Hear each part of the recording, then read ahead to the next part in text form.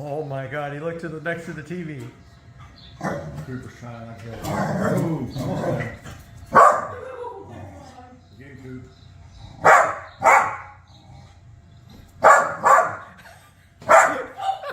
can't I get this? You just did.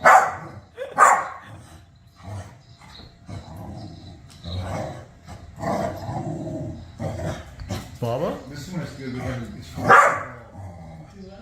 This is where it's good that we have his front. Bubba, that mouse is making you look like a fool.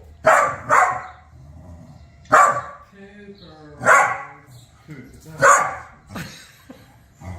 Coop's like, I want to get it too. It's all right, buddy. Coop, you're too short. You don't got a way to get up there. So loud. Dude. Cooper, that's enough, Coop. Coop. No bark. No bark. I want that mouse and I want it. I know you want the mouse, but you don't need to be barking. Come on. Bubba, why does it keep going in? Come on. B's like, I don't care.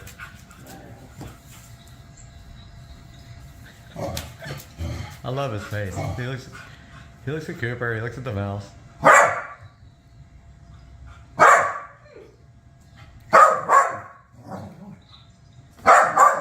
He's going to the corner. That's so funny. Oh my God.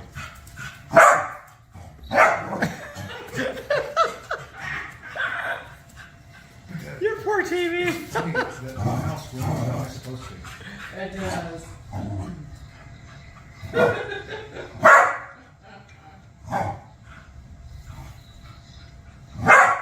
Bubba, where'd it go?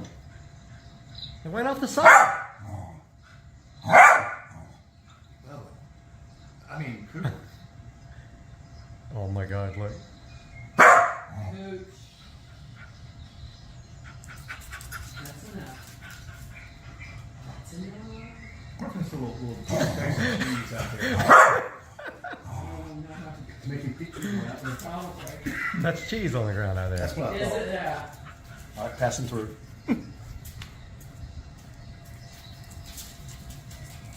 He is so, his tail's going insane. 90 miles an hour. Why isn't it moving, Bubba? Now it's just messing with you, Bubba. We just start a channel of Bubba TV.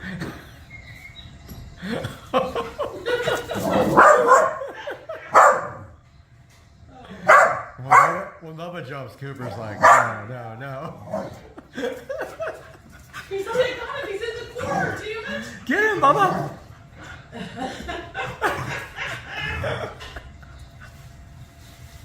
Oh, he got his cheese and went back in. He got it. He got his little piece of cheese and bolted back into the hole.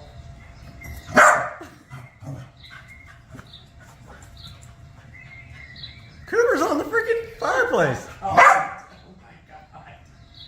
All right, Cooper, you're gonna hurt. Pure entertainment. Oh, jeez. That's good.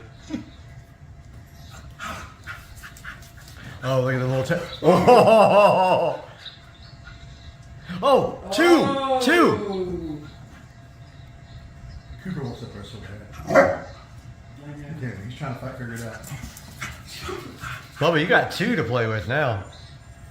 Oh, he's waiting. He's stalking for time.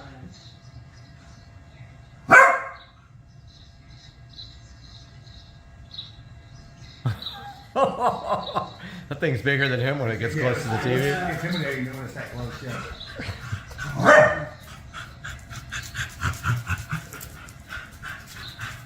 Cooper, goodness gracious, buddy. Oh, that thing bolted.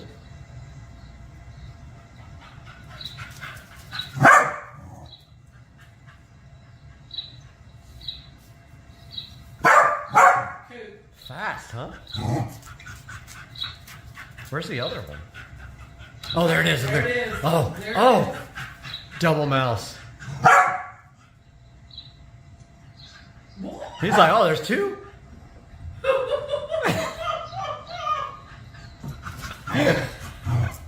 Poor guy. Your poor TV.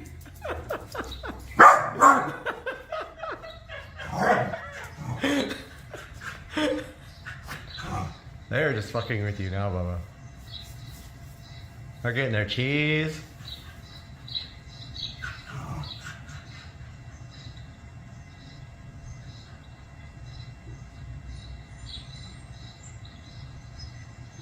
They're like, oh, cheese.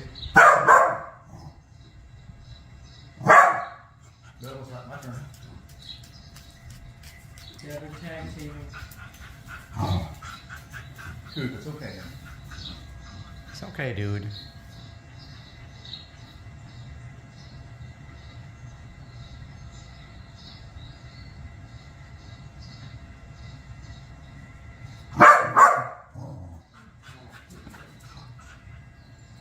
Yeah, laser lock. I know. I know.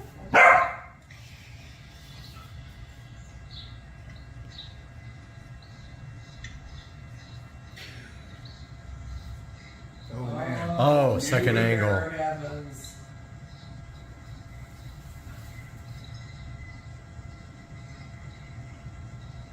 He's skeptical. Oh, this one's skittish. Mm-hmm. Hang on, bud. What you want? Where's your big chunk? There you go. There you go, there you go. Get him both. Get him. You let that guy go? He's losing interest. Yeah, it's waning. He's getting frustrated. I can't get him, so. Yeah. Well, Cooper, you almost got that fly. Good try. Oh, here we go. Yeah, but then he goes like, damn it, nothing's happening. Good.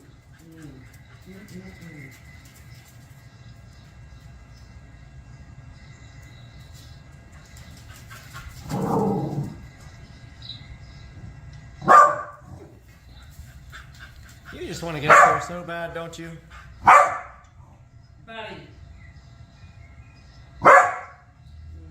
What's up, everybody? Supercar Street Racing here on a beautiful Tuesday, and today we are going to be doing an oil change on the 2011 Honda Accord. This is the daily driver, and it is due for an oil change. This car actually has really low miles on it. I bought it with 13,000 miles on it a year ago, about a year and a half ago, and currently it's sitting at 24,000 miles. So 2011 Accord with 24,000 miles. The car was hardly ever driven. So what we're going to do is go over the steps to changing the oil in this car, some of the tools that you're going to need, and how much oil and oil filter type you're going to need to get. Now, your best bet is obviously going to be to check the sale papers, because your local auto parts store is going to be putting out a flyer probably once every couple of weeks with oil change specials. Those specials are going to have 5 quarts of oil usually with a oil filter, and usually you can get a full synthetic oil change for around $30 if you do it yourself.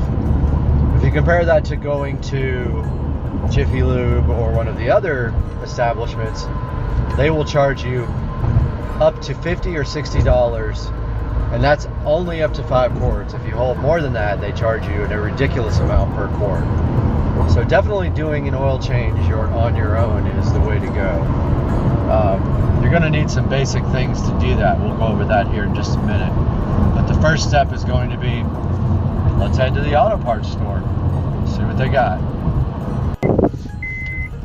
Over here at Advanced Auto Parts, because their stupid website will not allow you to add the coupon or actually add the oil change combo from online, so we got to go in here to get it. So I missed the 25% off coupon. Let's go see what they have in here. That's the one right there. See if we can get this going now. Got everything we needed for the oil change. Got some 0W20 oil, which is recommended by Honda. Right here. So I can not cover up the screen. Got the oil filter and also got some engine degreaser. I'm going to go ahead and detail the car today. It's going to take me a while to change the oil and detail it, but this car needs to be washed and detailed today. It's been too long. And I never let my cars go this long. It's a shame to say that it's been probably 5 months, probably a little over 3,000 miles, but I never let them go that much. I usually do 3 months max. So when we get back to the house, we'll go over everything you're going to need to change the oil. Alright everybody, sorry for the cluttered up workbench here. I still got this roll bar I'm trying to get shipped out for selling, but here is everything you're going to need for your oil change. I actually have some leftover oil, so I'm going to use leftover oil rather than the brand new oil that I just got. I'll put this in the shelf over there for safekeeping for later. You're going to need your oil filter here. It's a brand new Purelator oil filter. You're going to need an oil filter wrench. I bought this specific wrench for the Honda. Fits right on there. Uses your socket right on top of there like that. You're going to need for the Accord 4-cylinder, and I believe the V6 uses the same thing. It's a 17mm socket. This might give you some issues because it hits the oil filter, but I think you can still get it on there because it's a deep well. So that's all I have. You're also going to need towels. I recommend a good dirty towel plus some paper towels to clean everything up. And most important thing is, right underneath my Sawzall here, you're going to need this drain system. Now keep in mind, these are terrible and they leak like crazy, and that one appears to be almost full, so I don't know if I'll actually get all of it in there without it overflowing. But yeah, see this part? It leaks no matter what you do, so that's why it's in this bin. So these are all the things you're going to need for your oil change. Oil filter wrench, 17mm socket or wrench, ratchet, and 4.2 quarts of oil for the 4-cylinder Honda Accord, and this is a 2011 Accord. So you're going to want to make sure you have a good set of ramps and jack stands. Trust me, you don't want to be caught under your car and one of these bad boys collapses, even though it's very unlikely. This is your safety net here, these jack stands. So what you want to do is run these jack stands up under the car after you roll the car up on the ramps. Take your jack stands, push them all the way up against the tire as far as you can get them under there, like that. It's right in the center though. Give them a good push so they stick. Right in the middle, like that. Make sure they're straight. Align straight with the tires.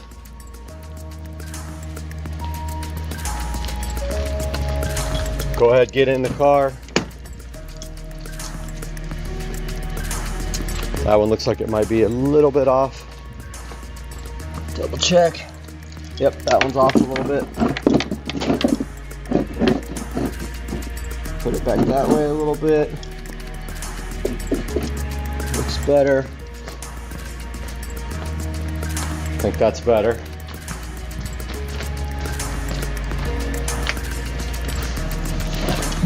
Go ahead, start the car, drive it up on the jack stands.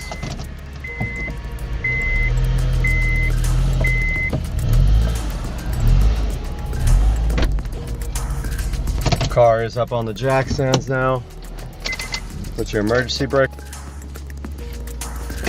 That wheel looks good. And that wheel looks good. Next, take your jack stands.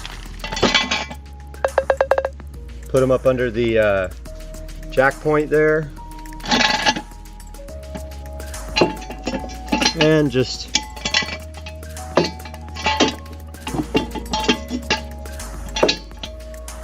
perfect. That way if something happens, it'll fall on the jack stands and not you. Same with the other side. Up front as close as you can.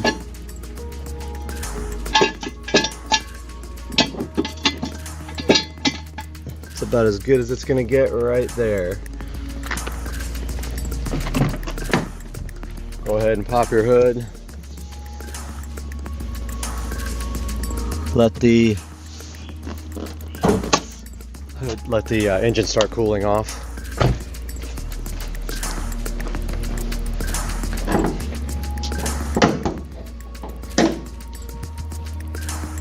Got the hood pop now. The motor is very hot from driving home from work. Gonna let this cool off for now.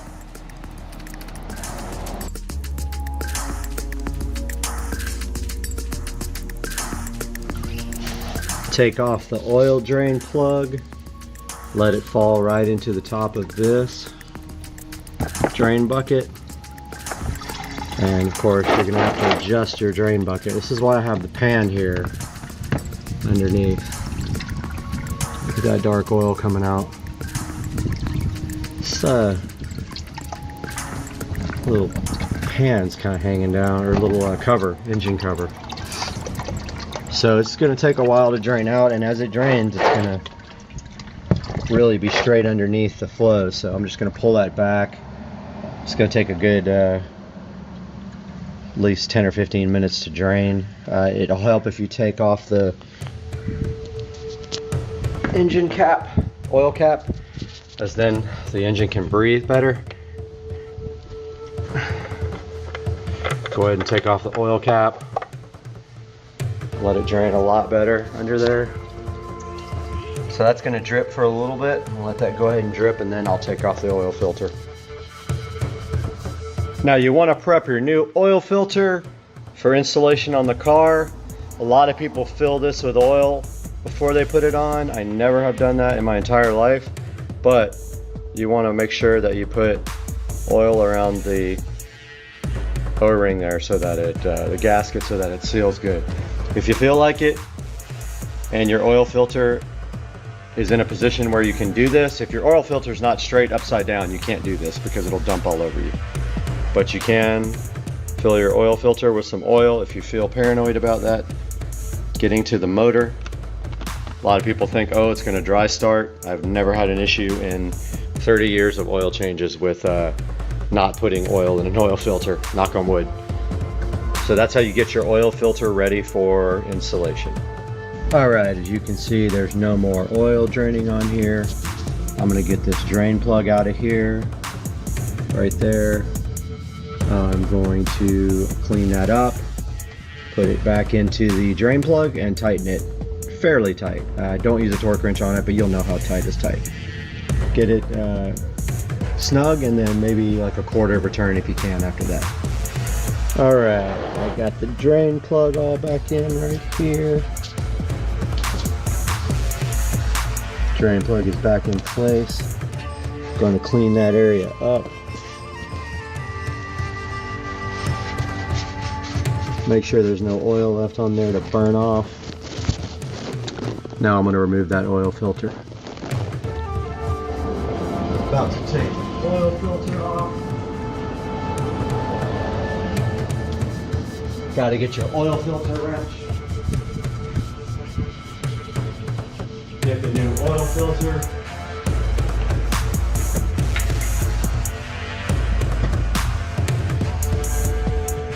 Got the oil filter wrench right here. Got my drain vat ready to go. Goes right on the end of this ratchet like this.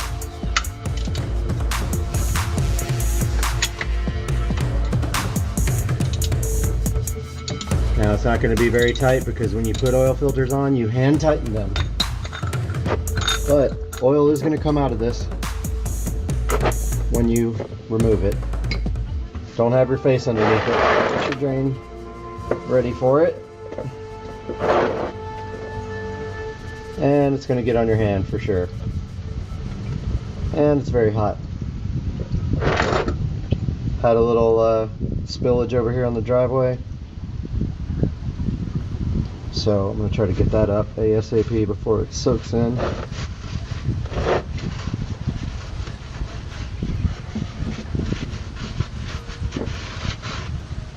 So yeah, it's going to make a mess when you have these like this. Go ahead and let it fall into your drain. And just know that you are going to get dirty doing this part. That's what I got the old towel here for, so I don't get oil all over the driveway. Although I did spill a tiny amount, I usually don't, but I super failed that time.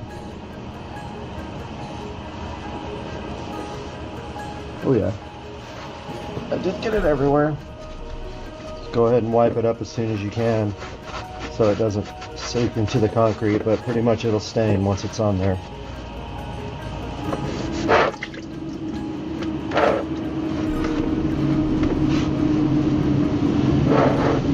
Yep, I got a little bit on the driveway. I can get that off with acid though. Now it's continuing to drain out, so you want to get your new oil filter in there.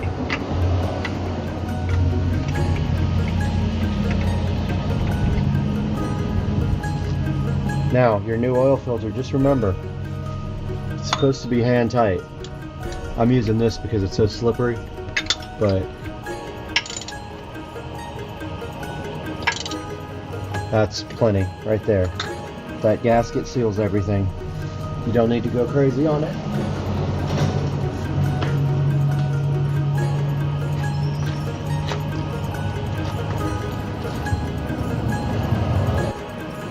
Okay, don't forget to retighten your drain plug.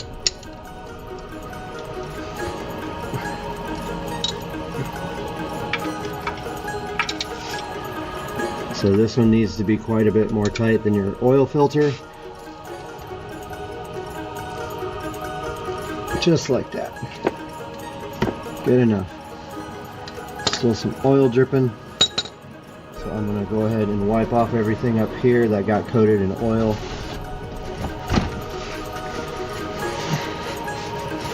Go ahead and keep your vehicle as clean as possible.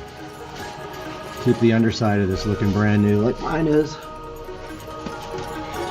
Some oil got all in here. Go ahead and wipe all that off.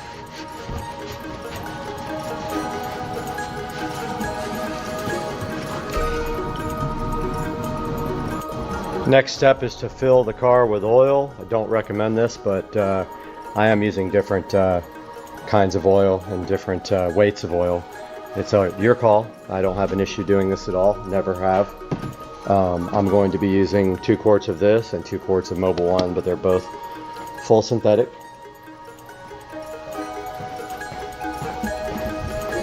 Helps to have a nice funnel. So like I said, hate on me, flame in the comments, whatever you want to do, but I'm going to be mixing oils for the sake of using what I have left over. Here's my funnel. Those funnels are really cool that screw into the top of the oil thing right there. They make a threaded funnel, which is awesome. So, be back to pour the oil in. Got the funnel in there. The Accord takes 2.4 quarts of oil, and here comes the fire truck coming by. Wow. So this is 2 quarts. I can see in the marking here that it has 2 left. Go ahead and put this 2 in.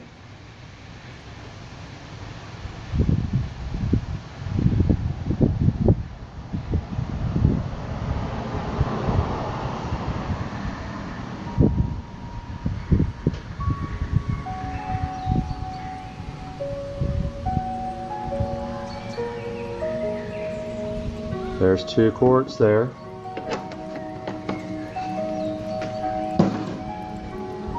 So the recommended oil for this car is 0W20. This is all full synthetic oil. There's 3 quarts.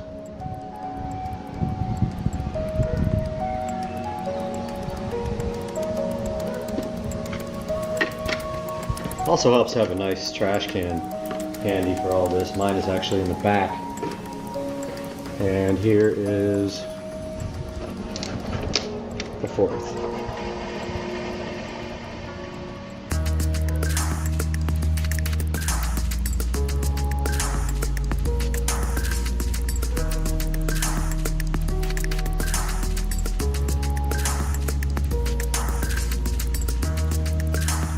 All right.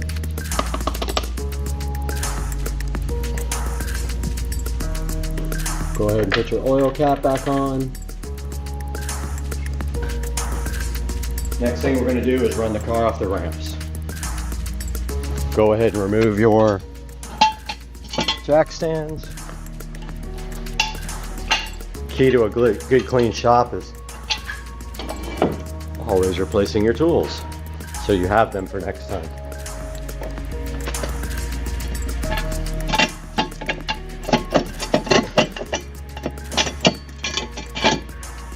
And of course, this one's being a pain.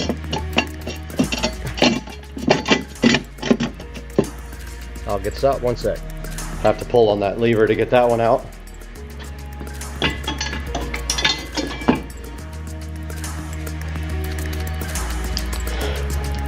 Now, go ahead and take the car off the jack stands. Sorry, off the ramps.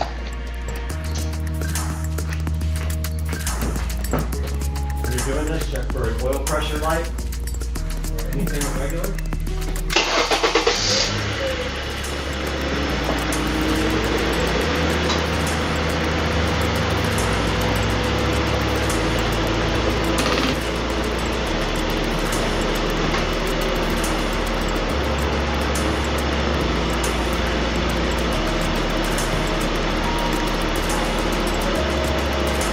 Everything looks good on the inside of the car.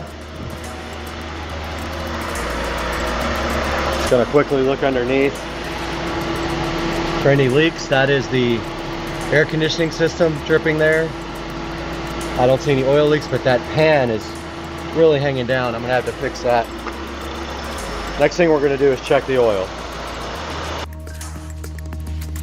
Next thing we're gonna try to do here is make sure we got the correct oil level in here. This is supposed to hold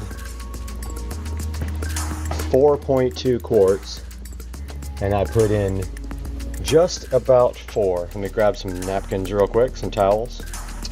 All right, got my paper towels here. Gonna check this oil level.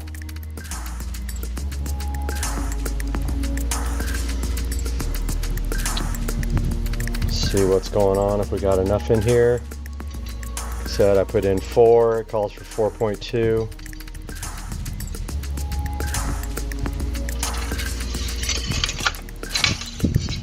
And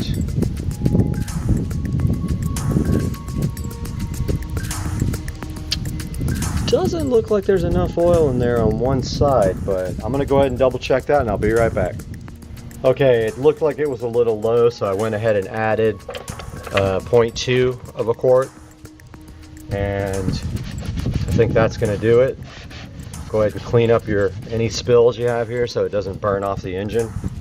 And of course, very important is your cleanup effort. Get all your tools together. Make sure you clean all your tools.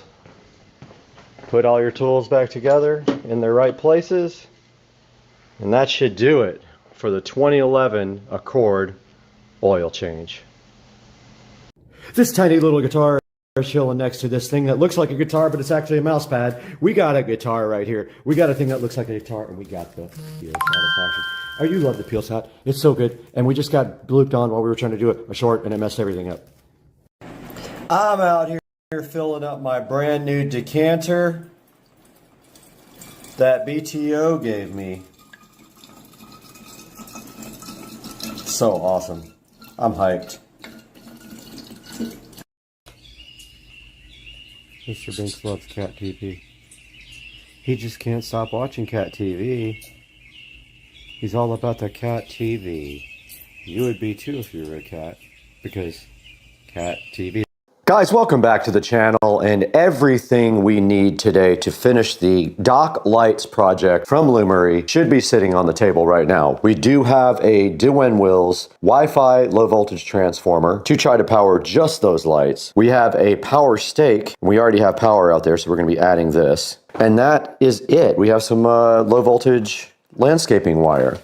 So what we have to do is untie all the dock lights from the existing wire that we did last time. Really wasted the whole day on that. And then tie everything into this new low voltage transformer with this new wire and mount this stake and mount this out on the dock somehow. So we're going to be doing that today. Let's get busy.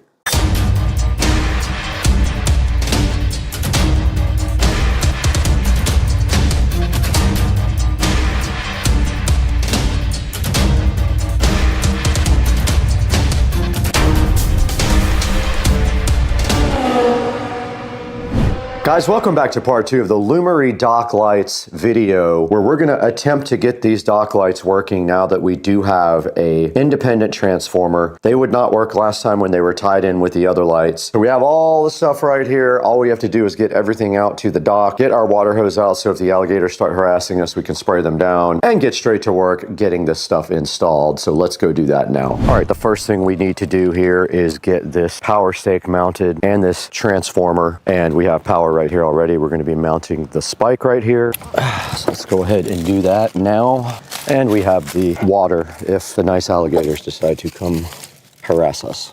They're not coming near me.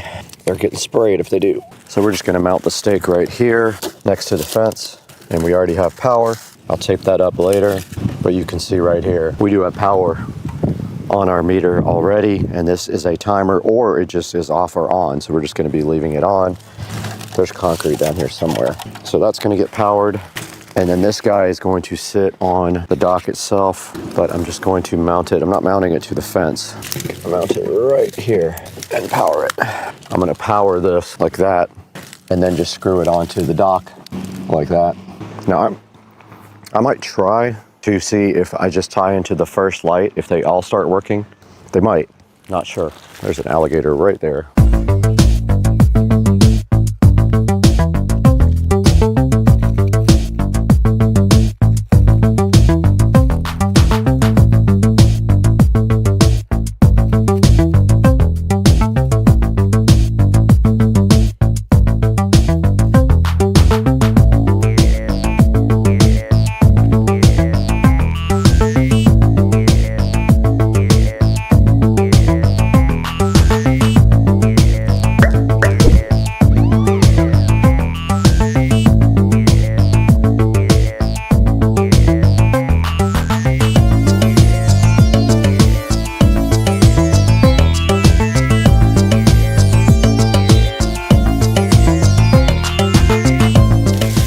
Let's try this first. Let's try tying into the existing to see if that works. I don't see why it would, because it didn't work last time.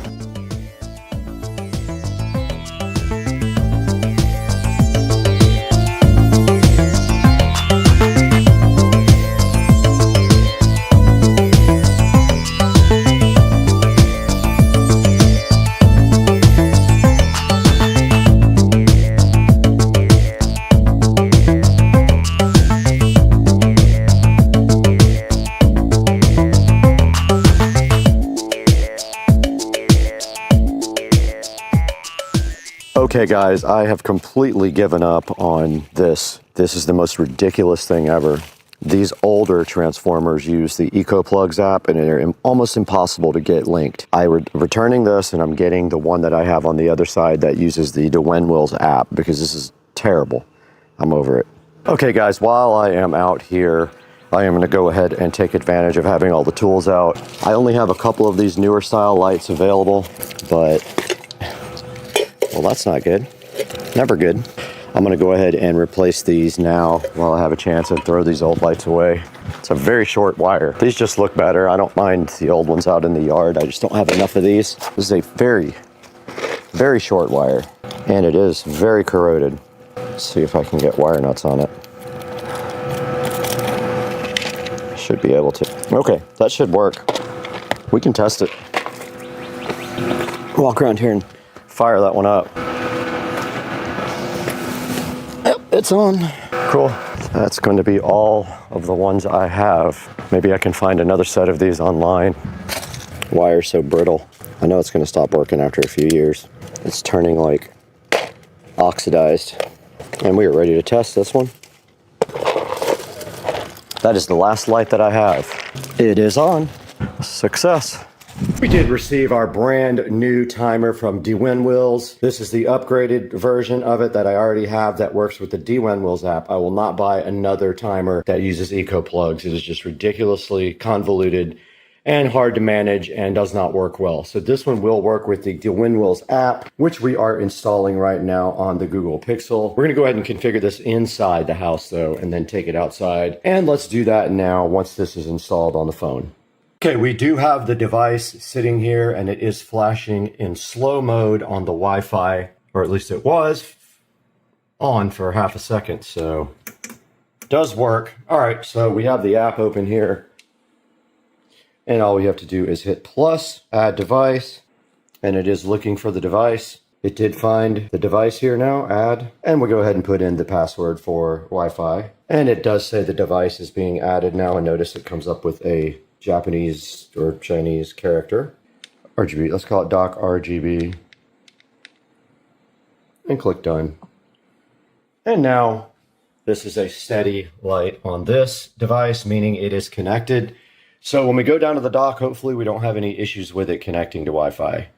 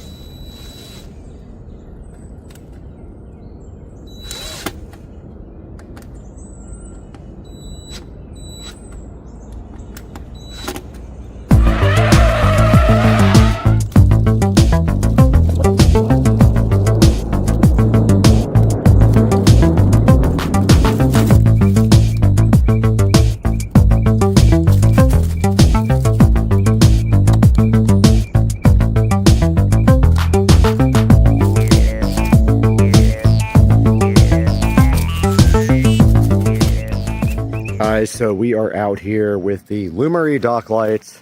We're going to wrap this project up tonight because I was finally able to get them all added to a group. I emailed the company, they showed me how to do that, and you can see right here and right now they are all working together and they are synchronized. And this is how it looks from the edge of the yard looking over the pool, and they look awesome. I'm hyped.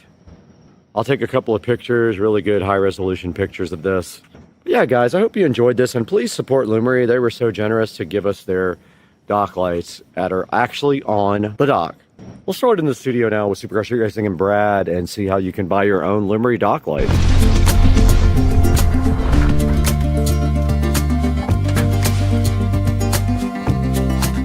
Welcome back to the channel, guys. I am Brad, if you don't know me already, and I'm so happy to have you at the Supercar Street Racing 4K production studio today. And today we're talking about the Lumery, and I know I made a mistake about 20 times and called them dock lights. I guess I'm just kind of fascinated with the fact that I actually do have a dock. But they're actually called the Lumery Smart Deck Lights. Now when we talk about these, I want you to understand one thing. These are not plug and play into a 110 volt outlet. These are actually low voltage. You will need a low voltage transformer, and everything you need to make this work will be in the description of the video. I also have the hub here to show you guys. Now this hub allows you to do smart Wi-Fi functionality with voice So buy this hub as well. It will be in the description. And these things are pretty cool. You can mount them on a fence, or you can mount them really to anything. All you need is a low voltage transformer, some low voltage wire, the Lumery deck lights, and the Lumery hub. And I was able to get them all grouped together into the Lumery hub, and then I was able to control them with voice. Guys, check it out here. They have a total of 4.3 star reviews, and they are $139, but there is a 15% coupon. And there's 3 other promotions you can check out right here also. And make sure when you purchase anything from Amazon, doesn't matter what it is, you click through any of my product links. Even if you don't buy this particular item, you don't buy the hub or the dock lights, you still help me out greatly because I get just a little bit of money from the purchase. And that helps keep the channel going. So here's the deck lights right here. They're super easy to mount. They come with a short cable attached to each light. You just screw them on and that's it. And you're ready to go. Add it to the Lumery app or add the BR Mesh hub as well if you want to control all of them via voice, and you are good to go. I did speak with the manufacturer of these and they were so gracious to provide these to the channel. But we got to go right now. We got to lower our power bill by $1 million. Coming up today on unboxing and reviews. This is fine.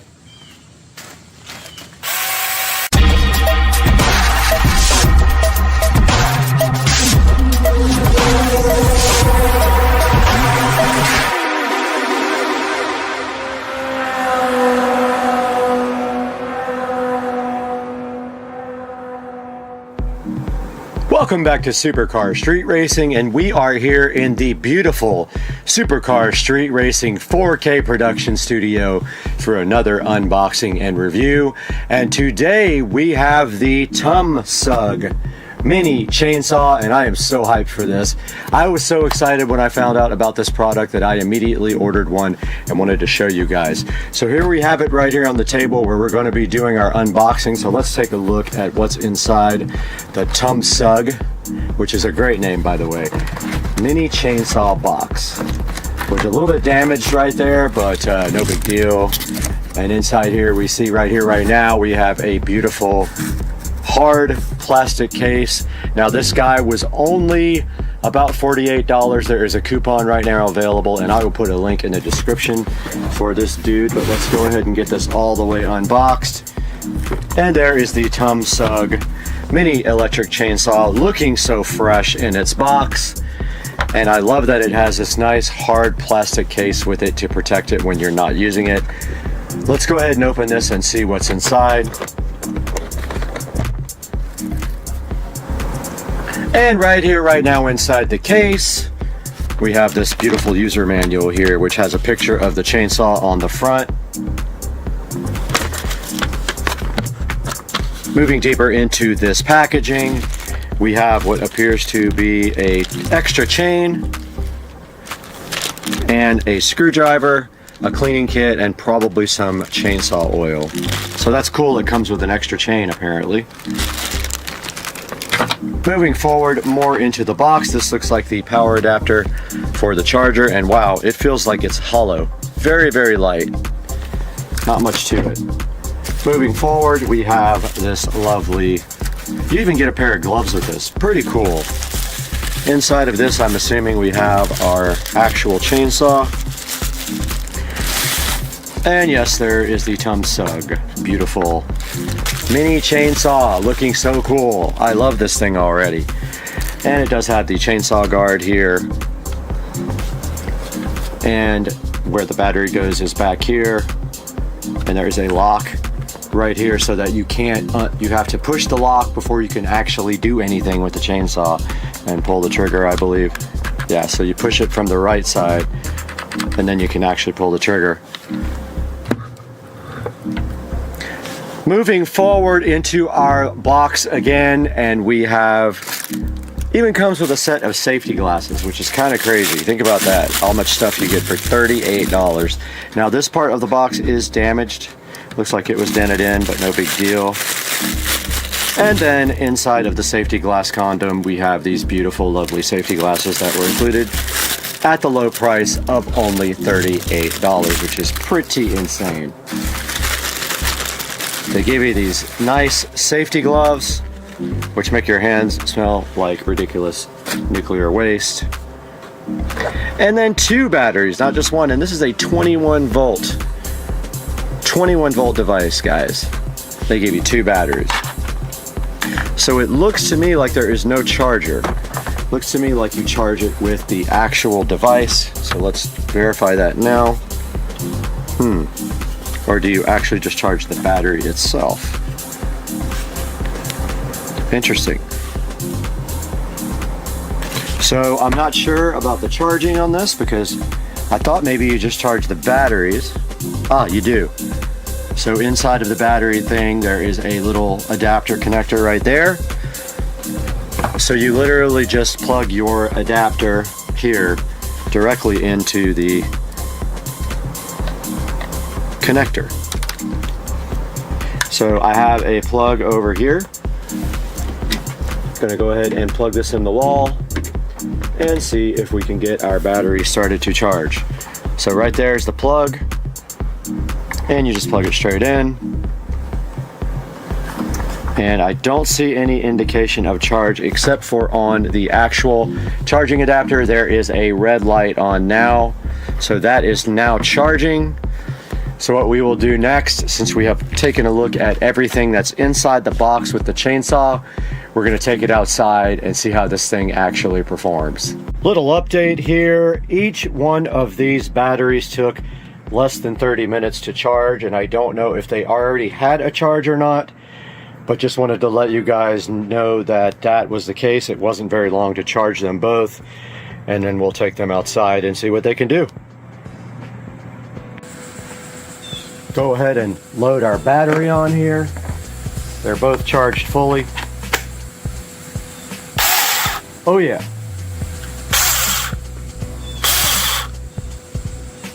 Let's get this thing out there and see what it can do. But first, as we drop that, we must go ahead and put on our brand new gloves.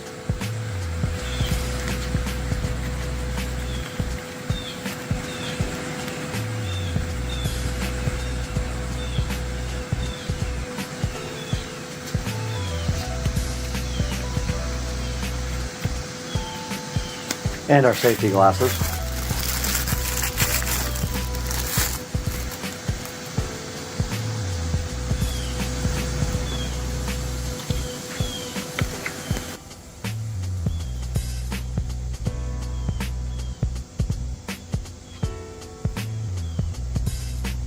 Okay, these berries that like to grow on this tree need to come off. And traditionally I use loppers, but let's see if this can handle taking off these palm branches. We have 2 or 3 of these that need to come off and 1 dead branch that needs to come off. Let's go for it. Now these have gnarly stickers.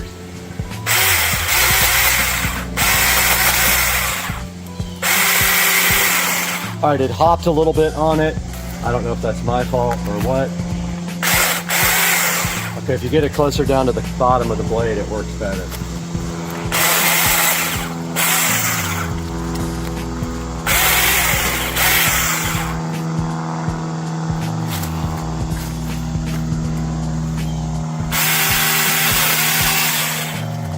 Perfect. No problem at all doing these palm leaves. I actually kind of chews them up though. Probably because they're so light, but it does work.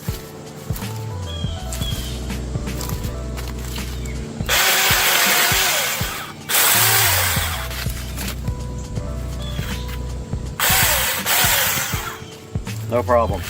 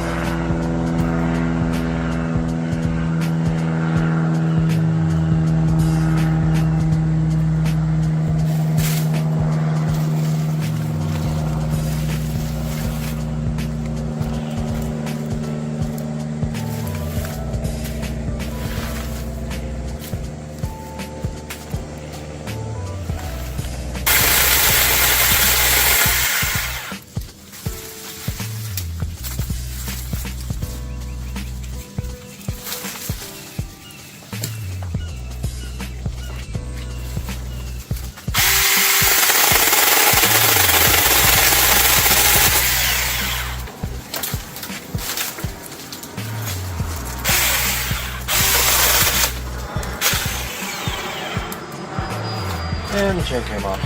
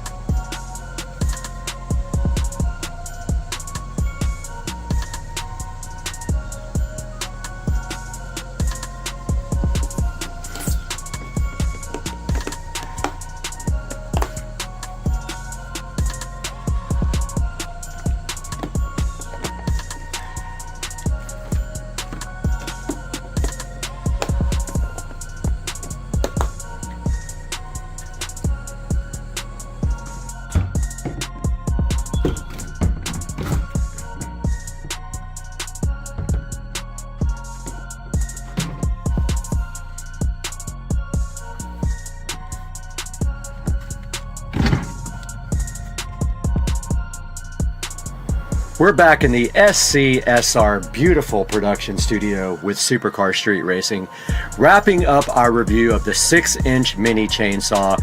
And let me tell you something, that thing absolutely rips. I highly recommend this. We took that thing outside, we tested it on both regular palm branches and also regular tree limbs.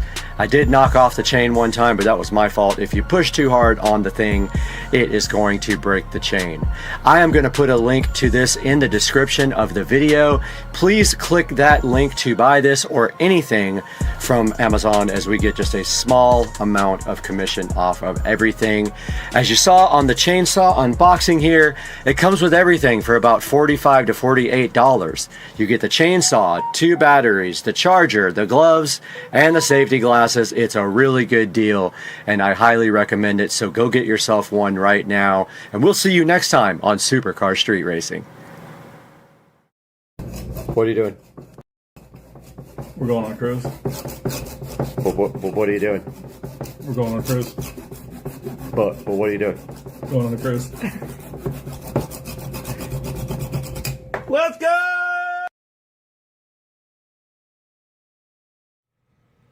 Good morning, guys. It is Friday morning, and it is kind of a sad day today. I am selling the 335i today. There is a guy coming from Kentucky to pick this vehicle up.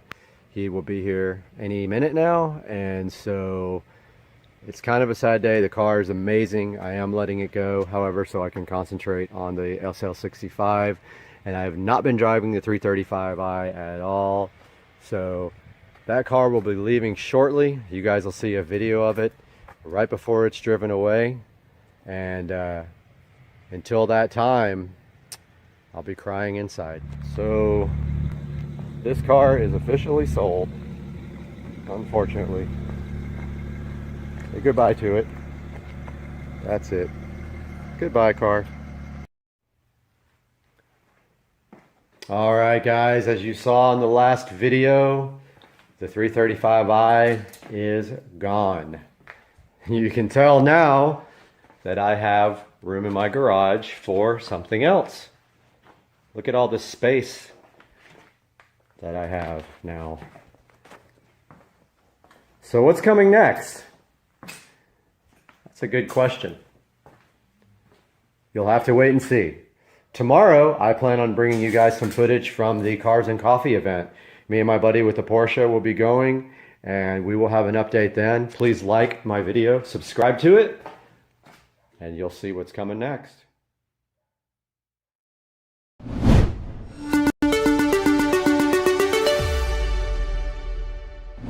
Yeah.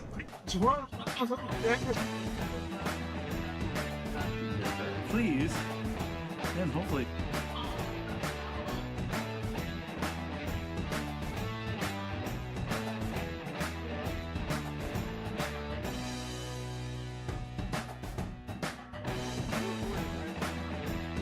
Yeah.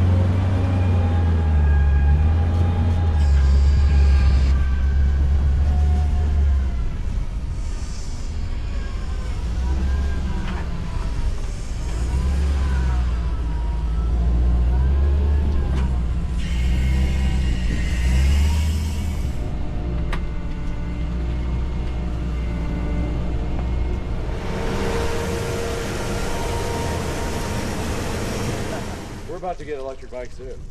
Nice. We're talking about it. We're trying to figure it out. There's e-bikes. Holy rip. How do you get this seat up, by the way? You pull it forward and then pick it up.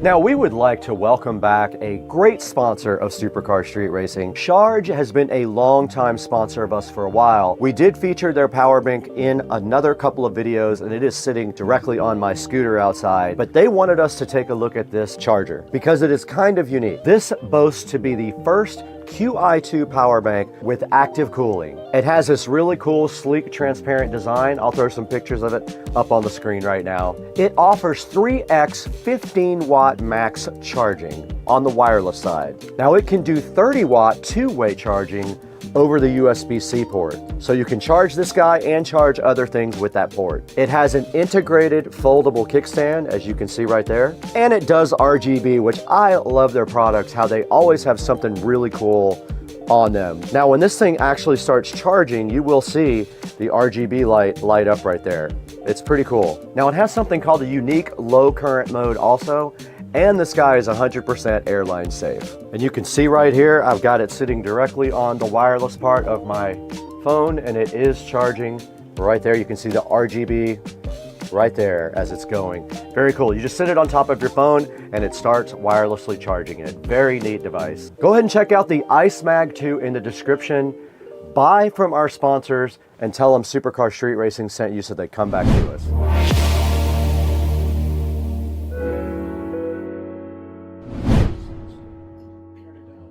Need you all the way.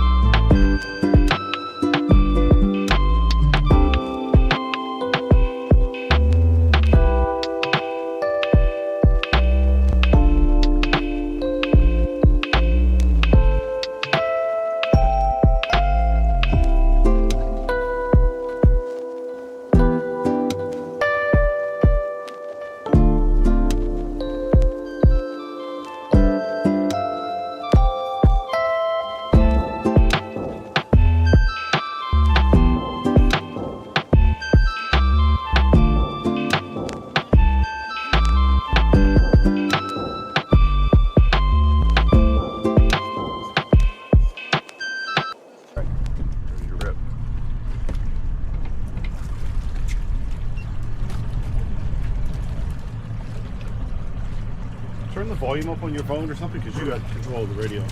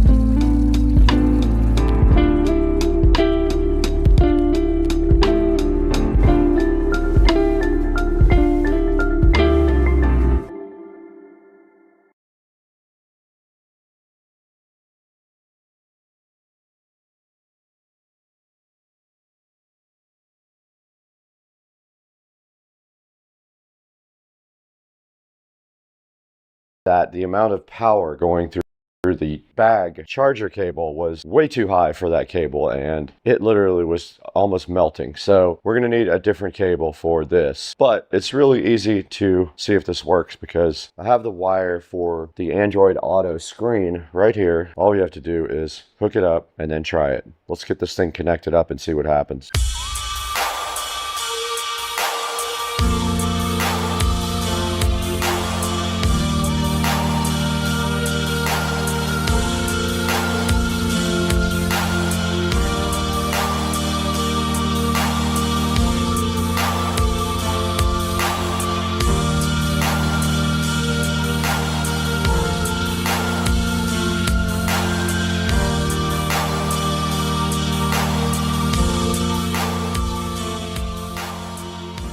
This is our USB 5 volt to 12 volt up converter. So let me see if this will power up our Android Auto screen. Here's our power pack, but I want you guys to see firsthand if this thing comes on. I've got my power pack right here. It is on. All right, it says 12 volts on the display of the power pack. Is our screen on? It is. It is on. Wow, that's so freaking cool, man. I'm so hyped. All right, I have another mission. I am going to go ahead and permanently run the wiring for the screen. All right, we know that works. Let's turn it off. So basically, I'm gonna drill a hole in this bag and run the power through there.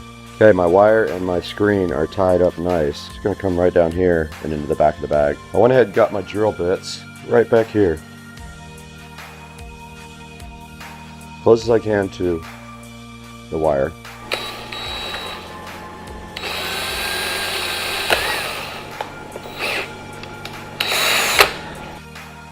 It is very tight, so I like that. I'll just put a little bit of black silicone sealer on the inside around it to keep the water out, just in case I get caught in the rain. But step up converter. Now I'm gonna have to solder this to my other wire.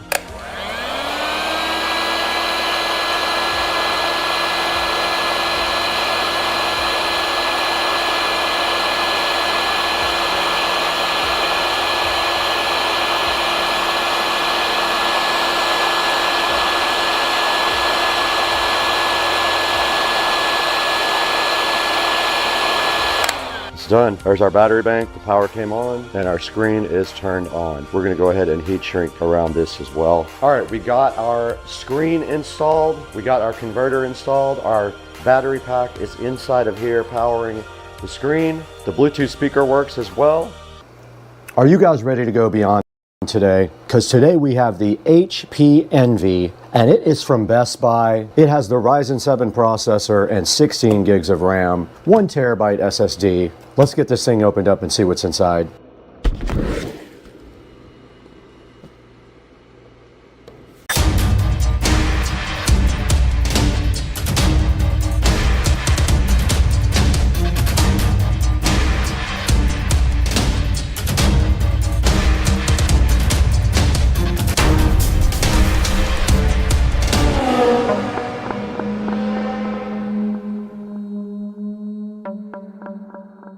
Now we're right in front of the HP Envy and also in front of the iMac that we did purchase from a thrift store. You can go ahead and check out that video later. But right now I've got this backwards actually because it does open up from this side. But if we go around the side here, we can look at the model number, and it is a HP Envy X360 2-in-1 laptop. This thing does have the Ryzen 7 processor on it, and it does have a terabyte SSD in it and 16 gigs of RAM. Now, one of the things we're going to be doing today is actually we're going to edit this entire episode on this laptop. This is not an editing machine by any means. It doesn't have a super fast video card. This is a super fast processor, but not a fast video card.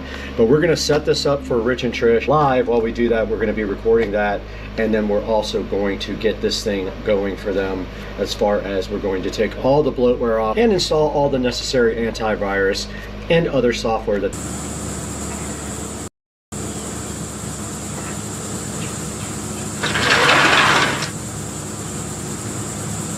Hey guys, welcome back to the channel, and today we're going to be taking a look at this Sane Logic mini chainsaw. That's right, it's not the Insane Logic, it's the Sane Logic mini chainsaw we have right here.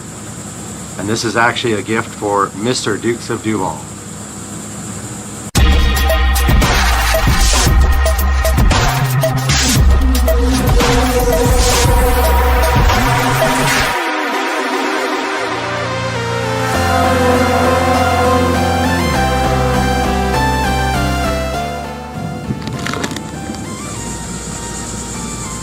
Oh, hey guys, I didn't know you were in there, but today we're going to be taking a look at this Sane Logic chainsaw that was sent to me by Sane Logic to review for you guys. Let's get going. Ladies and gentlemen, welcome back to Supercar Street Racing once again, where we have the Sane Logic mini chainsaw. Sane Logic was kind enough to send me this chainsaw in order to take it out, take a look at what's included in it, and show you guys how good this chainsaw can be. And once we look inside the box here, we do see the main brushless Sane Logic chainsaw here, looking so fresh and beautiful. I like the color blue. And it looks like on top, I don't know what that little, oh, that's chainsaw oil right there on top. And right here, right now, we have the off, yeah, okay, we'll have to come back and see what that does, but I think it locks and unlocks the actual head there so you can turn it. And then, of course, we have the battery connector down here at the bottom, but we will take a look at all that stuff here momentarily. And right here inside the box, you also do get 2 gloves for free. You've got the Sane Logic battery, and it doesn't indicate whether it is 21 volts, but right here on the packaging, it does say it is 21 volts. And then right here, right now, you have an extra chain for your chainsaw. You have some safety goggles. You have the plug there for the wall outlet. And you have this little bottle here, where assuming you would have to add oil to it, you could use that. And now let's take a look at the instruction manual and see what it says. Alright, taking a look at the manual, it doesn't say much about oiling the chain or anything like that, but it does explain to you inside the manual how to loosen and tighten the chain, and also how to change the chain when you need to, And the loosen and tightening devices are right there on the side of the chainsaw. Up top there is the oil bubble and where to add oil, and then right here on the side is the lock, and the trigger after you unlock it is right there to operate the chainsaw. Now let's get these batteries ahead into the charger and see how long that takes for those to charge. So let's bring those inside. We are inside now with the chainsaw charging station, is what we'll call this. And we can just plug it in here just like this and see how long it takes to charge the batteries. The other chainsaw that I reviewed did not take that long, but it plugs right into the back of the battery like this. And the light has turned red, so we will see how long it takes now to charge. We're back with the Sane Logic chainsaw here, and while this battery charges, we're going to go ahead and load this battery onto the Sane Logic and go do some testing. And so the battery goes on just like this. And it's hard to snap it in with one hand, but there it goes. And then the Sane Logic lock mechanism is pressed. And the chainsaw works just like that. Now we will go test this thing and see what it can do.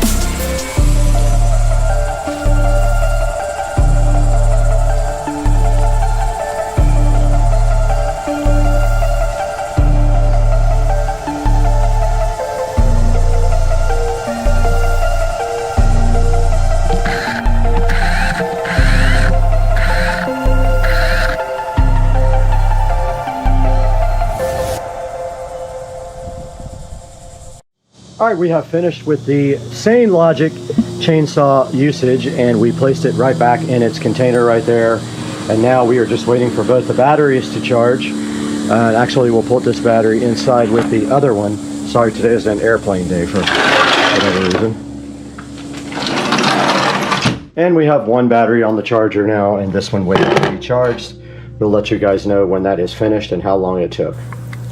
Guys, welcome back to Supercar Street Racing and the beautiful 4K production studio you can see all around you right here. And we do have the Sane Logic mini chainsaw, cordless electric 6-inch handheld chainsaw, electric chainsaw for gardening. Great name right in front of you here. And it is the Sane Logic, not the Insane Logic, so don't get that twisted up. And we can see right here and right now that this guy is $79, and there is a 50% off coupon right now. So a good deal right now on the Sane Logic mini chainsaw.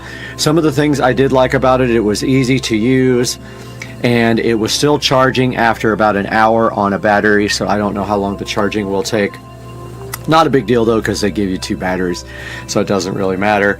And you can see right here, this thing has a 4.5 review, and there's some pictures right here of it. And the only thing that I did not like about it was the gloves. The gloves are just like cloth gloves, like you would use, like, you know, if you were cold. They're not the type of gloves for like that would protect your hands from anything, so they probably need to change those gloves out if they really want to sell a lot of these.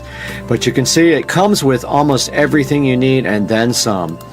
It actually comes with a extra chain, it comes with the gloves, it comes with protective safety goggles, 2 batteries, it is 21 volts, and I think there's not much more you can say about the Sane Logic other than I highly recommend it.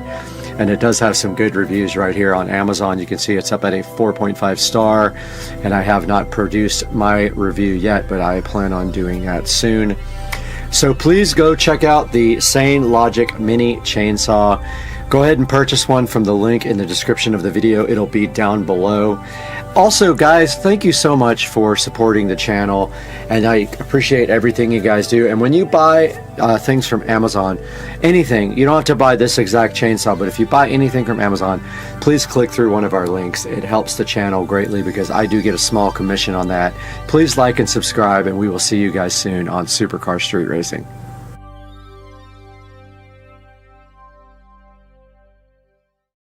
Welcome back to all, and today we got Dukes of Duval. We got his 2013 Chevy Silverado here, 5.3 liter V8.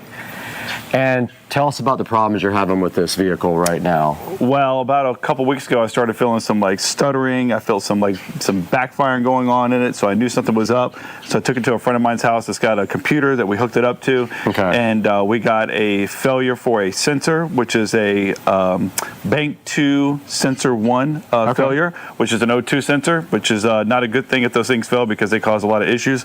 I'll let you speak on that, but definitely causes some pretty good issues, specifically really bad gas mileage. So I've been sucking through gas significantly with this big V8. All right, we're going to take a look at that today. We're actually going to fix it. We've got everything we need. Yep. It's pretty hot right now. We're trying to let it cool off, but we're going to look at that today on the channel, so hang out. Yep.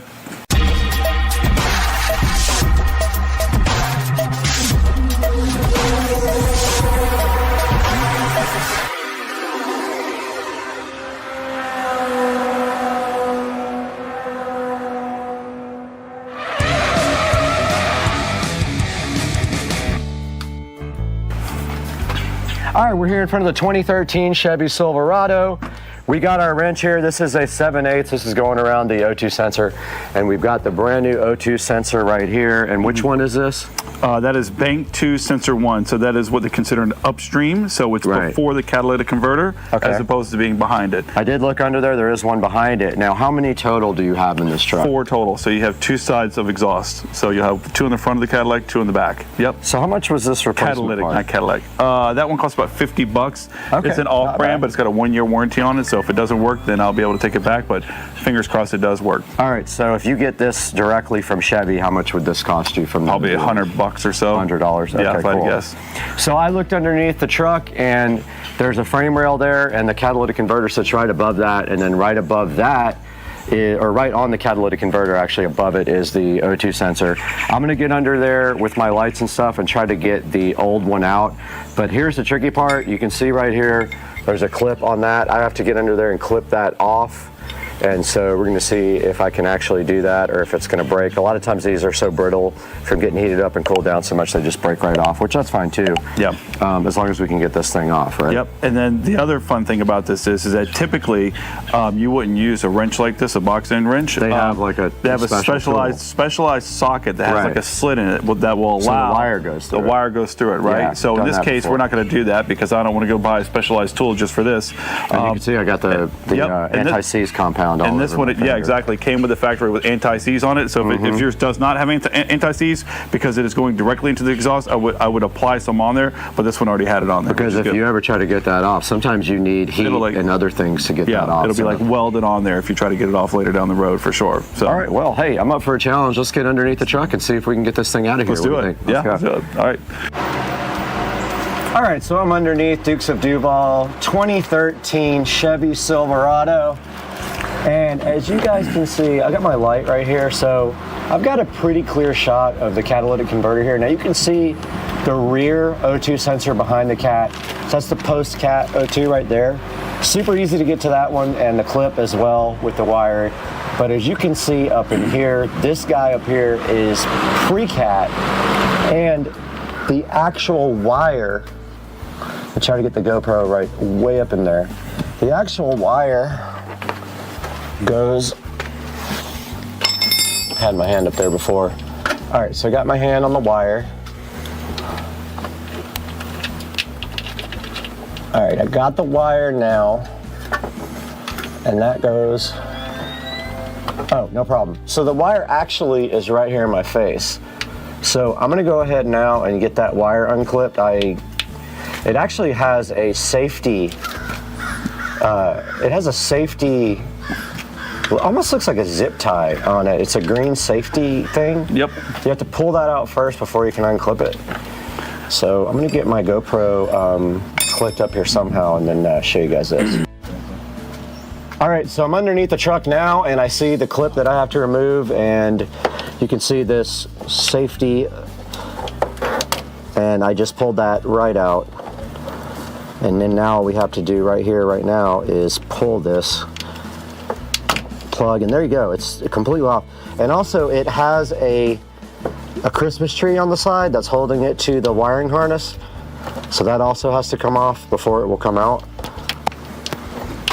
The actual oxygen sensor end though, looks like it might be free. Let's see. Let me see if that's the right end. Okay.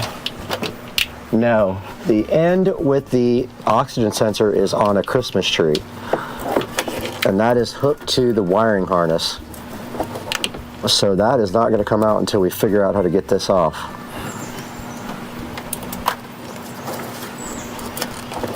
Oh, that thing is on there.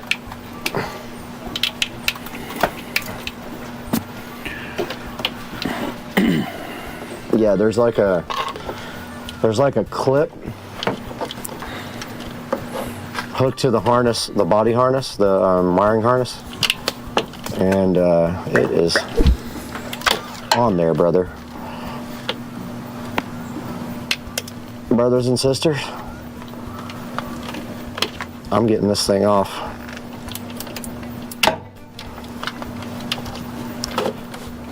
You get it? Yeah, we got it. All right. You guys can see right here and right now, I got the actual pigtail disconnected from the wiring harness. It was Christmas treed to the actual vehicle. And now my mission is up there. I've got to get this O2 sensor out. It's the pre-cat O2. And guys, you can see that is a squeeze right there. So let me get my wrench on that and see what I can do real quick. Take the box in. Now, if you've got it loose, if you could slide it over the wire, use the box in so you got more meat on it. I can, yeah. Actually, I think I can literally get all the way around it. It's just not fun. The only reason I'm telling you to use the boxed end, or the closed end, is because Actually, in case we got to put another wrench on it to give it more leverage.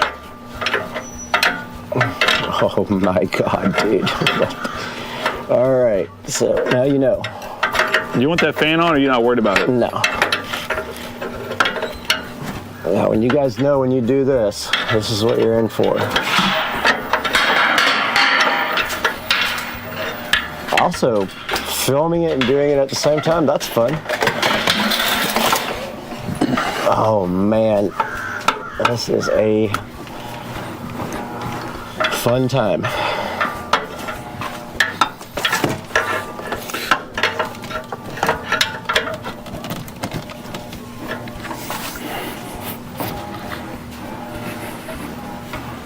Oh, wow.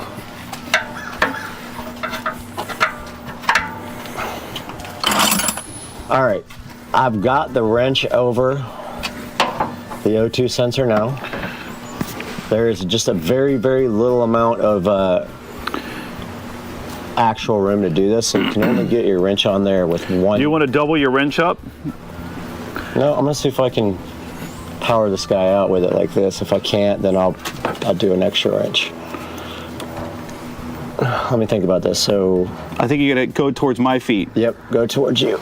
Not like when we were doing the calipers. Yeah, the opposite way of that, the right way. Yep.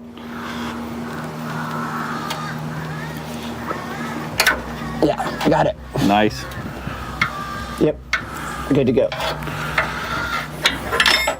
Oh, I love it when the dirt goes directly into your eyes. That's usually a good sign. That's all the hot rust going in my eyes. You have to break it some more, huh? No, it's just like my eyes are, I got like stuff in them. What is that noise? Some bird. I don't even know what kind of bird. Kill it. Erase from channel. There's a crow. Do not kill birds. Okay, so I'm getting out from underneath this because it's putting dirt and dust all in my eyes. Fuck. That's turning? Yeah. Well, it was. Oh man. That's my pellet gun. More just dropped right in my eyeballs. Probably should have been wearing glasses for this. That sounds like a wild bird. Kill it. Guys, if you do this at home, wear safety glasses because I just got hot, molten lead rust in my eyeball. Every time I go up there, more drops in my face. You want safety goggles? No.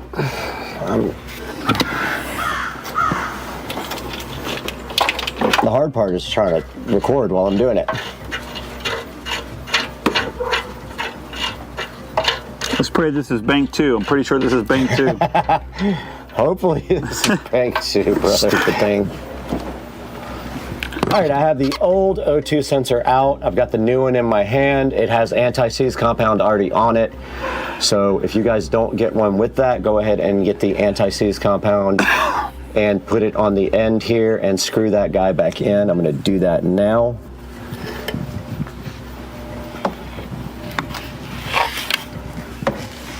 And so you guys see, there's a kind of a, like a plastic shield down here blocking, and that's what's making it so difficult to get this guy in.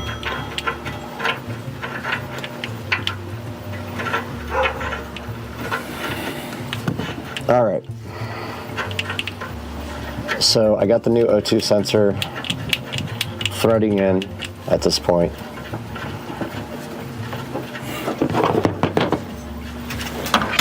Turn it as much as you can with your hand, and then you'll tighten the rest up with your wrench. It's not really, it's an awkward position, and I'm gonna go ahead now and tighten this up off camera because I can't hold the camera and tighten. All right guys, so I got the O2 sensor replaced now, and I got the little pigtail plug back in. And now we are going to go ahead and start the truck after this. I'm going to get out of here first.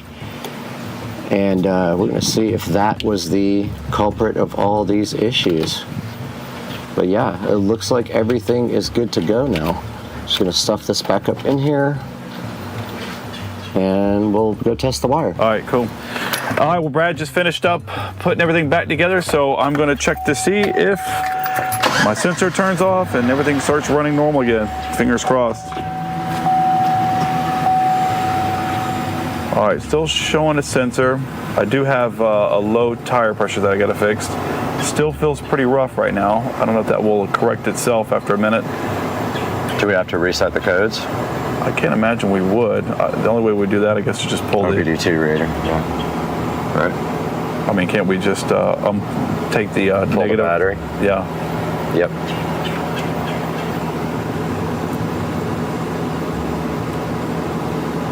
Hood open.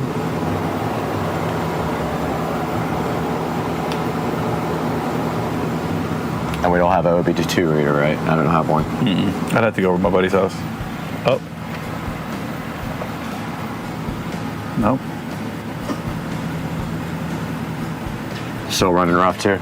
Feels like it's running rough, yeah. But maybe it needs a second. So we're still getting some weird readings from the computer, so we're gonna go ahead. We're gonna go ahead and pull the battery cable right there and go ahead and reset everything and see if we can figure it out. Because we did double check a video and we replaced the one that was showing the code in the computer. And so to pull the battery cable on this thing, looks like maybe an 8 or something millimeter ish. Just broke. And it'll quickly reset the ECU. And go from there, and then we'll pull the codes again if that doesn't work, and we'll see what's happening after that, because we replaced the one that it said according to the video. All right, so we put everything in. Truck still's running a little bit rough. The code was still on the dash, so we just unhooked the battery for a minute to try to reset the code. It did reset. I still have another code on here for a low tire pressure, but we're hoping that maybe it's one of these things where it just needs to run for a little bit and try to clear itself out, but no guarantee. So if that doesn't work, then we might have to put the computer back up to it and see if it's throwing another code. So we'll see. All right, we're gonna take it for a test drive here for a little bit, drive about 30 miles, see what happens, and then we'll update you guys when we get back. Yep. Good afternoon, guys. It is Monday. It's Martin Luther King Day, and it's time to reveal the new vehicle. So, might be wondering what I bought. It's a car I've been looking at for years. Finally found the right one with a warranty, and a little clue right there. So let me walk you to the garage.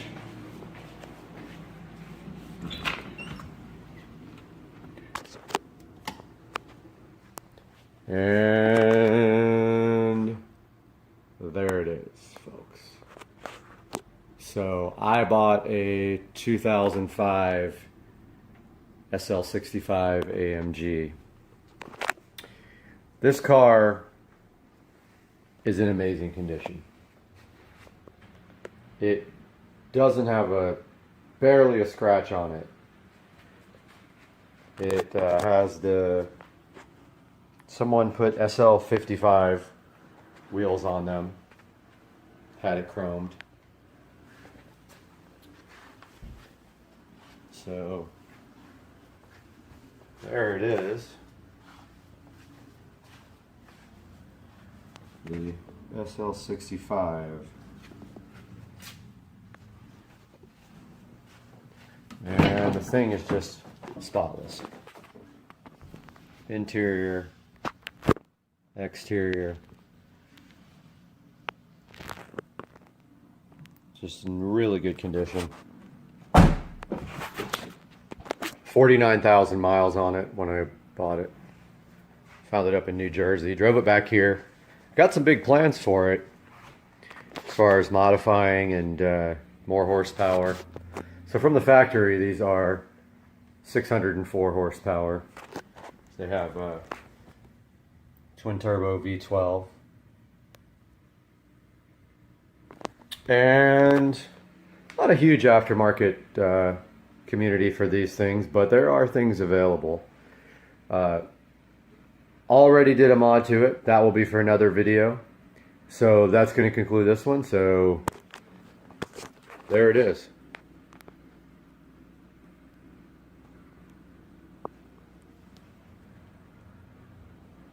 (2005) SL65 AMG.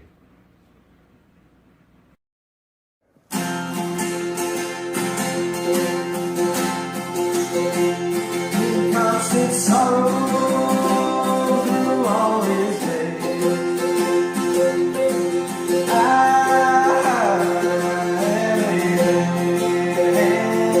Constant sorrow.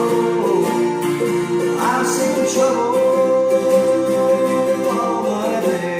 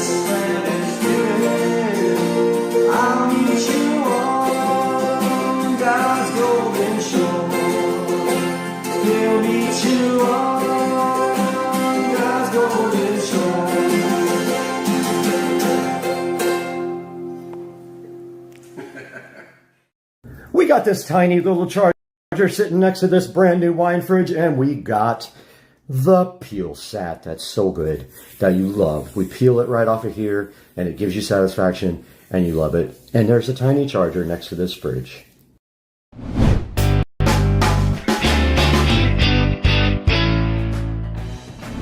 Hey guys, welcome back to Supercar Street Racing. I'm Brad. I know you know me by now, but today we have a special mission. Higgsfield.ai invited us to check out the Sora 2 and Sora 2 Pro cool video AI platforms. We've got some Jesus Juice here.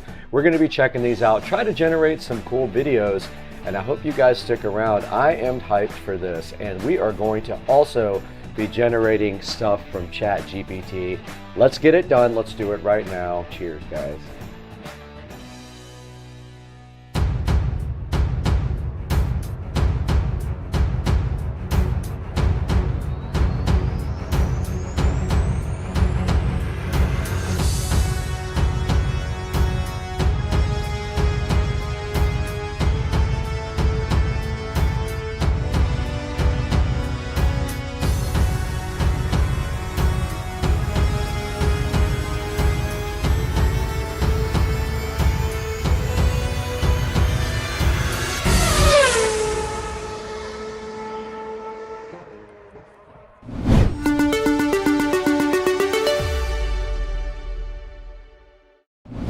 Hey guys, welcome to the beautiful Studio B. We're at Supercar Street Racing in the amazing compound right behind me today, and Higgsfield.ai invited us to check out Sora 2 and Sora 2 Pro and see if we wanted to make some cool videos with them. That is my intention right now. We've got our delicious Jesus Juice here, and we're going to be creating some videos. Now, I thought it would also be cool if we could use ChatGPT to go ahead and generate the prompts. Let's try to do that now. Our first prompt is a sailboat scene. I said, describe a scene with a man out on the ocean on a sailboat and keep it under 4 sentences. Let's plug that into Sora 2 and see what it can do. All right, we plugged our prompt in right here to Sora 2, and we're going to see what that does. And then when this is done, we're going to recreate this with Sora 2 Pro and see what the differences are. Now, Higginsfield just dropped Sora 2 and Sora 2 Pro. These are unlimited, uncensored, global open AI, but high-tech models. All right, our video is done. Let's take a look and see and hear exactly how this sounds. I'm going to turn on desktop audio here. Nothing but water and sky. Feels like the world finally exhaled. Couldn't ask for more. Wow, okay, so it added a script as well to that. Now let's try that same thing in Sora 2 Pro. I'm hyped to see what that can do. Sora 2 Pro here. We're going to click that. All right, we have our next video created here. Let's see what this did with Sora 2 Pro. Let's go ahead and check that out. Hard to believe this is all mine to steer. Just sky, water, and a little bit of wind. Feels like freedom. All right, Sora 2 Pro delivering the goods here. And now we have a new prompt up here about an astronaut. So here's our prompt. I told him to keep it down to a short sentence, but this is about an astronaut that goes to another planet. Let's see what Sora 2 can do with this. Sora 2 delivers 1080p video. I'm excited to see what that's like, while Sora 2 Pro pushes it to the next level with this advanced motion reasoning and multi-scene continuity. What's up, everybody? We're back, and here is our astronaut stepping out of the shuttle. Oh my God. I'm the first to stand here. It's beautiful. Wow, that's pretty cool, man. Now let's recreate this with Sora 2 Pro. So I'm going to copy this entire prompt over. So we changed our engine to Sora 2 Pro. We changed our resolution to 1080p. Let's generate one now. All right, Sora 2 Pro finished with our video. Let's take a look at it and see what it is about. First step, the sand's alive, glowing under me. Crystals all the way to the horizon, splitting the light of 2 suns into colors I don't have names for. And these creatures. It did produce a pretty cool video with Sora 2 Pro. Now there's also Sora 2 Max, Sora 2 Pro Max, and Sora 2 Enhancer. And the last one works on any video to stabilize the video. And then Higgsfield Upscale Preview enhances any video or image. Now this thing is perfect for agencies and filmmakers, enterprises making global content, and anyone who wants access to the world's best AI cinema models.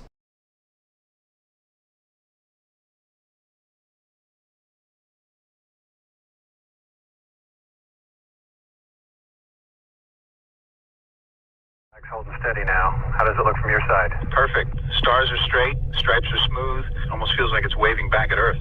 Copy that. Never gets old, does it? Not when you can see home hanging like that. Flag's holding steady. Shadows look good. Copy that. Hard to believe we're standing here looking at our planet like that. Like a dream. Blue and alive and all that black. Let's make sure we remember how quiet it is. Roger. Silence worth...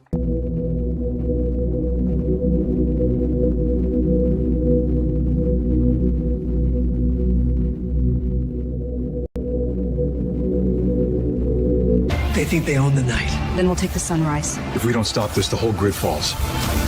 Tell me where. Everywhere. I'm not running anymore. Then make your stand count.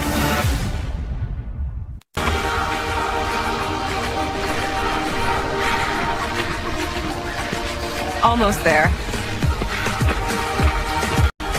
Let's finish strong.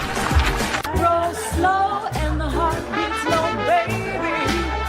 You light the room like a street lamp glow. You said the fracture was sealed. It was, until tonight. If that thing opens again, the whole city goes with it. Then we stop it, whatever it takes. You can't fight what you don't understand. Watch me. They told me dreams couldn't hurt you. They were wrong. If we stay here too long, we forget what's real. Maybe reality was the trap all along. Then wake up. The world ended in a single night, but morning still came. We lost everything. We're not losing what's left. If we don't move now, there's no one to save. Aftershock. The world won't wait. We launch at dawn. This map doesn't make sense. It's still changing. Change is the point. We adapt or we die. Whatever's out there, it's bigger than all of us. Then let's go meet it. Hope isn't a destination. It's you. I've spent every dawn hoping to find you.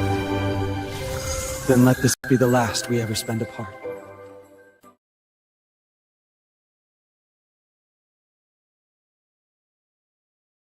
Guys, welcome back to Supercar Street Racing.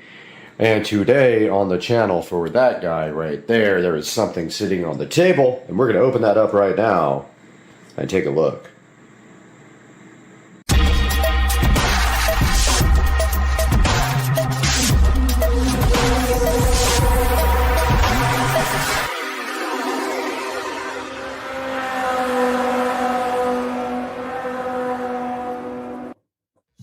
Guys, welcome back to the channel, and as you know, we have this beautiful 2023 Tesla Model S Plaid sitting under the cover in the garage here, and today, right here, right now, we have something for it, which is actually going to improve the look 1,000,000,000%. Let's get this open with one hand, and inside we see we have the wheel cap cover kit. And some sort of red thing. And this is from a company called Zengu. Now, I really didn't have a clue if these were actually going to match or fit. I took a chance and ordered it since it was Amazon, and I'm guessing that that is a tool to actually remove them if you have to, would be my guess. The center caps are pretty easy. Hopefully they go on and stay on. But let's get this unpackaged and take a look at putting it on the 2023 Tesla Model S Plaid.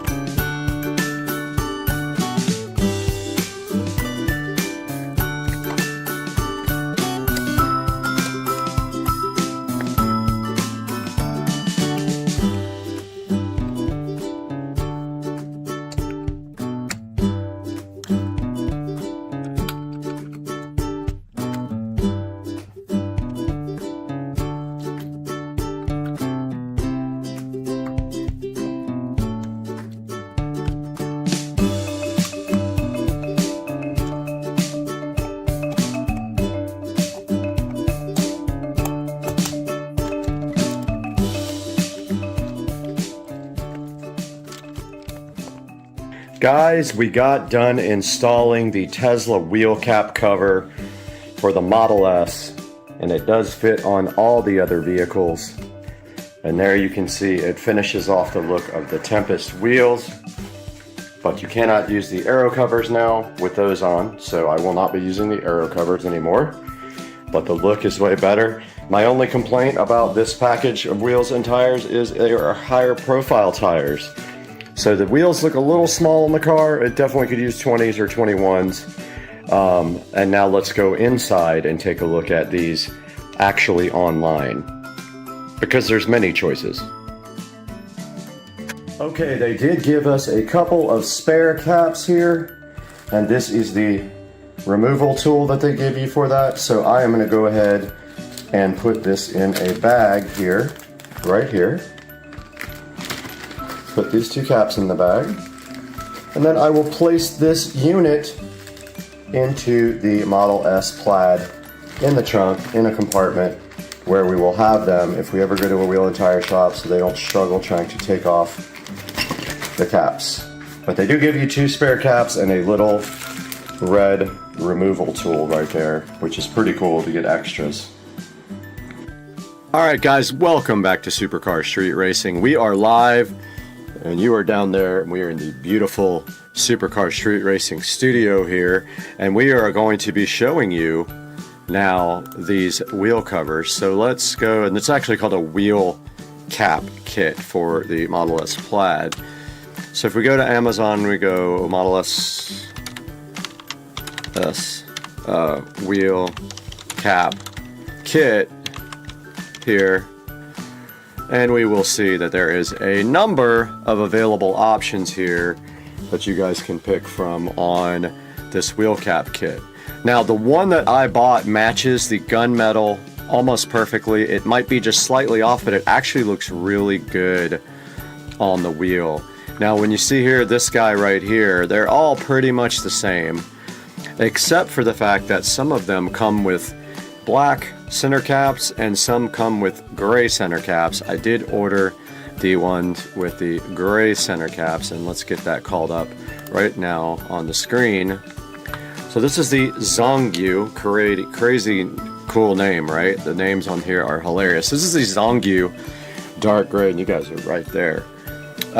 This is the Zongyu dark gray and silver wheel center hubcap kit, and it says it is compatible with both the Model 3, the Model S, the Model X, and you get 4 center cap hubcaps, and you get 20 lug nut covers. So they give you 2 extra actually, and they are $18, and there is a 5% coupon, and I got them literally in one day, but you can get them here, right now on same day. So make sure you go, please guys, go into any of my videos when you buy something on Amazon and click any of the links. You don't have to click the product that you want that is on my actual link. You just need to click any of my links when you buy anything from Amazon, and it will help me on the channel by generating a tiny bit of revenue, since we don't make hardly anything.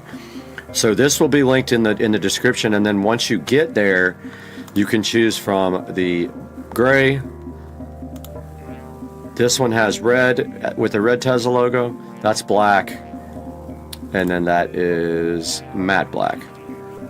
Matte black looks cool on black wheels. My wheels are the 19-inch Tempest, and they are gunmetal, and then the center cap, or the lug caps here, are all black plastic, which looks absolutely great. If you want to go ahead and get black lug nuts, you can do that. You can order black lug nuts for the car if you want to do that, but these look better than the stock lug nuts, because the stock ones are keyed and they just don't look that great, and they're silver. There are other options available for this same deal. If we scroll down here, there is a crazy amount of options. This is one option that does not have the lug cover, or the lug nut covers. It just has the center caps.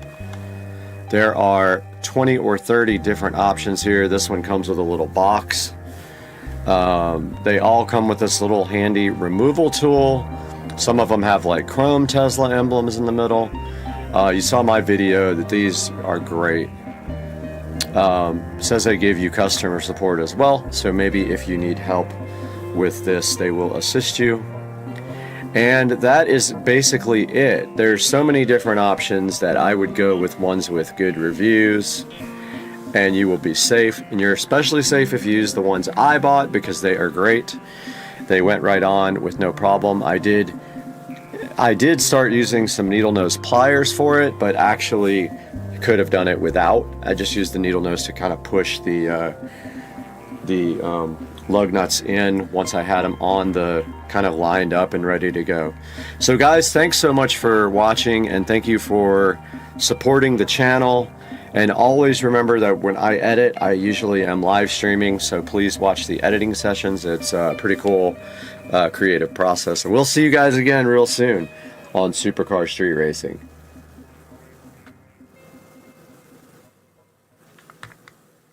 What's up, everybody? Supercar Street Racing here. About to try to get these grills off, paint them matte black. So I hear the first thing we do is take off these 4 Torx screws. I'm gonna get my screwdriver ready and do that now. Got my trusty Black & Decker cheap screwdriver out right here. Take those out. Notice right here, this thing's peeling pretty bad. The paint on it, I don't know what that's from. Number 2. Number 3. And number 4. Got that out. Pretty easy first step. Now I heard from what I saw on these tutorials that now we should be able to pull this back and get to this grill. You just kind of pull it back enough where you can get in there. Once you get one out, you get the other one out. I'm going to work on that right now. Okay, so to get these clips out, you just push down on them.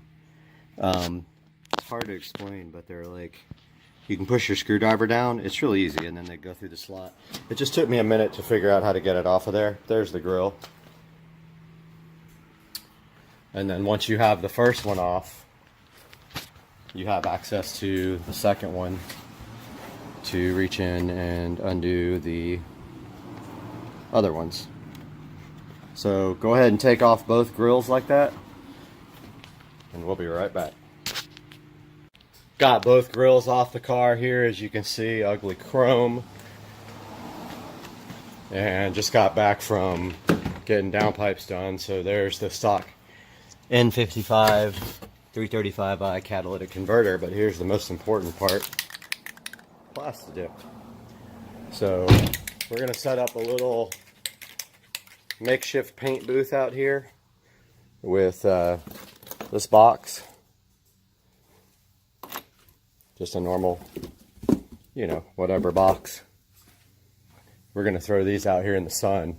They'll dry really fast. Throw this box right here. If you want to pre-heat the Plastidip can, you can do that as well. It helps the Plastidip flow better. Always make sure you spray a little bit out before you start spraying your object, because it has a tendency to splatter on the first spray. So take your beautiful chrome BMW grills,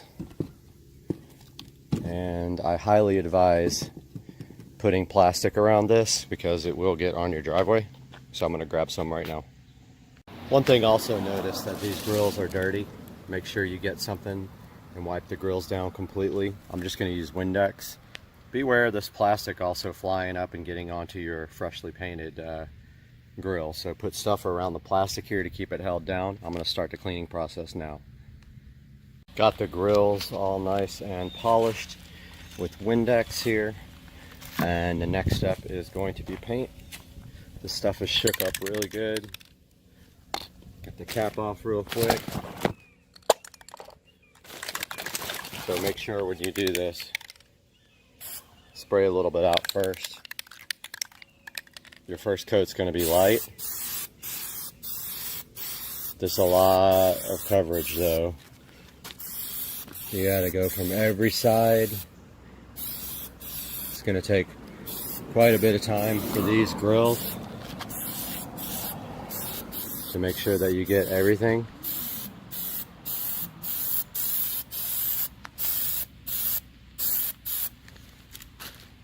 Just keep the first coat nice and light, but get everything all the way around. I'm thinking this is going to take 4 or 5 coats. You got to go from every direction. Make sure you don't get any runs also. Drying time about 10 minutes between coats, maybe 15.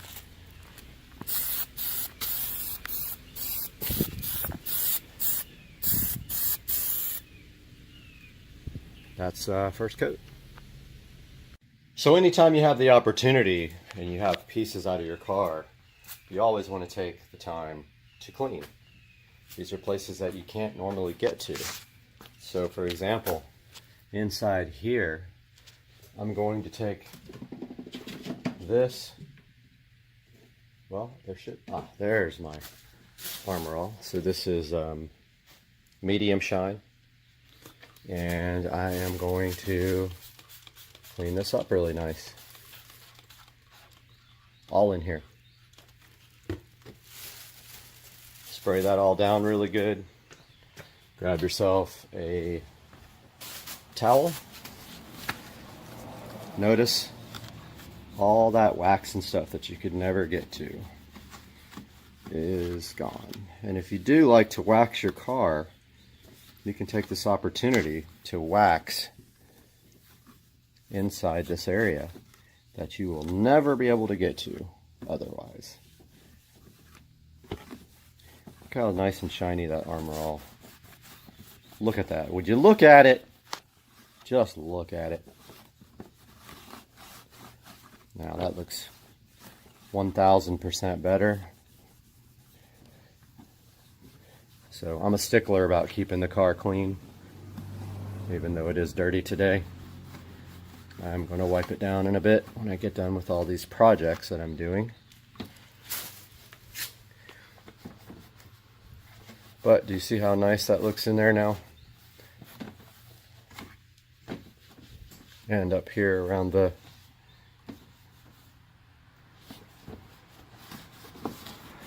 Alright, that's much better. Much better. Nice and clean in there. Yep, take your wax if you have some, or detail spray at least, and go in these little areas that you can't ever get to. Get out all the old wax and stuff. Okay, we are ready for the second coat. Remember to spray out a little bit to the side before you start. Maybe concentrate on those areas that the first coat didn't get. Second coat can be slightly heavier.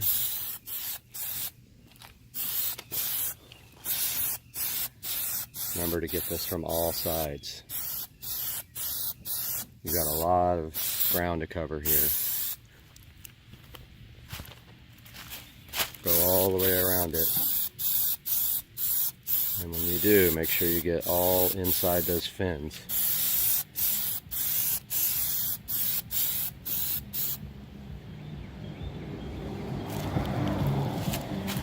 Sorry about the music blasting in the background, folks. So there is coat number 2.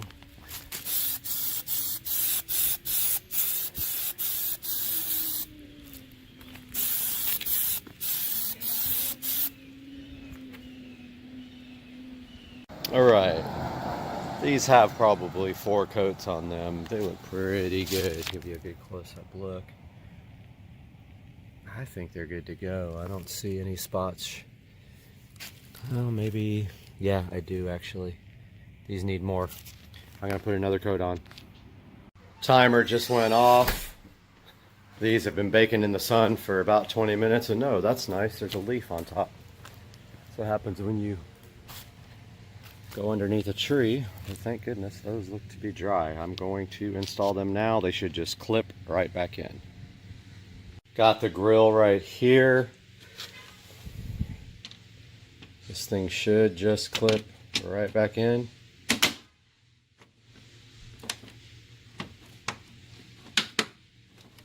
Just like that.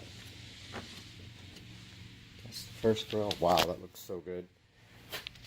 And here's the second grill.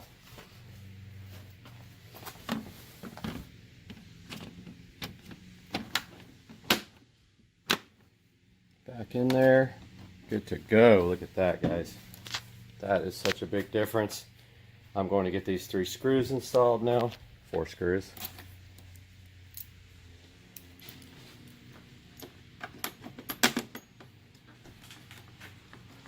Screw number 1,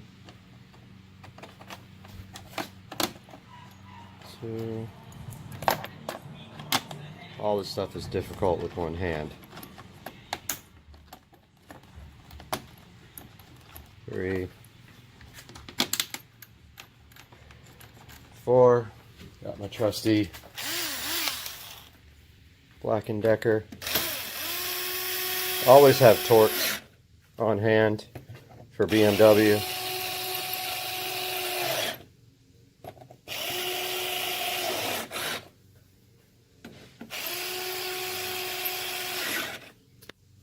There you have it, sir.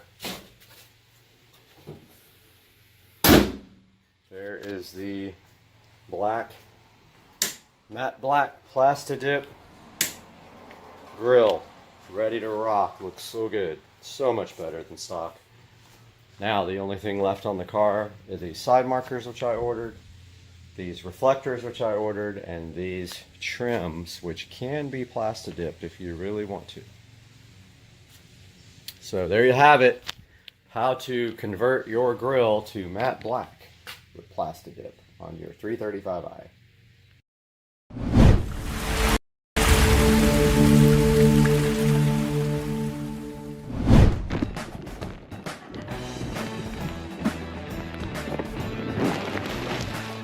Sick.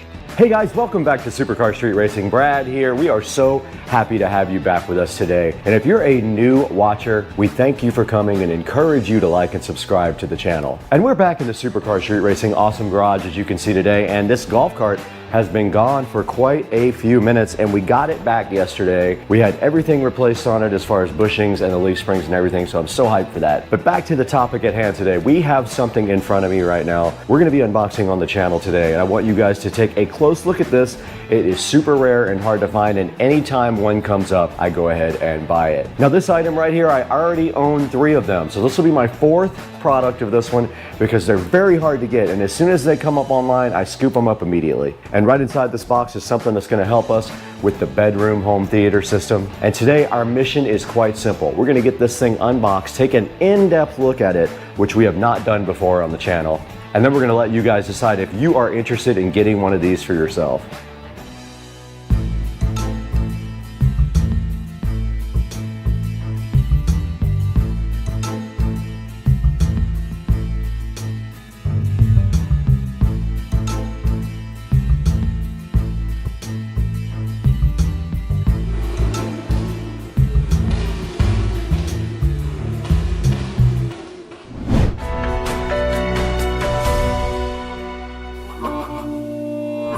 Guys, we're so happy to have you back today in the Supercar Street Racing Garage with the 72 volt lithium ion golf cart, 53 miles an hour golf cart. And right behind me, you can see the channel logo here, and the channel is doing amazing. We have over 60,000 subscribers now, I think, as of this morning, and we are growing. So the thing that we want to do right now is keep providing you guys with awesome content. And today we have a rare item right here in the box, ready to be unboxed. This is a Behringer Ultra Base EX1200. I already have 3 of these inside the house, but my bedroom kind of needs one. So when this came up, I bought it because when they come available, which is very, very rarely, I go ahead and get them because they're hard to find. And right here in front of me, we got the EX1200, so nicely packaged. And I just want to thank Guitar Center for the awesome job on packaging. Check out the bubble wrap on top of the EX1200. They really made sure that nothing was going to happen to this guy when it was in transit. Now let's go ahead and get this bubble wrap off of the EX1200. I hope it's an EX1200. We're going to find out because it was listed weird. It said harmonizer on it, but there is no EX1200 harmonizer. So let's get this thing out of the box right now.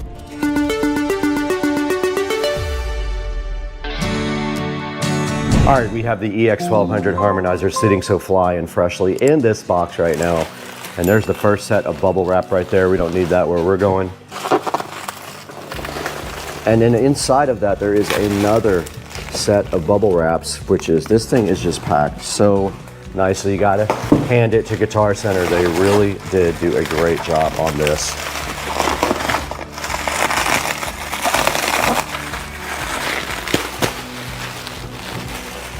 And then right here, we do have the EX1200, and this thing is in mint condition. This is one of the best ones I've seen. Has a little bit of sticky stuff there where the feet were. Looks like the feet were removed. I can get some more of those. But on top, this might be one of the cleanest EX1200s that I have seen. And taking a look at the front, also very clean.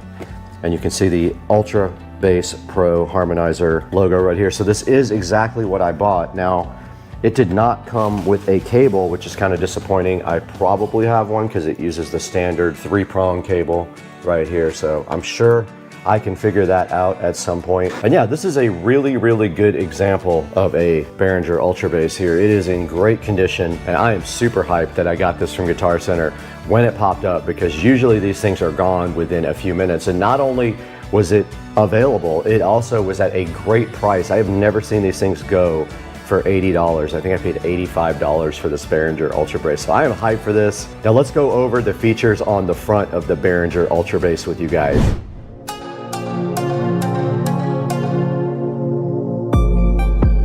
Now the most important part of the Behringer Ultra Bass is probably right there. That is the actual power button. If you want this guy to actually work, put a power cord in it and then press this button that says power. That will apply power to the Behringer Ultra Bass. And then moving from the left side on the controls, the first thing you notice over here is the process. That is quite simply putting this device into active mode. When you press the process button, it will go ahead and start processing bass. Now, important thing to note, when you do have bypass on, the crossover for the satellite section does still work. So keep that in mind when you have this in bypass. All right, this first knob here is simply a frequency control.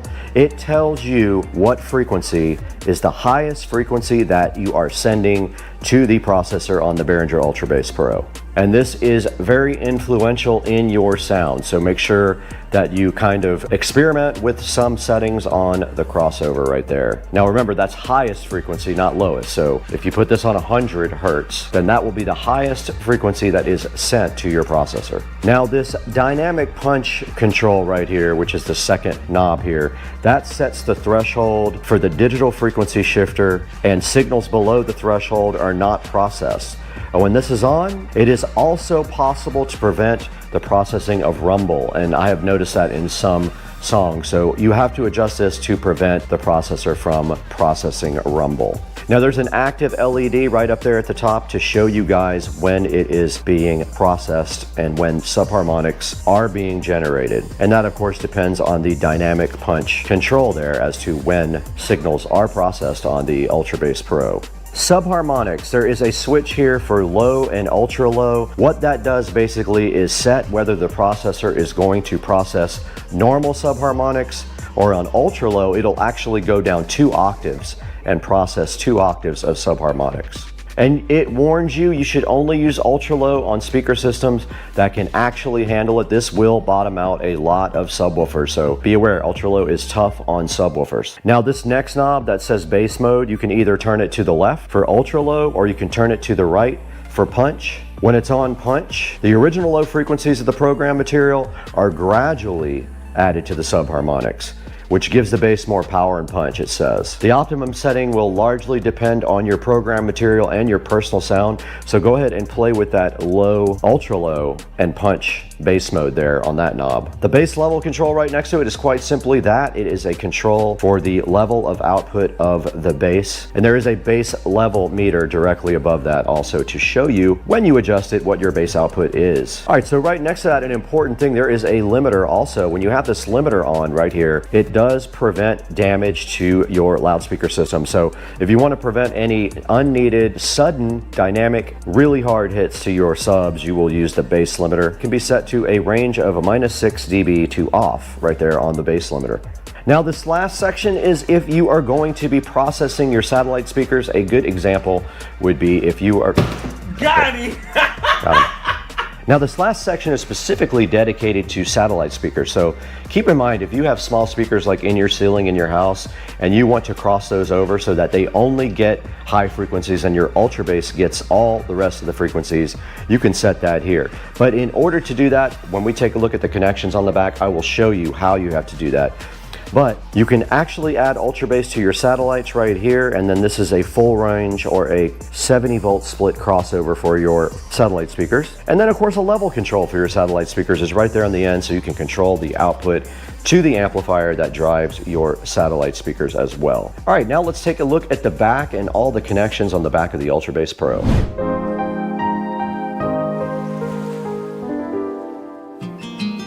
All right, we are taking a look at the back of the Ultra Bass Pro. This is a fine example of a used Ultra Bass Pro. Don't know when it was manufactured. There might be a date somewhere on here, but as we take a look at the back, we've got our standard power cord there, and then going from left to right, our first section here is the output. So this is a output for channel 2. It does have either a 1/4 inch or an XLR, and then there's an input for channel 2 here, XLR female and a female phono. Then we got our sub out. Now this is important as well, because if you have a subwoofer which has 2 inputs, left and right, instead of 1 LFE input, you will have to split this off into 2, which I will show you in a little bit. And that does have also a 1/4 inch phono option or a male XLR. You will need a female XLR to output from XLR here. Now moving to the right here, this is channel 1, so this just does repeat what is over here on channel 2. This is the output. There's a 1/4 inch there and a male XLR there for you as well. And then of course the channel 1 input is right here, and it is a female XLR and also a 1/4 inch phono. And it does show you the wiring code for the 1/4 inch if you were to wire your own or you bought the wrong type of plug. It's supposed to be wired like this. And that is a look at the back of the Ultra Bass Pro. Let's go ahead and look at what we're going to use to install this.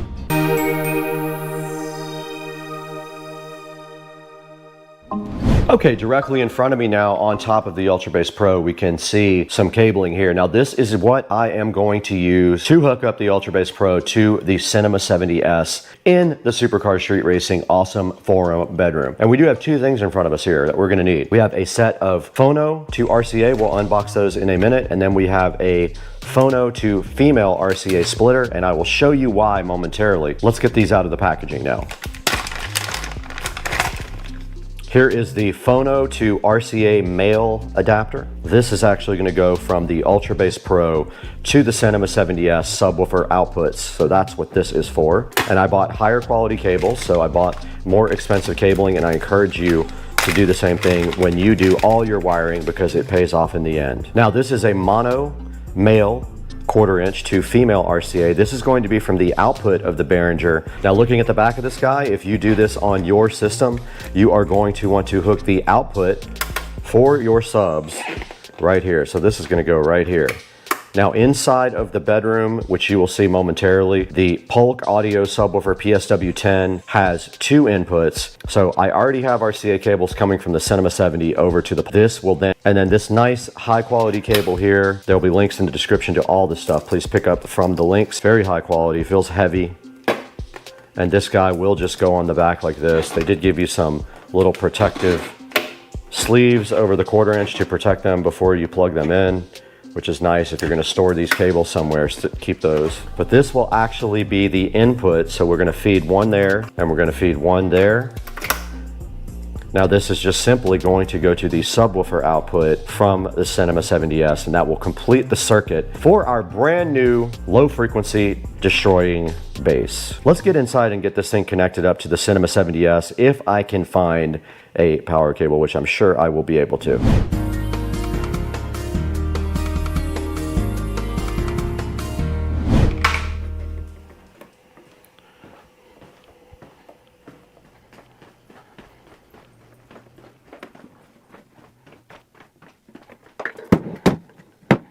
We are right here in the cache of cabling in the Supercar Street Racing bedroom where I store all of my cable hoarding needs.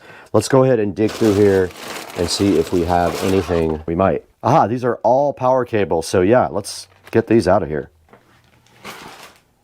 All right, we're right in front of the Behringer UltraBase Pro, and we do have our power cables out here. We do have a standard power cable here. We have a brand new cable on the UltraBase Pro. Let's go ahead and get this thing cut off the zip tie. Now, one thing I didn't plan for, and I'm seeing right now, is I did not plan for the center channel speaker when I went ahead and thought about this, but I think what I'm gonna do is put the UltraBase underneath the Polk Signature Elite center channel speaker. Let's go ahead and get our power ran first though. All we have to do is simply drop power back behind here to the bottom and then retrieve it. And it is on this side, so we're good to go.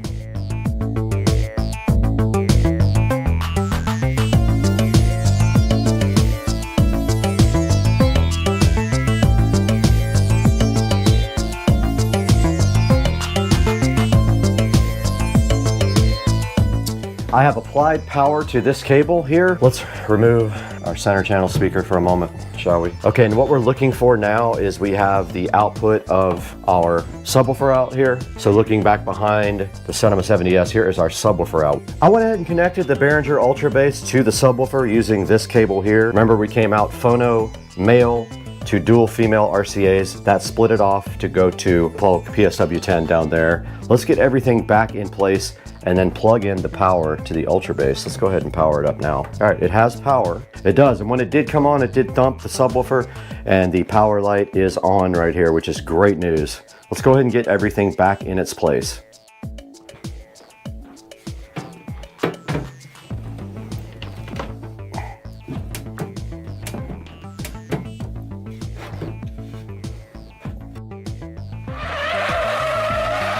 Okay, I'm gonna go with that for now and see if it looks weird. If it does, I can always push this back to the very back, but I kind of like the way that flushes up and then we push everything to the back.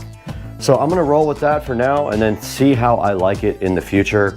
If it looks weird, I will change it up, but there is not really a great other option for this. Okay, this is how it came out with the Behringer UltraBase all the way to the front of the Cinema 70S and the Polk Audio all the way to the back of the UltraBase. We could always bring everything back forward if we need to, but for right now, I'm kind of digging it. And now on the front of the Behringer UltraBase, you can see the power light is actually on. I'm gonna go ahead and put this just on low. I'm gonna put everything in the center until I go ahead and adjust my bass. Now, the frequency highest sent to the UltraBase is going to be 85 Hertz is what I want to put it on. Now notice when you press this button in, it does go green. That means your subharmonics are on ultra low, meaning that you have 2 octaves of bass processing. Now I'm going to start with the bass level here in the center and the ultra low versus punch right here in the center as well. I am not going to be using the bass limiter yet. I've never used that before in any of my UltraBase units. And this output for the satellites is going to be disabled simply because I am not amplifying these speakers. They are using the Cinema 70S to be amplified. Let's get this whole system on and see what we can figure out about the settings. All right, we're back in front of the YouTube audio library now. This is safe for me to go ahead and put up without getting a copyright strike.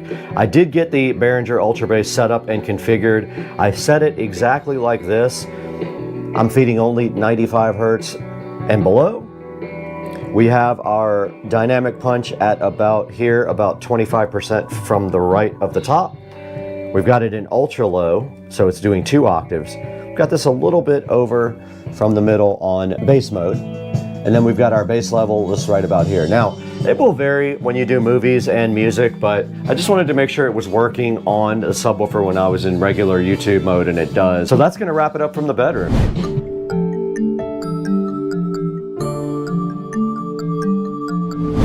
All All right, guys, that was a look at the Behringer Ultrabase EX1200 Pro. They are very hard to find, so when you get one, you'll be lucky because there are hardly any out there at all. What I do usually is about once a month I search on the internet and I just do a shopping search on Google, and you can go ahead and see if any are out there. A lot of the listings that are out there, though, are expired and old listings, so just be aware if you see one on Reverb or something like that. Generally, these guys are completely sold out. They have not been in production for a really long time, and the only thing you can get that's close to this is something like the PV. They have another subharmonic synthesizer out there that does almost the same thing, but their other one is rack mountable, so you'll have to deal with that if you want to get one of those rack mountable modules. But there are some of the PV units still out there on eBay and stuff, but they are pulling in around 500 bucks, so I opted to go with another Behringer Ultrabase EX1200 right here. And guys, we want to thank you so much for watching and subscribing and buying all of your products through our official links down in the description. This does help out the channel so much because we get a few dollars for everything that you guys click through. You can also buy anything you want, so just pick any video, click one of the Amazon affiliate links, and go ahead and purchase something from there. And that's going to do it for today from inside the Supercar Street Racing Garage. Let's go ahead and throw it back to Brad inside for a look at the computer to see if we can find another Behringer Ultrabase maybe one of you can buy.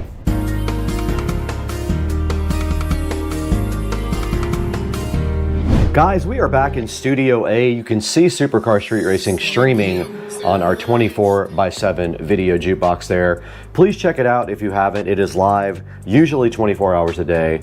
And so now we are in front of the search for the Behringer Ultrabase EX1200 on the internet, and I am not seeing any of them. I see an EX1000. This is not the same device. If we go visit this, look how much they want for this, 131 bucks.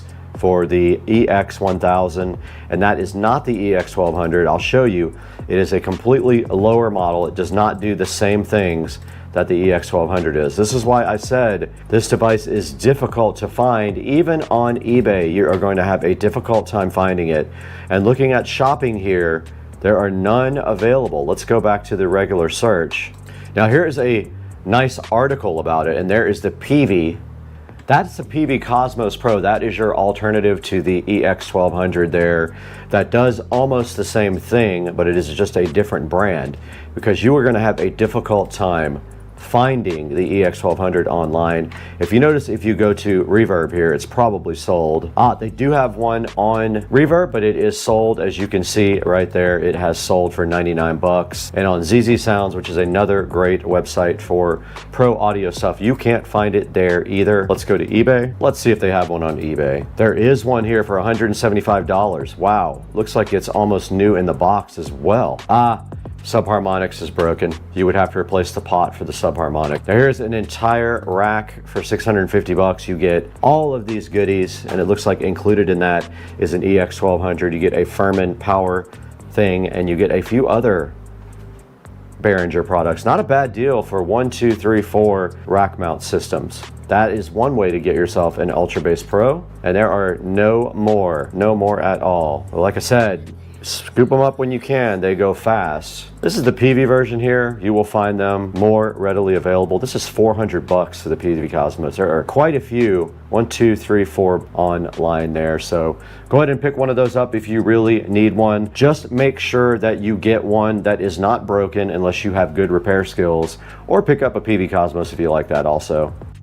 Guys, that is going to wrap it up from the Supercar Street Racing Studio B office, and we are so happy that you joined us today to look at this very, very rare EX1200 Ultrabase from Behringer, and it should just be called the Ultra Rare because they don't have many of them out there anymore. And right now, we encourage you guys to like and subscribe. We have a lot of subscribers, not enough people liking, and not enough people watching all the videos. The videos have improved over the years. I know some people in the comments section say, oh, that video is horrible. That's right. I have worked on these videos for a few years now to bump up the production quality and only show you important things, not an hour of footage just running like I used to, because I'm more serious about growing the channel. Please like and subscribe. Links in the description to anything you can possibly get. I'll put a link to that eBay auction that has all of the Behringer products in it, and I will put a link to the cables that I just used in the video as well. Please like and subscribe. Please buy from the affiliate links in the description, and we will see you guys next time. We have to get out of here. We are going to eat meat barbecue.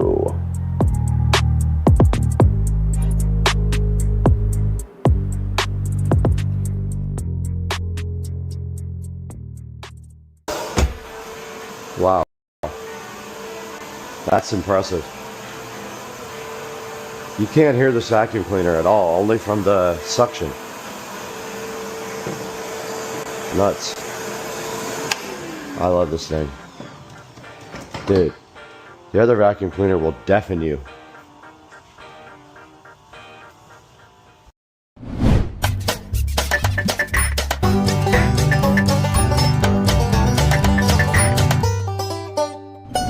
Hey, what's up guys? Welcome back to Supercar Street Racing, and today we have something a little bit different. You can see I shot all of this video on my Meta AI glasses, and I wanted to just see if I could use that both full screen and kind of in a little shrunk down nature, just to see how well it integrates with the videos. And I do see that the cropping is a little heavy when we have to pull in the video, but it still works out pretty good. And then we cut in some of the other video with it compressed over a background, just to see and experiment about how good the Meta AI glasses are from Oakley. And they did pretty good. They're the HSTN glasses. I will have a video coming out soon about those guys, so stay tuned for that. But meanwhile, we got this awesome DeWalt shop vac here. It is the 6-gallon wet dry vacuum cleaner, and it is very awesome. This is the DXV06PL, and this thing is so cool because it has a 6-gallon poly wet dry compartment in there. It has a hose strap on the side, a 4-horsepower motor that is probably the quietest shop vac I've ever heard. And I think that's what impressed me most about this, is that this guy has the quietest motor. It will not deafen you. The other shop vac, the Craftsman, you need earplugs because that thing is so loud when you turn it on. This thing is not. And you can see a guy vacuuming out the car right here, just like I was. And you can look right here, you can actually do a blower or a wet and dry vac, so it is actually 3-in-1. Check it out right here. It has a 1 7/8 diameter for all the tools that attach to it, a 6-gallon compartment there for you. Here's a good look at all of the features on the actual wet dry vac. There is a handle at the top. There's a hose strap at the side. It is a flexible rubber strap that you can connect the hose to kind of keep it around the vacuum cleaner. It does have a 4-horsepower motor. It is very powerful. I tested that on the Studio and in the Tesla Model S Plaid. It has a quick connect for the vacuum port there and a heavy-duty set of swiveling casters at the bottom, which you did see me install. Now here's a good look at everything that is included with your DeWalt 4-horsepower wet dry vacuum. You've got your attachments there on number 1, 2, 3, and 4. You've got your filter there on number 5. You've got a little...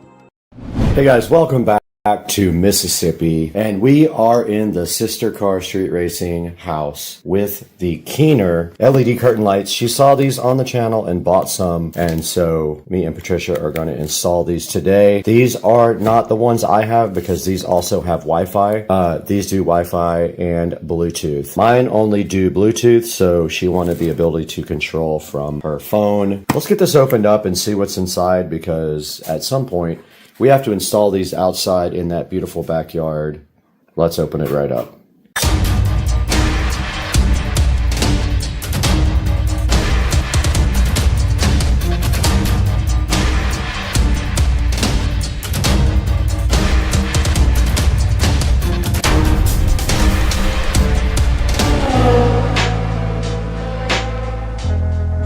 We're back in Mississippi. We have all this cool artwork behind us for the first unboxing of the Sister Car Street Racing house. And we have this LED curtain light from Keener. They were so generous to send me one, and my sister saw it and liked it and purchased this one. And this does use the Circ Life app to work over Wi-Fi and Bluetooth. We have a cat that knows he's on camera because he will not stop. And so we're gonna get this unboxed and take a look at it. We're gonna have to figure out where to install it. I found power on the fence, so I think I see a good place for it, but we'll go out there and check it out. Dude. So we got the Keener curtain lights up here on the table, and these are 2 meters, which I believe is 6 point something feet.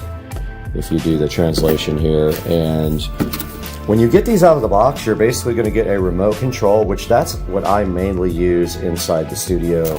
I use the remote, and I like the star mode. When you press the star mode on the remote, it changes to a different predetermined pattern, and it actually does drawings, which is pretty cool, and I really like that. Here's the manual for this, and you can see it gives you all kinds of information about it and how to download the app. And then inside of the box here, you got the actual curtain lights, and to me, the hardest part about this install is getting these lights kind of laid out and ready to hang. And then they just do hang off of hooks, and they just kind of fall down, so it's really easy to put up after you have something to hook them to, which we do not. So I'm gonna go look at the fence and see what we're dealing with out here and where these can go. But this is how it works. This is your power box here. That has to get power, so it will need an extension cord.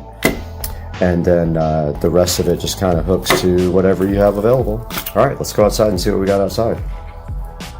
Hey, dude. Okay, this project is officially postponed. Came outside and it was already raining. It was supposed to rain for a few hours today, but we have to get this over to that fence and installed somewhere, and really not sure how I'm gonna do that. I guess I could run a wire across. Yeah, I think she has some wire. I'll just run it across the fence and hang it on that. I guess that's the best way to do it. Okay, so we're going out to the garage to find something to string the lights on. That's all we need right there. Fishing line. So we're gonna use this fishing line, and it's really close.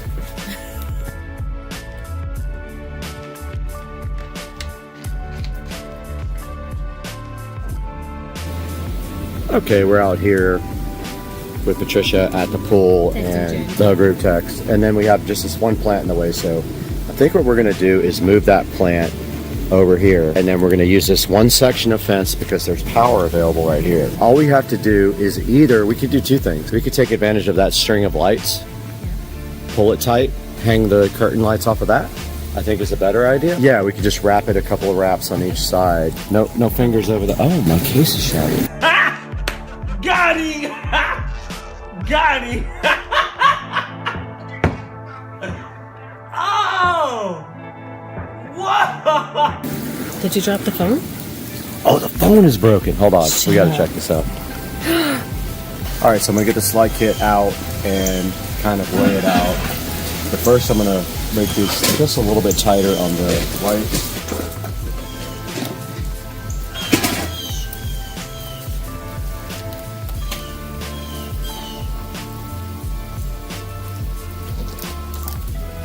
And so now we can just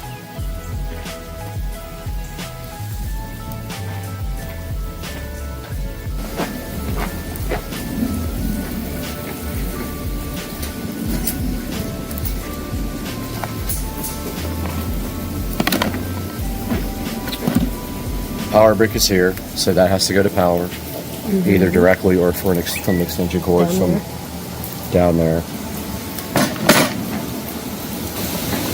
So that'll be on that side. This is a complete mess when you take it out.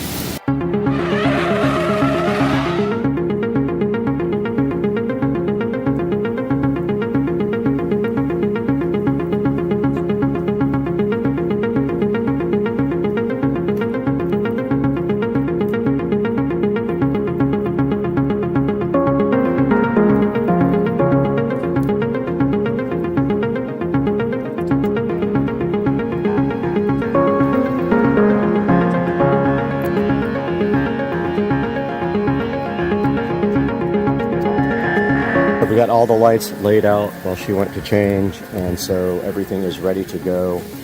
So if we both grab one end and go up to the fence, we should just be able to hook the ends on after we pull it tight, and then just kind of thread it on. You hold the camera, okay, and take your end, which is right here.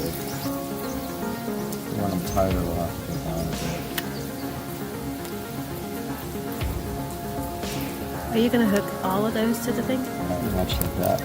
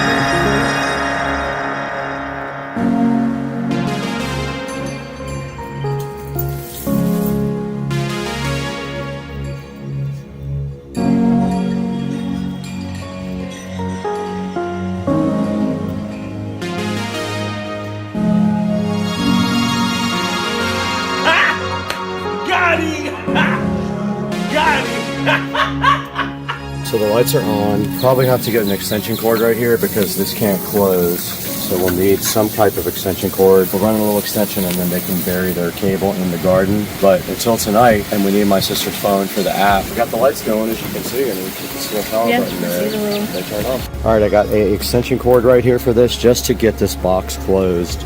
We're going to go ahead and install this here. But basically, all we're using this for is to close this box. They can tape this up with like electrical tape. And now we'll get the remote and test it. And it does in fact work. Yeah. And then this they can bury. They can just coil it up and bury it in the mulch. And then bury the wire going over there, and this thing's ready to rock. So we'll see you guys tonight. All right, we're going outside to check out the lights. And we have we have the coolest.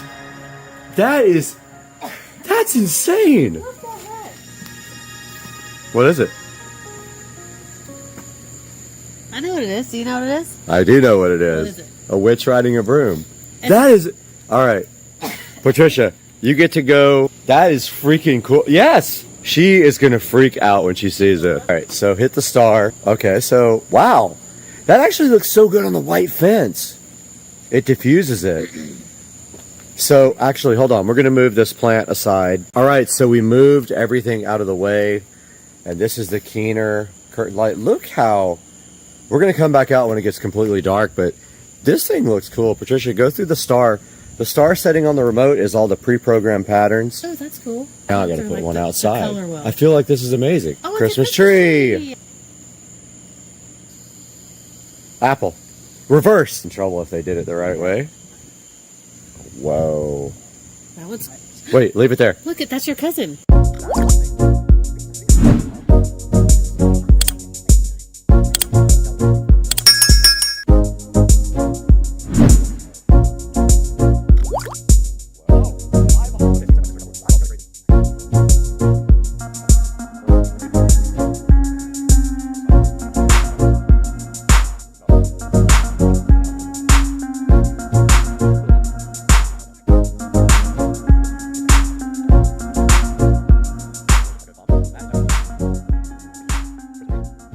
Okay, so we're just going through all the cool patterns, and so this is the star on the remote. If you want to go through the pre-programmed patterns, parts, that's some kind of something. There are people dancing in this, and it's so weird because we're so close, you can only really see it on the camera. Yeah, you I'm have sure to if we look backed up, camera. yeah, and there's a dude. Oh, that was Pac-Man. That's what a we skull. just saw was Pac-Man.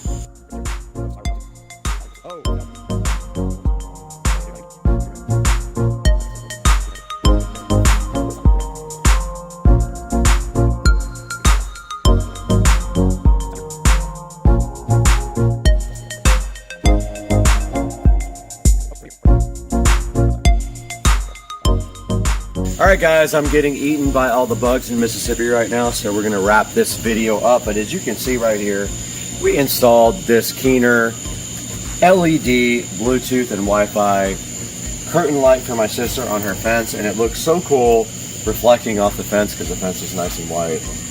And there's so many pre-programmable patterns that there's kind of an end. We haven't even gone through them all. We went through them for like 10 minutes and we didn't hit the end. We left the skull. And when you're up close, you can't even tell, but if you step back a little bit, makes such a cool picture. This is amazing. Like, this looks so cool. You guys should definitely look into this through Keener. We'll put a link in the description. Please support, like, subscribe. We'll see you guys on the next one. I gotta get out of here. I'm getting eaten.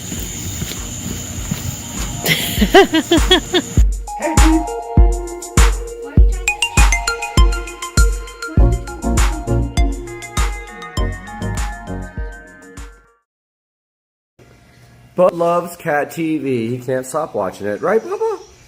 It's Cat TV. Look at the tail going. He loves Cat TV. You know you guys want to hang out in the almost finished Supercar Street Racing studio. You want to come over, have drinks, food, and chill in the studio. And then whatever comes next, we might do a little bit of this and then a lot of that. All right, welcome back to the channel. Today we got Dukes of Duval here, and then behind the camera, introduce yourself. Hi, I'm Wayne. Wayne is behind the camera doing all the videography today, and we got this brand new to us golf cart we're going to be working on. So Joe, tell us a little bit about what you found here. Well, obviously the first thing I recognized that the batteries were bad. They were about 7 to 8 years old, which is a pretty decent lifespan for a set of Trojan batteries. Right. It's typically what you get out of them, but they start to fall off about 5-6 years. So to get that long a lifespan out of them is pretty good. So I knew that was the first thing we need to replace. But this is 36 volts, so you got to get 6 volt batteries times 6, and we knew that we needed to replace them. So just had a guy come over, drop them off. A lot of guys will do delivery service, so just called them up. They came right over to help me just remove the batteries. Typically, they'll help you kind of reinstall the batteries, but in this case, once we removed the first battery, which I kind of knew was going to happen, it was going to be ugly underneath. So we're going to have to show you guys the clean. It's on. We're going to have to show you guys the cleanup here. That's coming up in a minute. But let's talk a little bit about what this is right after this.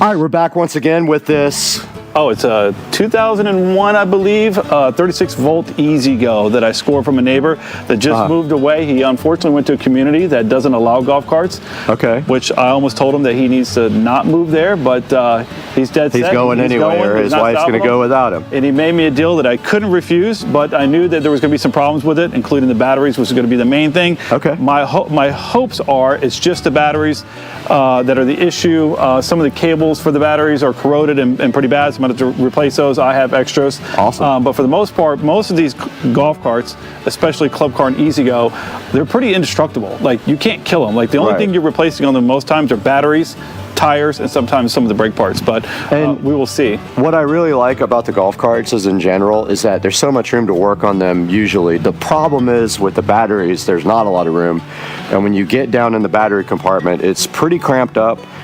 And what you guys are going to see here in a minute is probably going to blow your mind. It might be the thumbnail. The amount of acid in the tray here for the batteries is insane. So what we need to do today is get that battery acid washed out. We're going to make it inert. We're going to clean up the engine bay, call it engine bay, battery bay. We're going to paint this thing and then get it ready for these brand new Trojan 6-volt batteries. Now, I don't even know if they do a lot of the same golf carts today with the 6-volt batteries. Do they still even do these? No, I think it's pretty much 48, they've done away with that. 48 volt is pretty much, I mean, you might be able to find some, but they're 48 volt now. And you're going to see also that the lead acid, the traditional lead acid battery is also kind of going to the wayside for lithium now. So a lot more manufacturers are offering less lead acid and more lithium because of the low maintenance, the long life, the output's better, the shelf life is better. Everything about them seems to be better. They're sealed. There's no acid in them at all.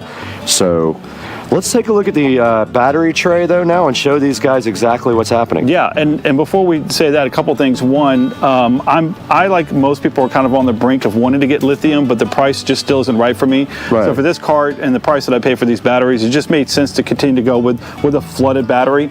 I think that probably the next set of batteries I put into a golf cart will probably be a lithium battery. A little bit of work sometimes to make that conversion. So in this particular case, I didn't want to like pour my heart and soul into doing that. I just wanted to replace them. The other thing I would say about this particular golf cart, which is made by Easy Go versus Club Car, is that they're made with regular metal in a lot of their parts. To me, it does rust, and it's kind of a turnoff. So I'm a Club Car guy. My main golf cart is a Club Car, and so what you'll see is the effects of having lead acid flooded batteries with the overflow of the acid that happens and trickles over onto the metal, which causes some pretty good corrosion and other issues. So we'll see that in just a second. And I think like in the future, we might be able to convert this guy over here, this golf cart, to lithium. And when we do, I think we need to do a frame off restoration on this thing and like paint it and do all the stuff. That seems aggressive. This car's in great shape. We'll just do a simple lithium change out on it. So yeah, let's get it done. All right, let's get it going. Dukes of Duval here with his new golf cart. And you guys need to see this is what happens. So when you put water in these things, the water boils over as the battery makes as it's voltage. Yeah, as it's charging. And as with it's that, charging. some of the acid releases simultaneously. And so look at this. So this stuff right here, I guarantee you don't want to mess with it. I had it on my garage floor. It soaked into the carpet, and then it got into my clothes, and it burned my actual skin from my clothes. Yep. It'll put blisters on your body. Yeah, so earlier when I was taking the batteries out or getting ready to start, this sits on top to hold it down if you want to point it down here. Sure. And the second that I went to just kind of mess with it, it completely came off. So this took these bolts, these hanger bolts or whatever you want to call them, and completely corroded them to nothing. So did you order hanger bolts already, or do we have to? Nope, Okay, cool. Already ordered these. Okay, we can great. Keep this because the plastic doesn't go bad, so we'll reuse this. And then, so the plan is to go through this thing and completely get all this off of here. Okay. And then we're going to neutralize the acid, and then we're going to come back and we're going to probably sand it down a little bit, and then we're going to spray paint it. Okay. Hopefully get a good coat on it, and hopefully see if we can prolong the time that this battery bay has, because over time it'll eventually get so bad that a lot of people have to come in here, cut this out, and replace the whole one, and that's just a pain. So, all right. So what's our first step? We need to roll this thing outside somewhere where we can get this stuff out. Yep, exactly. Are we just going to spray it out with a spray? Just going to spray it for out. now. Okay, Yep. cool. All right, let's do it. Yep. All right, so we're getting suited up here for surgery and inspection of the battery cavity. So we're getting our gloves on here because this stuff is very toxic to your skin and to your respiratory system. You really kind of want to wear also breathing protection. But what we're going to do right here... That's only for people that were born after 2000. Right. If you're born before 2000, you're good. You don't need any of that. You're a lot stronger in the lung area. Yeah. So what we're going to do right now is brush all this stuff off and then sweep it up and put it in a bag and dispose of it properly because it's battery acid.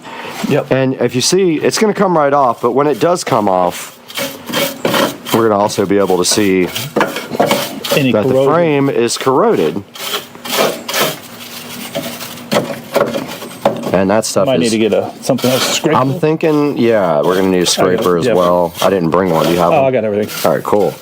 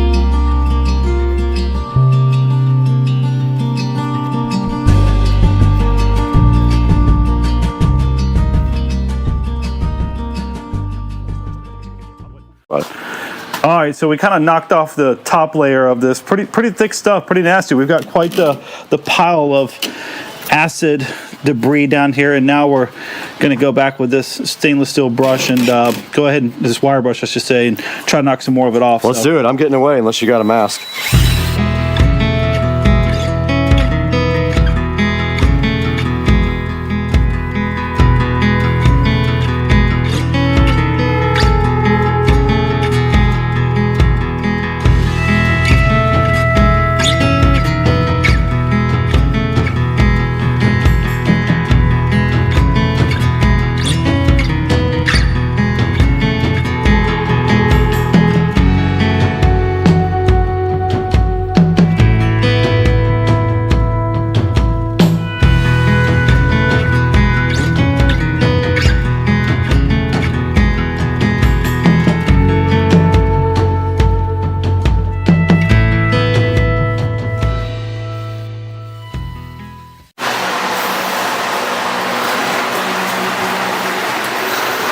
That's good enough. Okay. All right, we're back out here in Dukes of Duval Garage, and we have a whole bag full of goodies here that I brought over to work on the golf cart. More importantly, look at all of this corrosion. So this is what he knocked off of the, and it's hard to imagine that came out of the battery tray. Battery tray, right? Easy go. You got to figure this out. So we're going to send this to all the small children in the neighborhood. That cleaned right up, so that will be put in a plastic bag and be inert now. And then we brought over some stuff. We got some baking soda to make the acid inert. So we'll put that with water, mix it up with water. I bought a spray bottle to put that in. And some black paint. It's engine paint. So we're gonna knock all the rust and acid, inert that thing, and then spray it black. So, Brad, do you want to? I can pull my spray nozzle out. We'll just spray it. I mean, spray nozzle, my air nozzle out. We'll spray that out. This is a family channel. You can't pull your spray nozzle out. This isn't OnlyFans. All right, so now we kind of got it. The top layer, we grinded it down pretty good. I think from this point, we're just going to blow it out with the air chuck, and then from there. We'll see if there's any other bigger spots that need to be addressed, but after that, then we'll neutralize it, which hopefully will be pretty quick, and then let it dry, and then we'll paint it. Sounds good to me. Let's get to work.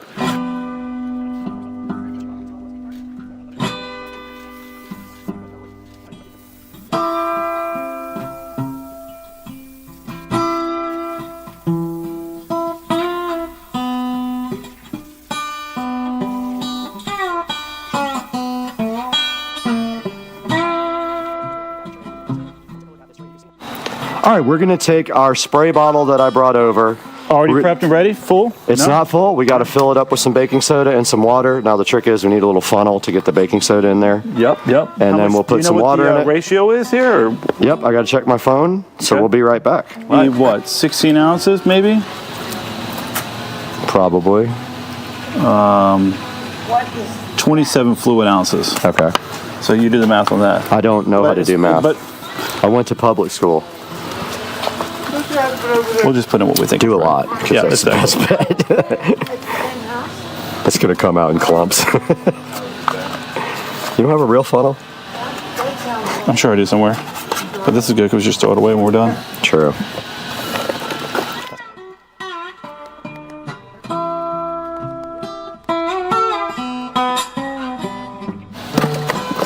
All right, so we're just pouring the baking soda right now, and we're going to just pour a generous amount in there because, you know, it's so much per pound, and we have a small 27 ounce spray bottle.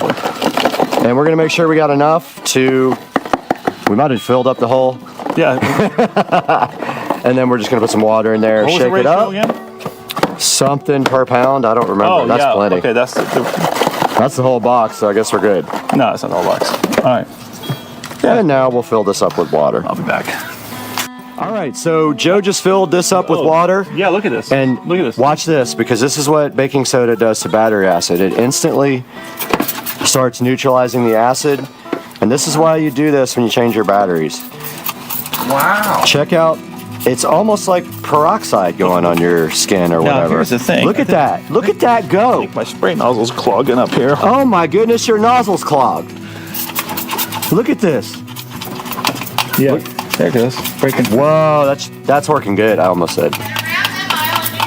This is killing it, dude. Yeah.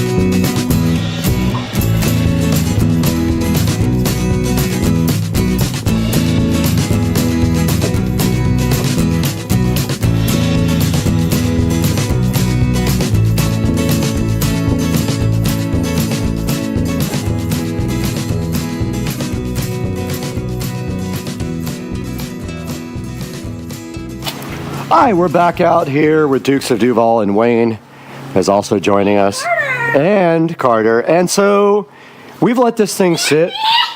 Yes, and you. And we've let this thing sit for a minute, and look at this. Where are the... Yeah, we need the lights. All right, Joe, look at this. Yeah, pretty impressive that it's eating up a lot of the rust. Carter, look at this. Look at That's this. so cool. That's nasty. Now watch, he's gonna just knock the... Yeah. It's really easy. Right? So, look at all that come off, and that's after 2 applications of baking soda and water. It's taking all the rust off, all the acid off. Back up. You guys already know it's going to be perfect when we get done. So the next step here is we're going to get the air compressor out again. And this isn't a regular air compressor. Look at this thing, man. I mean, it's not a beast. It does a trick. We're going to blow this off now. Try to get it dry enough to paint.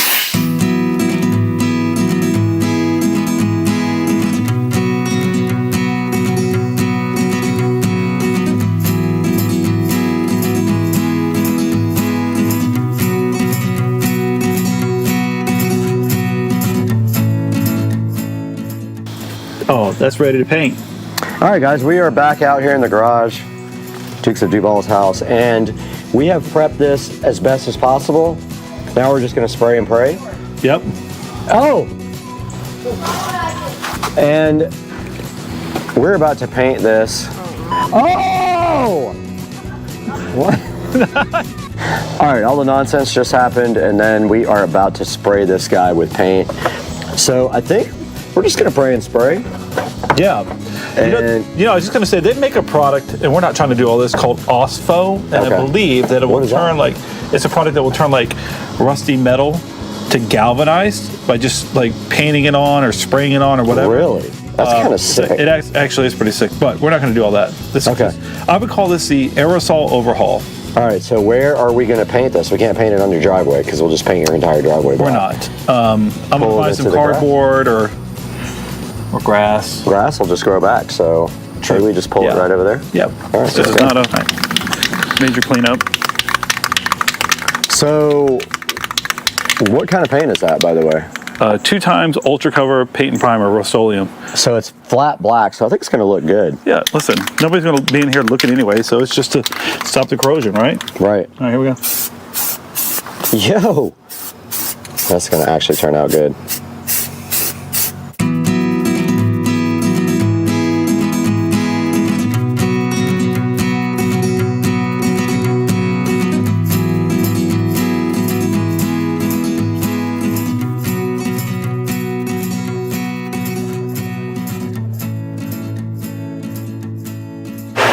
All right, so we got this thing drying. It's ready to go. This stuff dries in 5 minutes. So we're going for round 2 right now. Second coat of paint will be the final coat. And then I actually have to go have some fun. Yeah, so we'll pick up on this tomorrow. Tomorrow? You want to finish tomorrow? Yeah, we're not ripping this thing tonight.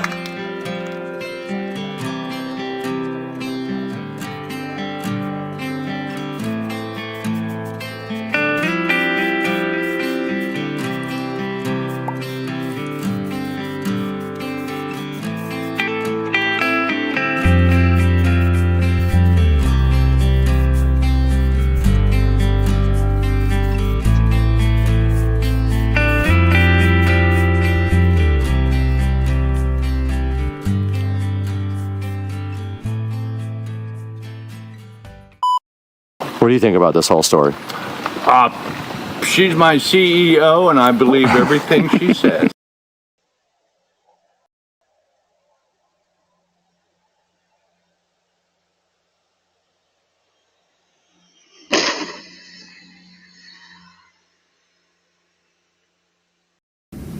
A tornado warning, and it is active out here, and there's some low clouds. I'm gonna step out there so you can see them, and then we got some crazy lightning. I'm just waiting to get smoked by a tornado. We have a tornado on the ground out here somewhere.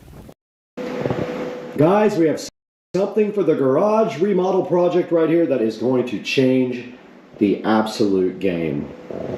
I am so hype trained for this.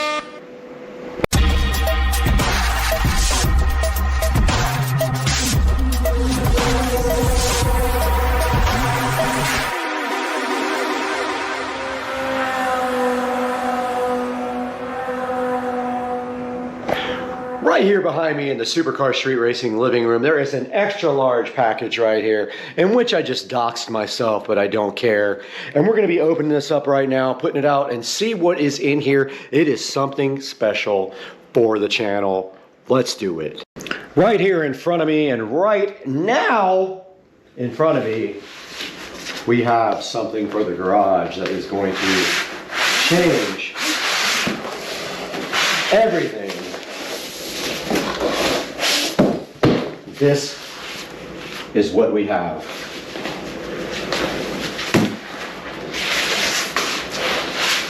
And it is backwards.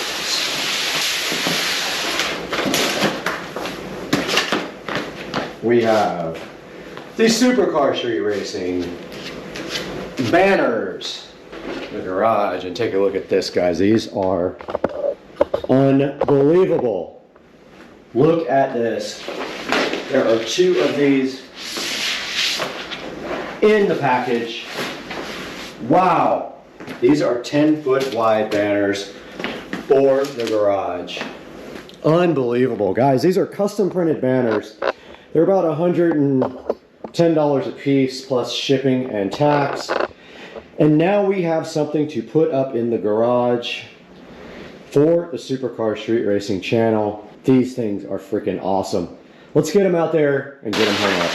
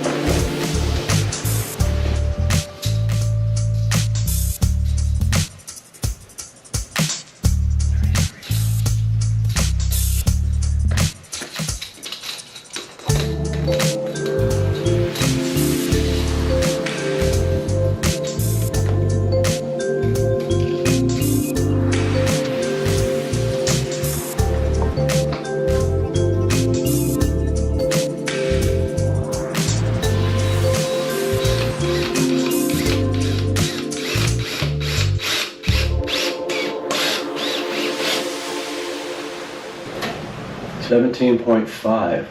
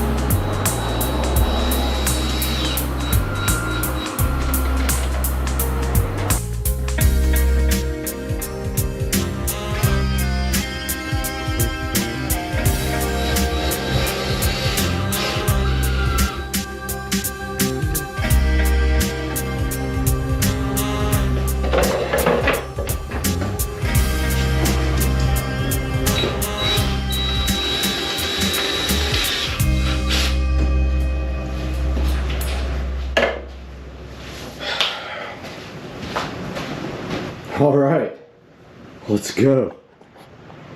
Foot section. Shoot in the middle, just set it.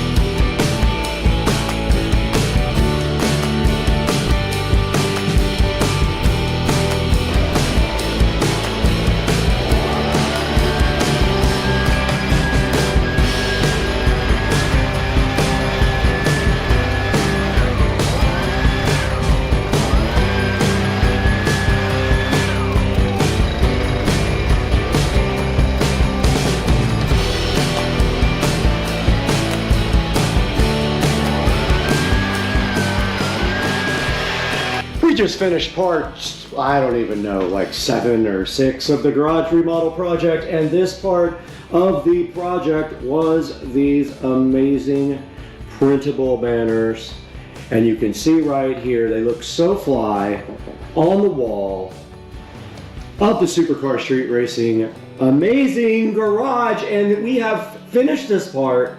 And check out the banners, guys. They are 10 foot by 5 foot or 10 by 6 foot. I'll have to look up online, but I'm gonna put a link in the description to how you get yourself a custom printed banner just like Supercar Street Racing has. And these guys came out so nice, and they look so good because I love how like they cover up the black space in the wall that was just empty now.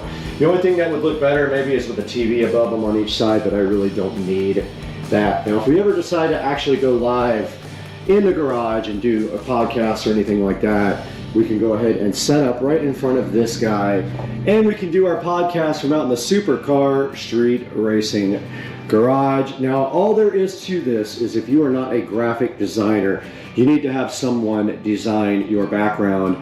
Now, I sent them a PNG file of this background that I created in Photoshop, and I do have a background in graphic design, so that helps me. Once they have your PNG file, they will approve it and then go ahead and send it off to print. And I think this only took about 3 days to get from the order process right to the Supercar Street Racing garage where it sits right now, looking so fly in front of you. And the next step of this project is this garage door. Now I don't want to reveal too much about what's happening, but let's just say once this garage door is changed out, the look of this thing is going to be so much better. And then we're going to redo the floors, because you can see they have gone through some abuse in the years that I have, since I have painted them. It's been about 2 or 3 years. So I want to get everything out of here and then pressure wash everything and clean it, and then go ahead and put another coat of paint on top of these with more of the sparkles, or get a company to do it. Maybe I can find a company that will work with me and we'll do it and get a sponsorship, but we will see. But that is going to wrap up this part of the garage remodel, and I do have some stuff coming up with this garage door. I am waiting on the paver company to let me know when the materials are going to be here, so they start the garage door and the actual driveway remodel. The driveway is going to be substantially upgraded, guys. I hope you're as hyped as I am. But for now, let's take it to the Supercar Street Racing 4K production studio to check out how you can get one of these for yourself online.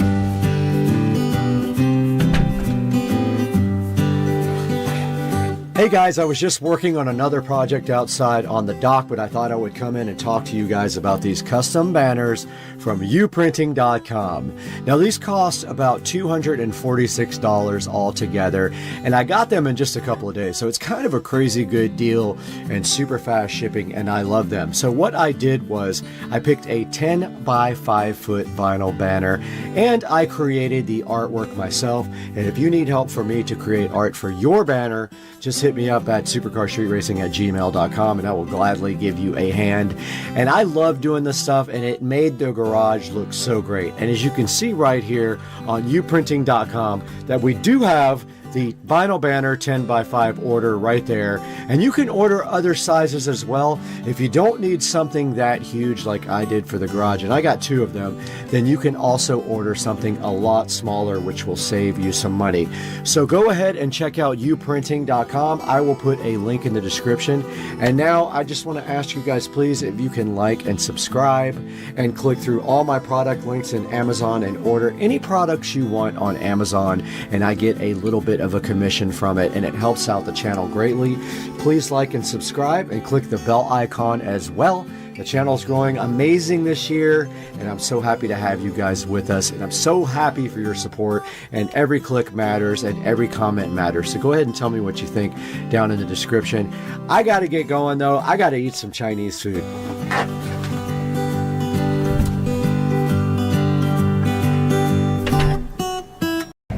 Yo! It goes down. Robert, it goes down. No, it don't. It do go down. It do go down. We got no place to park no cars up in this garage. Oh well, let's sell them. Whatever. Guys, right in front of me is sitting something special for the Supercar Street Racing garage makeover. It's the last of 2 things that we were waiting for. We're only waiting for 1 thing after this, but today our mission is quite clear. We need to get this thing unboxed, take a look at it, explain to you how it happened, and get this thing hung up in the Supercar Street Racing garage.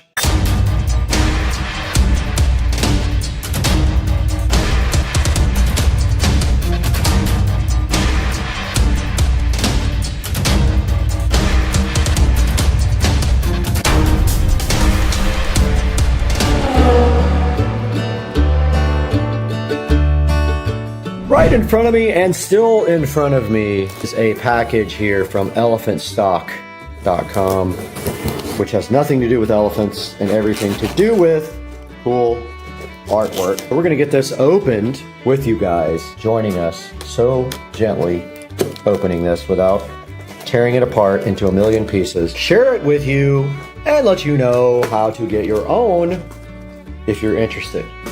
Now look at this thing is reverse on me. I'm gonna get this unpackaged here because I am on the hype train. Oh, it doesn't want me to. They have packaged this thing nicely. And it is backwards, so let's get this thing frontwards. All right, I am going to flip this over and you guys tell me. Oh, yeah, let's go. Let's go. This is designed by me. I did the design. I did the photography. We got to get this thing out of this plastic so we can see exactly what's looking like underneath this. Let's go. Guys, we have unveiled the Tesla Model S plaid design for the garage. This was specifically designed to cover breaker panel in the garage because it's so ugly. So all we have to do right here and right now is get some nails and nail in a nail right above the breaker box to cover it. And then when we want to take it down, it's as easy as just removing that. Now we do have some thumbtacks that might work. Let's see if they will work. We have to find them and see if they are too thick to stand out from the wall. Probably just a nail or a screw will be plenty for this, but check it out. This thing has the Plaid logo at the very top, and then it has my Model S Plaid. I only wish that the yard was in better shape in that picture, but unfortunately we were in the middle of remodels. But let's go see how we can hang this thing up in the garage. Out here in the garage, and you can see where this is going to go. We have a bigger print for the bottom here, but this is going to line up with the red stripe right here. And if we look on the back of this, about 1/4 of an inch below the top of the back here is the hanger for a screw or a nail. So we are going to put that maybe, I don't know, right here, and then that should make the picture line up with the red stripe and also cover the whole entire breaker box is our goal. So let's get a screw in there and get this thing hung. All right, we got our screw up there, should be halfway across both of these, and there is a slot on the back of this to hang. So let's go ahead and hang this up now. It's pretty light, so we should be able to do it with one hand while we then. All right, we got the print hung up and it is covering up the breaker box, which is perfect. And then this print here, we're waiting for the actual print to come in. Should be in the next day or two. And that is going to go right down here below that, just right below the switch, and then sit right above the baseboard down there to cover up this wall. So that is a mission accomplished. And now we are going to be getting another art light like this to light up right there. And we should be able to go up through the wall with that and run the cable up to the roof. If not, we'll put it right up by the roof and just have a short cable and paint it red so it just sits like right halfway down. But yeah, guys, this came out awesome. I am super hyped. Let's take a step back and see how that looks from the back. Looks awesome. Probably could have made it a little bit wider so it would have gotten further over towards the garage door opener, but hindsight's 2020, I guess. And now when that comes in, we will go ahead and hang that up as well, right above, just literally right below this switch, so that it's right above the baseboard. And I do have a Tesla print coming in for that. That should be here Monday. Go ahead and get that lamp ordered too right now. I'm pretty sure I can like drill through the cap up there and get a wire run right through there because I have power up in the attic. Shouldn't be a big deal.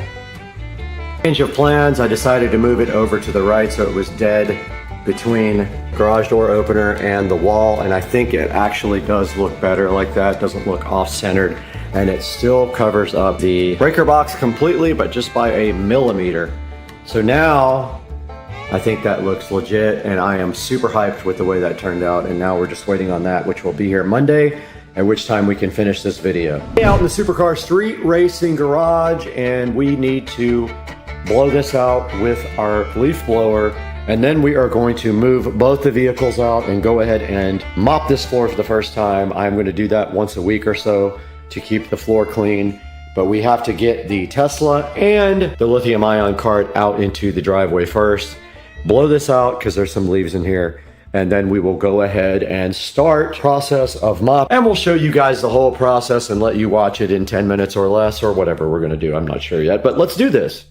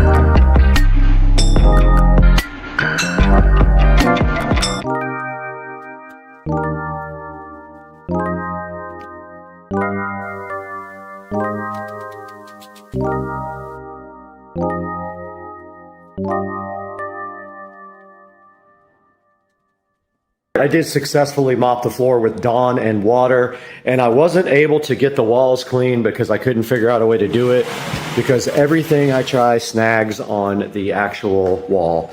So I'm going to probably look for a sponge or something that I can do that with. But the floor is now clean. Oh no, my peg came out. Dang it. Okay. So my floor is now clean and we can pull the golf cart back in.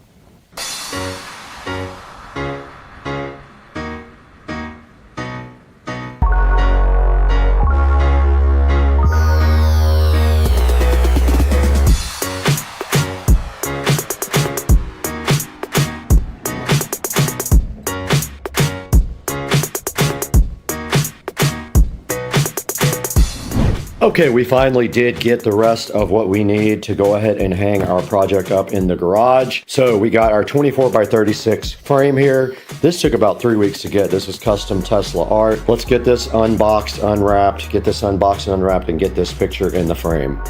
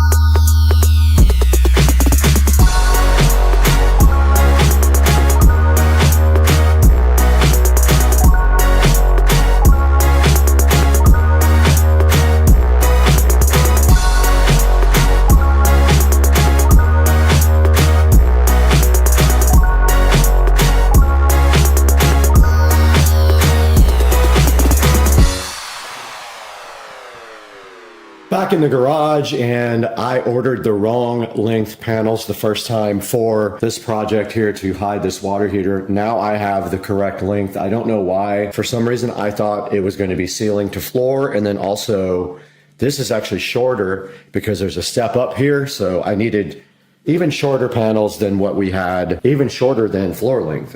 So I ordered the correct size. All we have to do now is get these up. I also have a curtain rod, and I already figured out how I'm going to do this.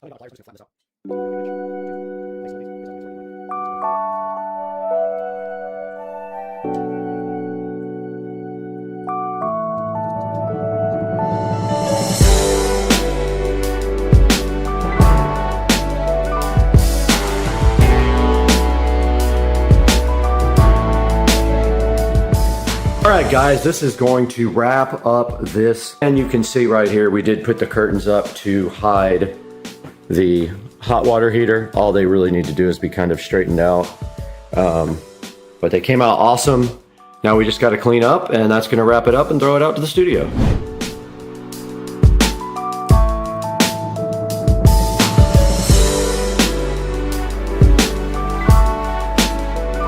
Guys, welcome back to Supercar Street Racing. We are back again with another part of the garage renovation project.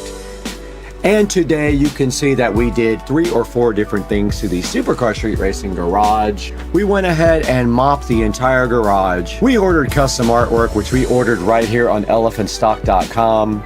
I did design everything in Photoshop myself because I have a lot of experience on Photoshop. And then we also ordered a couple of things from Amazon.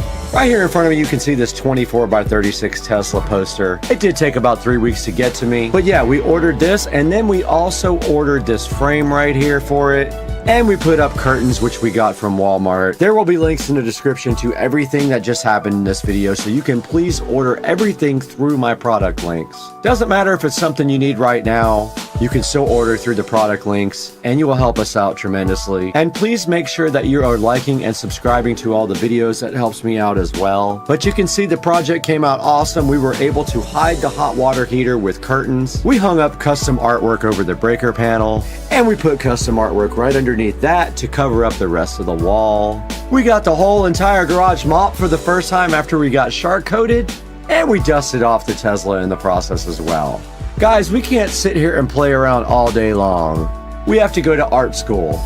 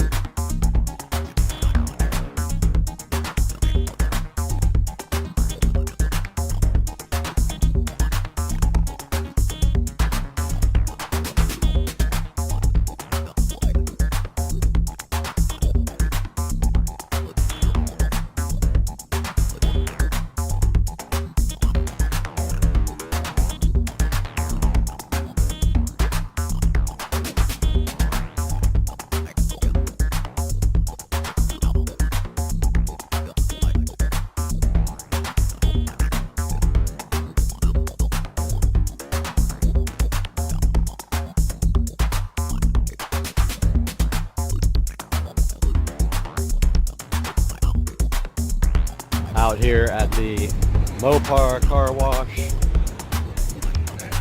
Made a little stop. Got the crew over here, all their cars. About to go to the full lock meet. These guys are out here, I think, raising money. And we decided to stop by. Get a little view of what's going on.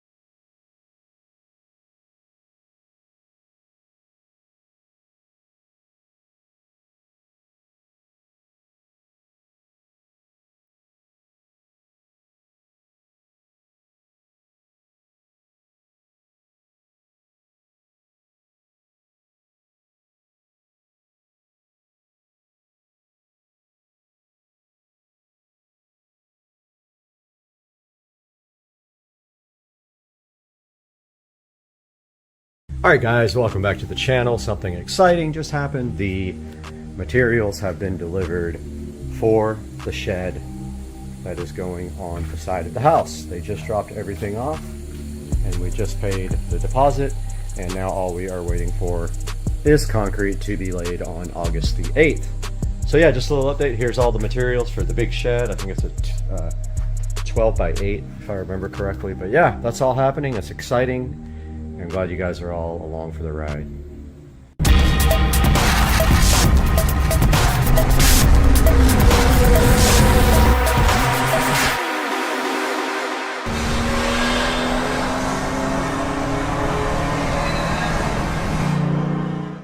Making a label with my brother label maker, which by the way has a fatal flaw.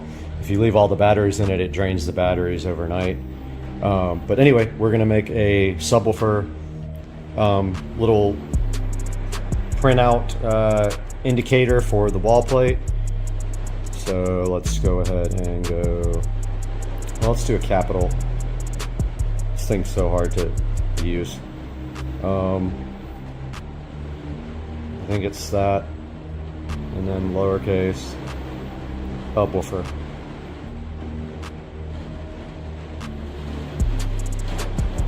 Let's see how that prints. I think it's black. Yeah.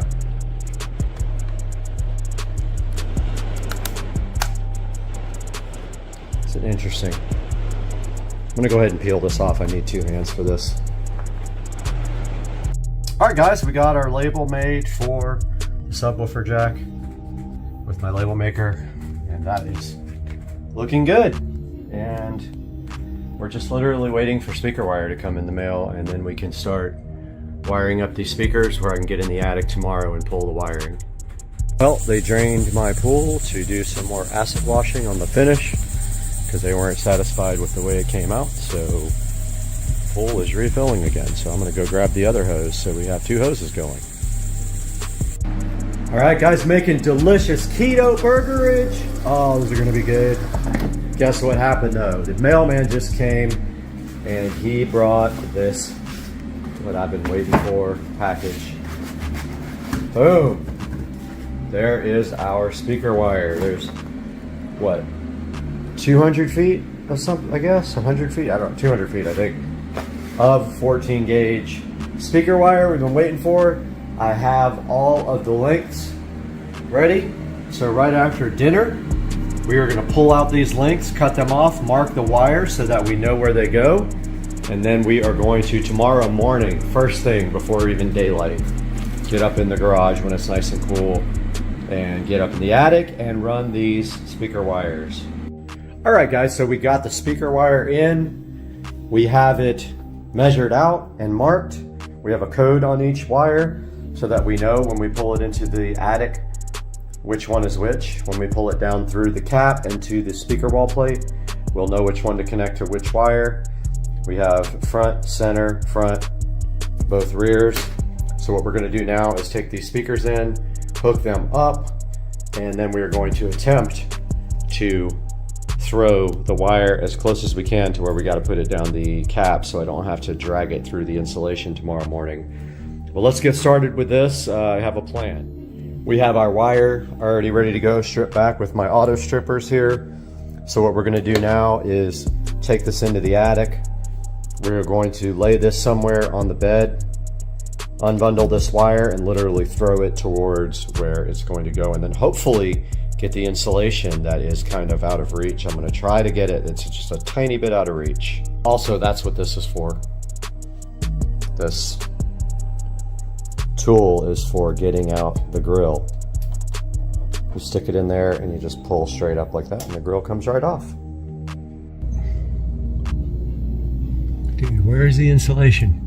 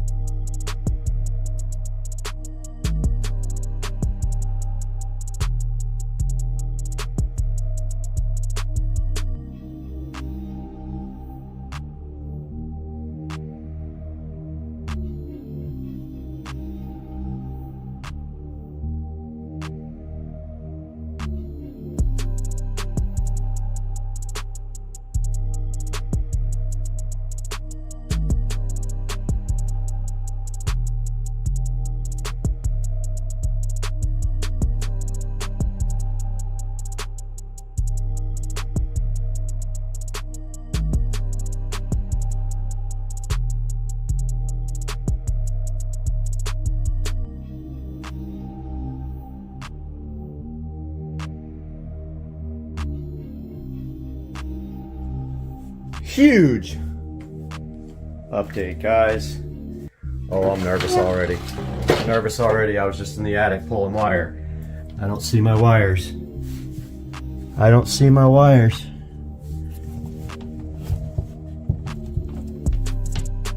Okay, I see some wires. I gotta pull them through. Okay, as any smart man would, I ran a lot of extra wire and I just wrapped it all up with electrical tape and stuffed it down in here. I'm gonna get this all unwrapped now. This is how I got it down through the wall, and we'll be back.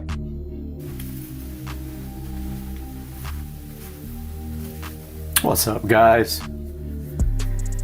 We have some fun gonna happen now. We are going to install our home theater plate and prep all of our wires. We have a lot of wires to prep. So we are going to do that now. We still have to pull a HDMI cable up to the TV from this plate. So we can't completely seal it yet, but we can get it mostly done. So first things first, let me take a look at the wall plate. See where everything is. Okay, some are... Okay, that's not too hard. We can just...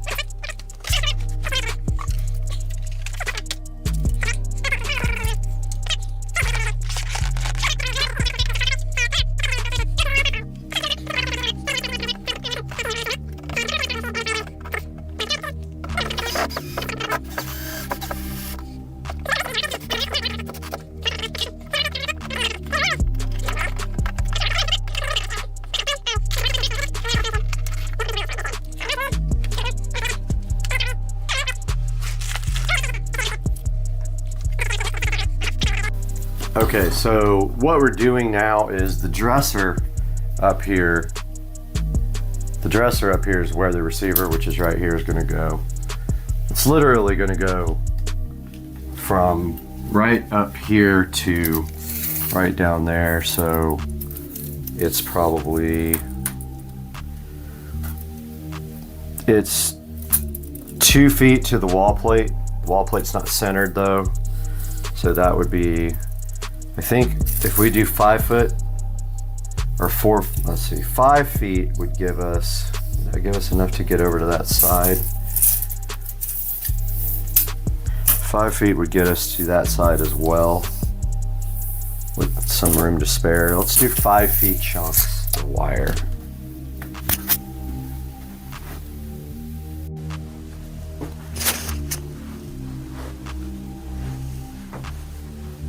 I am ready to make some wiring, guys.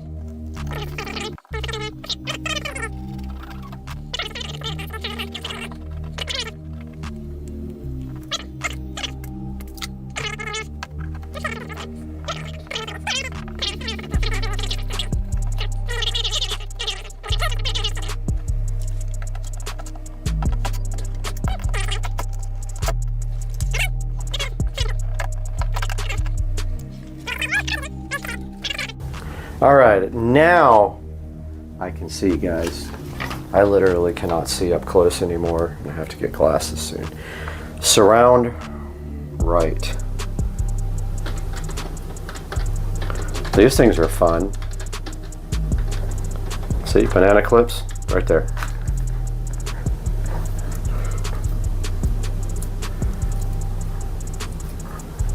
Makes it much easier, guys. I'm just saying.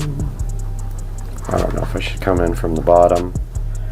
What do you guys do when you hook these up? Do you come from the bottom with one set? Like this? I mean, you can't see the bottom. How do you? Or do you go?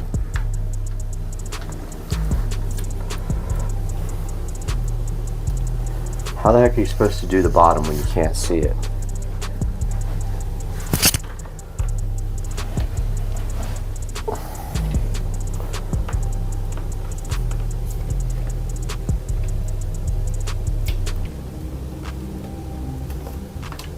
Can't find the hole. I guess I can just come up from the top. So forget it. Why aren't the speaker holes up and down? I mean, seriously. I saw a receiver where the speaker holes were up and down, and I'm like, thank you for actually being smart. And why didn't they do that on every single receiver? Why are they angled? So stupid.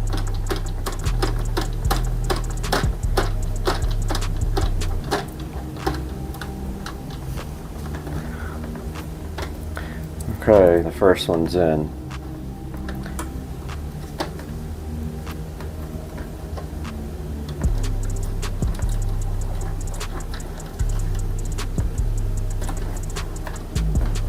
Second one's about to be in. Wish I had like a drill that had an attachment for these, so you could just tighten it down with a drill.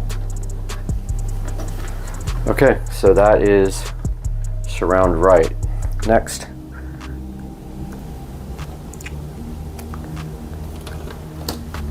Let's see what this is.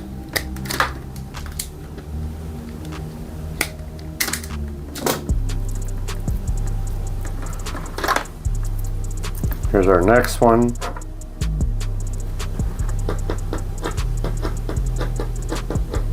That's surround left. By chance.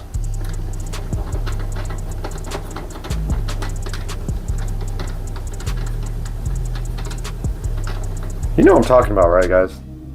These speaker wire holes should be freaking up and down, not diagonal.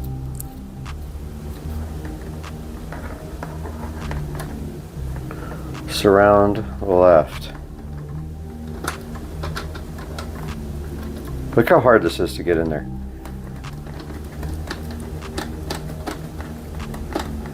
Man, this thing's borderline old, I think, because it still has component video and composite video. No Wi-Fi, but I have a little adapter to bring LAN for this. Got the little power line adapter. But yeah, you don't see, they don't put composite video and component video on receivers anymore because there are no components that use it. If you see one with S video, you know you got a really old receiver. They probably don't have HDMI either. Notice here there's a 5-volt output. Never noticed that. There's a wireless LAN adapter available for this guy. Wi-Fi adapter. Didn't know I had a 5-volt out. That's awesome. Can use that definitely for something.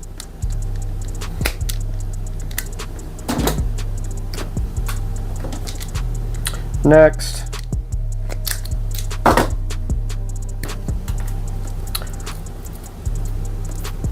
Three more left. Let's see what this is. Front right.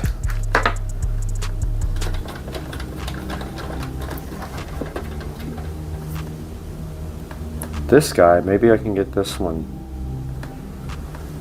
under, since I can actually get to it. Yeah, this one I think I can come from underneath and save and make some more room for other things. Well, I thought I could. Stripped off way too much wire on this one. Yeah, this one's going under fine.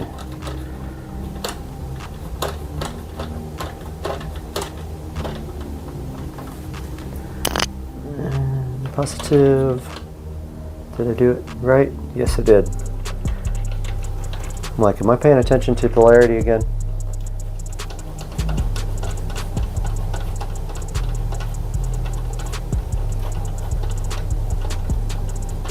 Got a lot of freaking analog audio too here. Does it have any analog audio outs for the front? No. No, it doesn't have preamp outputs. All right. Is this going to be center or front left?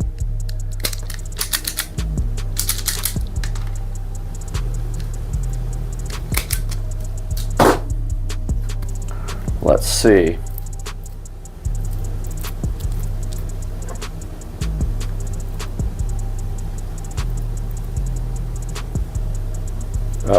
What?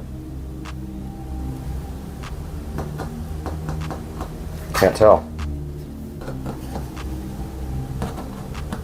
Center.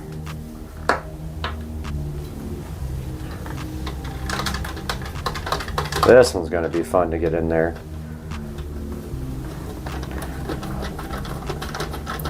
Yeah, this is not going to be a good time. I'm going to see if I can come in from the bottom, because this guy is hard to get to from the top. Let's see if I can feel the...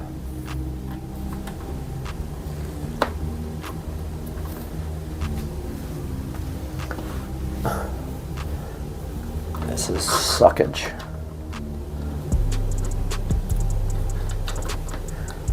Of course, every time you touch it, you have to bind your wire. It's right there, dude.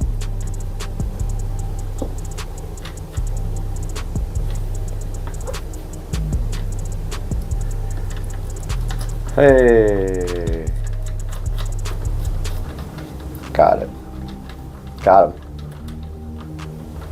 And then I'll do the top for the positive. I would punch myself in the face if I did the polarity wrong on that one.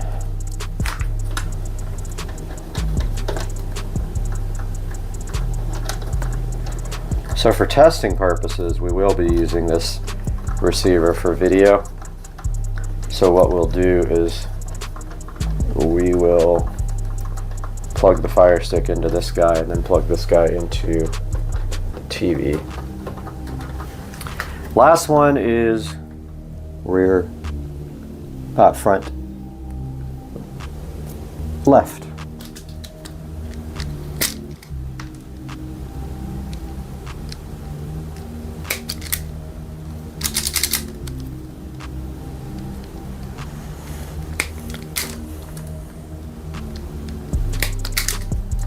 Front left.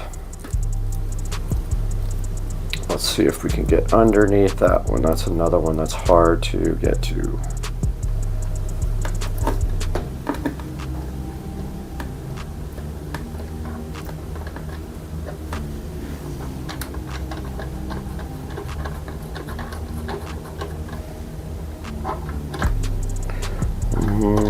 Yeah, this one's going to be fun, fun, fun.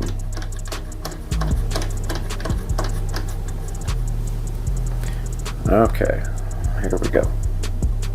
That should be right there. There we go. Got lucky on that one.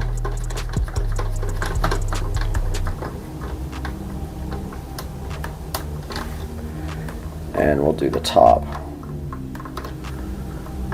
on this guy. See why banana plugs are so freaking awesome? What would it take? 15 minutes? 10 minutes to wire this thing? Banana plug, 10 seconds.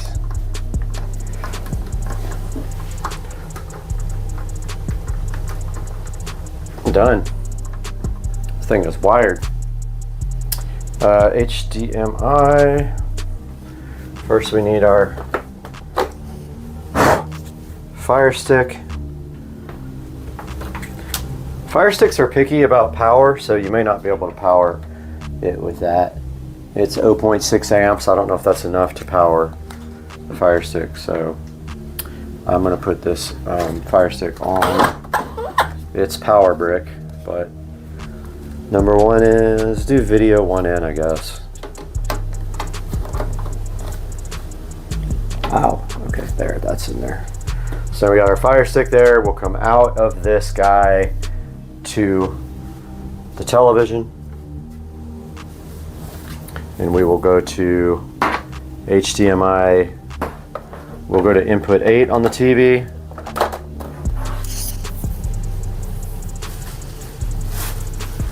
And go to out here.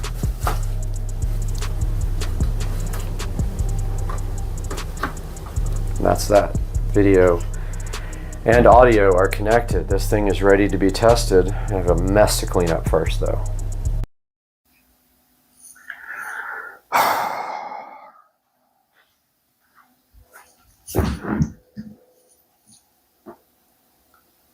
Where do I start? Good morning, everybody. This is a video that is painful for me to make,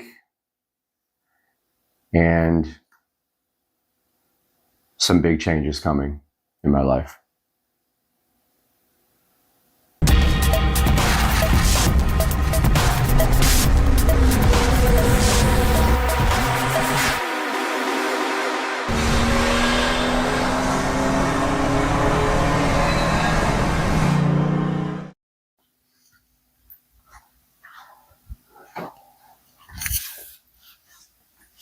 Hey guys, welcome back to Supercar Street Racing, and today I've just got a couple of things I have to talk about going on in my life right now.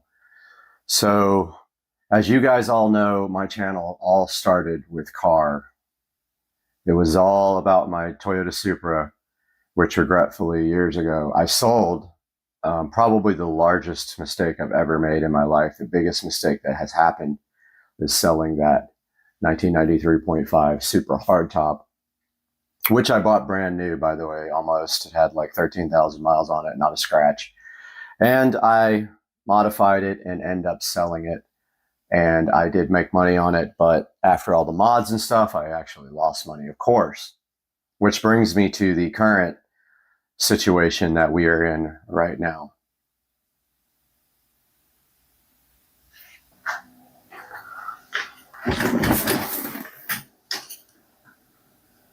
So what you see right here are videos of my E93 335i convertible. We can see here some hours being put into this car. It was modified, not heavily, but modified. It did have a MHD tune running E85, E50 blend. It had a VRSF large intercooler, and it had a VRSF charge pipe, amongst a few interior modifications, which also included the ID4 digital dash and also had the Android head unit on the inside. We have a lot of projects here on the channel, as you can see, with my 2011 335i, things like ethanol tune and running the car up to 160 miles an hour. Car has been with me for probably 7 years almost, maybe 6 years. I did buy it in 2017-ish, 2018, and I did pay $18,000 for it. At the time, it had an aftermarket warranty, which made it attractive. The car had lower mileage. I can't remember exactly how many, but I think it was in the 50s when I got it. So haven't driven it very much. And through the years, we have put content up on the channel, and the car has been with me ever since. And you can see here me doing a project on MHD on that side of the screen there.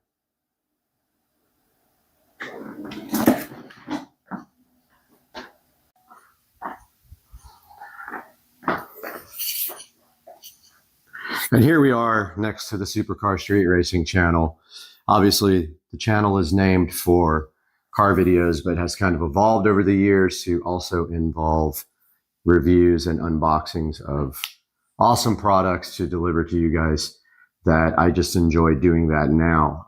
Not that I'm not dedicated to the car scene anymore. I absolutely love cars, but there's almost only a certain amount of content you can get with the same vehicle unless you want to take that to the next level. For this BMW 335i, though, for me, I didn't want to take the car to the next level because I always had issues with the car. Now, I won't say I always had mechanical issues, but the car has been kind of bad luck. I've had issues with wheels and tires over and over and over again.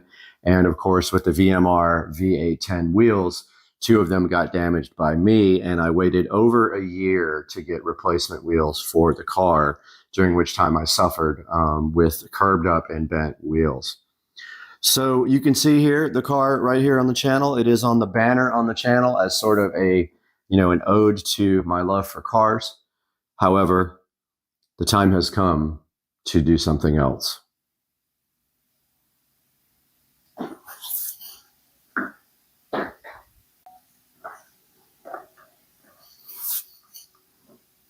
And here we are standing next to my Epiphone Les Paul Goth bass here that matches my Epiphone Les Paul guitar, and thinking about all the good times that we had in the BMW and a lot of the bad times we had in the BMW. I have been stranded on the side of the road in that car probably 15 times. And if you know BMWs, there is no spare in that car. They encourage you to run flat tires, but of course the first thing everyone does when they get new wheels and tires is they ditch the run flat and they go with Michelin Pilot Sport 4S's, which in my opinion are the best street tires made, unless you get the Pilot Cups, which don't last very long. They're super sticky, but just don't last very long. So that brings me where we are now. So I would say maybe about 4 months ago, I started noticing the car would idle, kind of like surge up and down at idle. And nothing bad, but just a little bit of up and down. It would start hunting for idle. I didn't think a lot about it, and I just continued to drive the car around. So at the same time, the car did need a PCV valve. So I did the PCV valve hack on the car, which is you actually cut out the old PCV valve and JB weld the new valve in. Now, the reason for doing that is BMW does not offer just the PCV valve. They want you to replace the whole valve cover at a cost of $500 and something for the parts, and then it's another around $1,000 for labor to put that in. Long story short, I did take the car into Sam's Automotive to get that work done.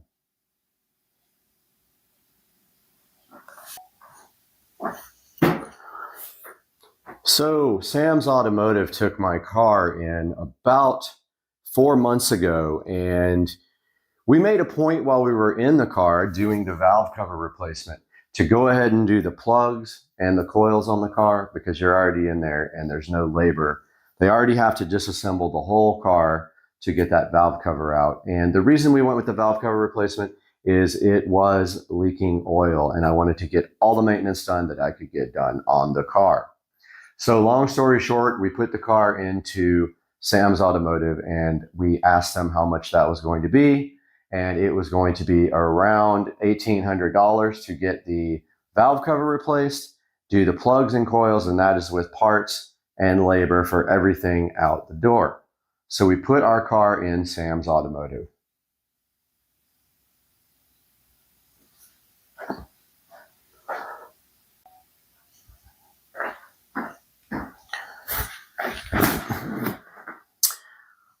So that leads me to where we are kind of now. So we picked up the car from Sam's Automotive probably about 3.5 months ago.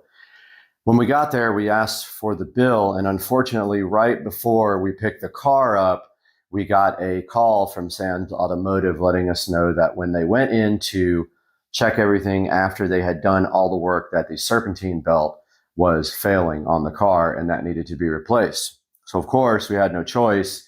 We went ahead and got the serpentine belt replaced, which means more labor to disassemble the car and get that belt out and replaced.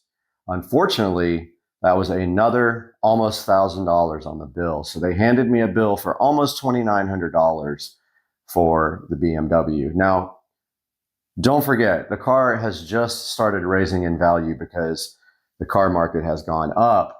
However, the car at that time was probably worth in the, I would say, $10,000 range. They don't hold their value very well. And even before that, they were worth $9,000. So the car has lost almost half its value in the 4 or 5 years that I have owned the car.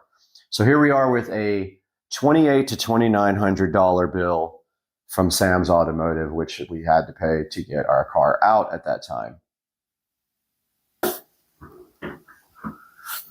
So here we are with our BMW freshly repaired out of Sam's Automotive. I just spent $2,900 on the car, and then we started having issues with the wheels again. So when I just took a trip to California, and when I went, I left my car somewhere and the wheel and tire went flat. So long story short, we started doing some investigations on the car, and the wheel had a crack, a hairline crack on the back side of the lip, and we ended up stranded again with a flat tire on the BMW. So what we did at that point was we actually JB welded the crack to get the car back on the road because I don't have a spare. And then we ended up taking the tire and wheel to a repair shop, and they actually repaired the wheel 100% the right way, and also said the wheel was bent, which didn't make sense to me because I had never hit anything with it. Maybe it was bent from VMR. And then we got the car fixed and back on the road temporarily.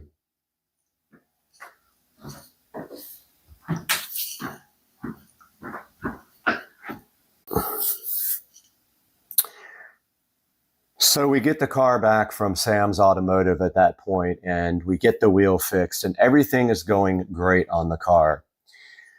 At that point, I started noticing some weird sounds coming from the car, and I wasn't sure what it was, but I was a little worried about boost leaks. And also the car was throwing codes when you would get on the throttle more than 25 or 30%. It would throw a code related to, it thought that there was a pressure difference in the turbo, between the turbo and the intake valves. So at that point, I made the probably not so smart judgment to race a very fast Audi. I believe it was an RS6, I'm not sure, with a good amount of power. Probably felt like it probably had 600 plus horsepower to the wheels. On the freeway, raced him, did very well in that race, and after that, the car was running absolutely terrible.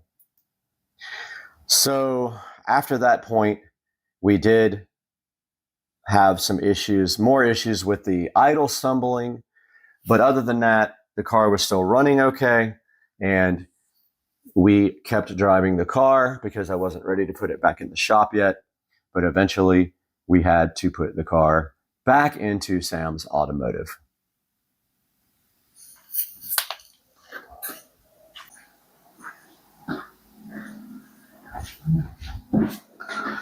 So here we are taking the BMW 335i back to Sam's Automotive for the second time, not knowing what's going on, and the car was throwing codes up until that point related to a boost leak is what we suspected.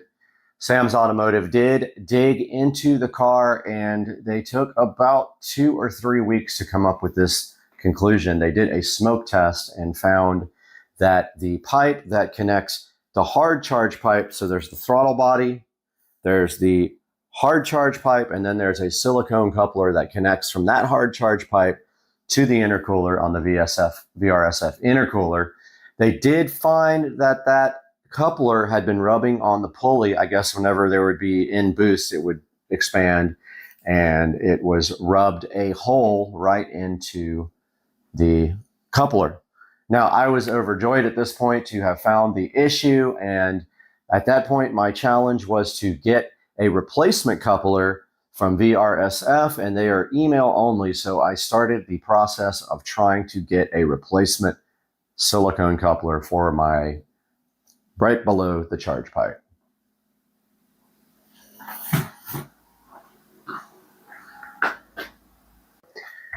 So let's back up a little bit. When we took the car to Sam's Automotive with having just raced the Audi, the car was running poorly, but not terrible. But however, on the way to take the car back to Sam's Automotive to get that part looked at, the car was running terrible. It was backfiring. I could barely keep it running. And that was before he found the silicone coupler had a hole in it. So he did find a hole in the coupler, fixed that issue, but then called me and said that he could not figure out what was going on with the car not running properly. It would start and idle fine and then start hunting up and down the rev range. And I think I have a video I'll throw in here to show you what the car is doing. And then when you actually drive the car, you can't go over 5% throttle and the engine just completely cuts out. Feels like someone cut the fuel to almost none. And it almost wants to go dead on you. But if you let off the throttle, it backfires and stuff and then continues moving.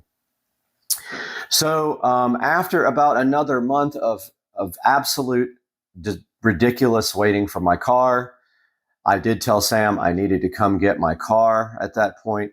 So I told them that I would be there that Friday to pick the car up. So I did Uber over to Sam's Automotive to grab the car from him. And the mission at that point was to then flash the car back to stock with MHD and take the car home and see if I could troubleshoot it myself related to maybe the software or the tune. That was my last resort for figuring out what was wrong with the car. So we did try to flash the car in the parking lot at Sam's Automotive, but unfortunately, Sam went to plug in my MHD CAN cable, and he forced it into the OBD slot and bent the pins on my cable and smashed the pins inside of the CAN port. Then we began another 3-week process of getting the actual CAN, the OBD2 connector in the BMW repaired by Sam, and it did take 3 weeks' time to get that done.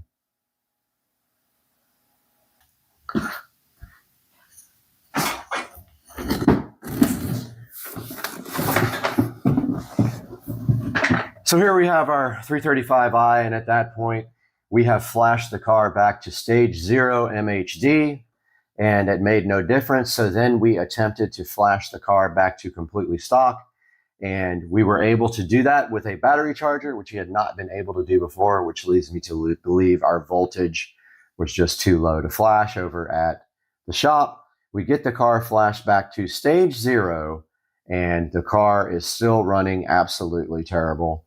So at that point, we weren't sure what to do. I started thinking about maybe selling it or taking it to the actual BMW dealership to see if they could figure it out. There is also another high-performance BMW shop here called Bavarian Rennsport, so we thought about taking it to them. But I made the tough decision to sink some more money into the car and bring it to the actual BMW dealership.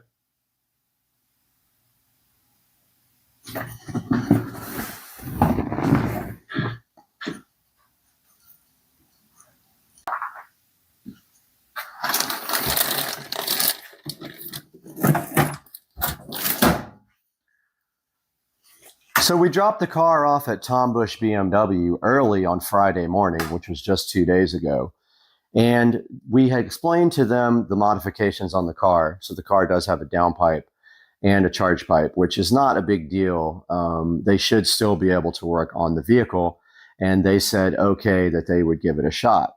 Now, keep in mind, the car has stopped throwing codes completely for the last probably couple of months, and the car runs absolutely terrible, but throws no codes at all, which is very strange. I kind of thought that when I flashed it back to stock, it would start throwing codes, and it did throw one about the gas tank level, which is probably not related to that at all. And so we get the car over to Tom Bush BMW super early on Thursday morning. We had a Friday appointment. They let me drop it off early because of Hurricane Nicole. So we got the car to them, dropped it off, barely made it over there. It was a very difficult drive because the car was cutting out the whole time. And we left the car at Tom Bush BMW here in Jacksonville on Atlantic Boulevard.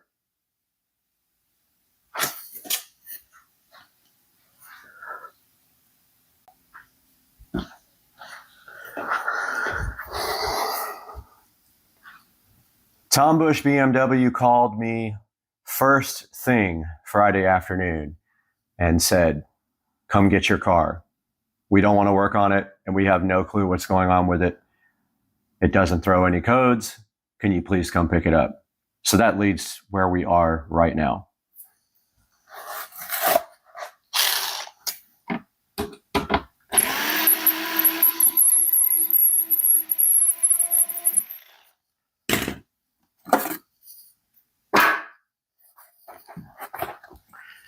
This car is sold, and it will leave hopefully first thing tomorrow morning.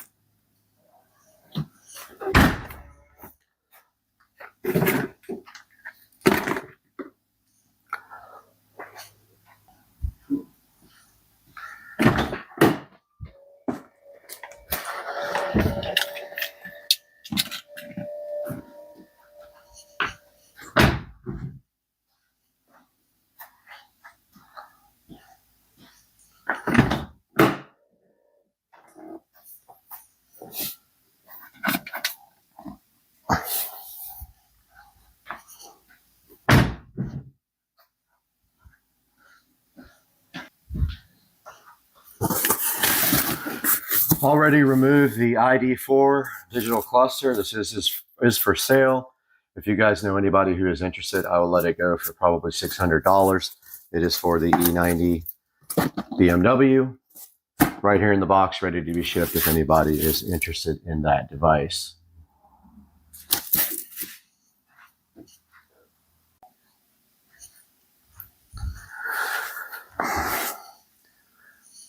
So that's where we are right now. I have sold the BMW 335i, and it will be leaving tomorrow morning between 8 and 11 a.m. Hopefully, if everything goes as planned, and I believe everything will. And so that's where we move on to the next step in this channel evolution, as we will be buying a new car. However, it won't be very soon, and I will tell you why. I have been on a mission for the last almost year to pay off my house, and that's what I intend to do. I'm set on this. I won't change my mind about this, and I will not buy another car until this house is paid off. Previously, we spent over $70,000 on the pool. That project has completed, which leaves me time now to start paying this house off so that when I retire, I will not have a house payment. So there will be a car coming. We don't know when and we don't know what. I have my eye on some things that are interesting. I have been considering a lot of expensive cars. I've looked at McLaren 720Ss. I've looked at 911 Turbo S Porsches.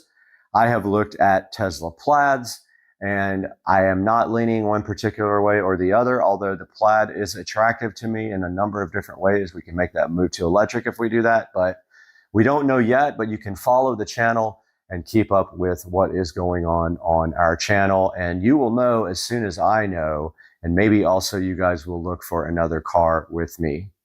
But that's going to do it for today. Guys, this video is very difficult to make.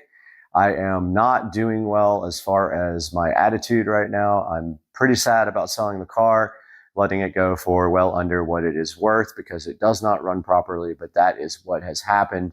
And we are going to move on and make the best out of it and maybe get a new car. So guys, I'll see you in the next video.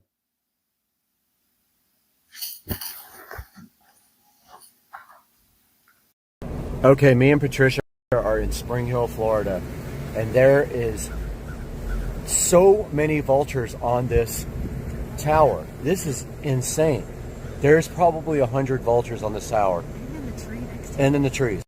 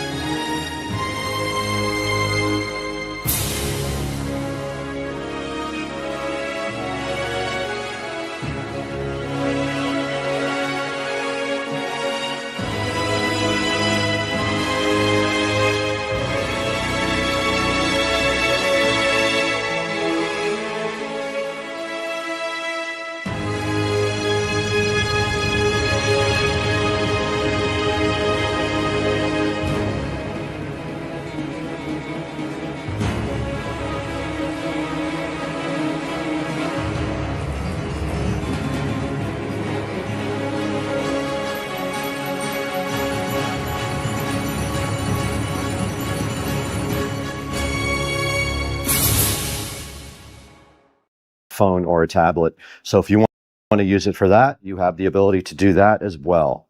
Okay, before the battery dies in the GoPro, we have a mission now to transfer the DJI mic to the R5C, and it looks like there's an audio input right here. I was able to use the same shoe to attach the DJI mic to the camera. Now all I have to do is tighten down this little clamp right here. So I will go ahead and connect the mic right there, and I'll be done with the mic part. We went ahead and put the tripod on the stand. There is a leveling system right here. There is bubbles on it also to show you that it is not level right now. You can fix this by just opening up these screws and then adjusting the camera till it is level. We're going to shoot some video with just a tiny bit of light. We only have the light in this room and the light from this big lamp pointing at us. So this is what it's going to look like next. You're going to see us shooting from the R5C, the first video ever shot from it. I'm going to try to shoot at 4K, 24 frames per second. Let's see if I can figure out how to do that. All right, guys, so I poked around a little bit inside the Canon R5C menu and watched a couple of videos.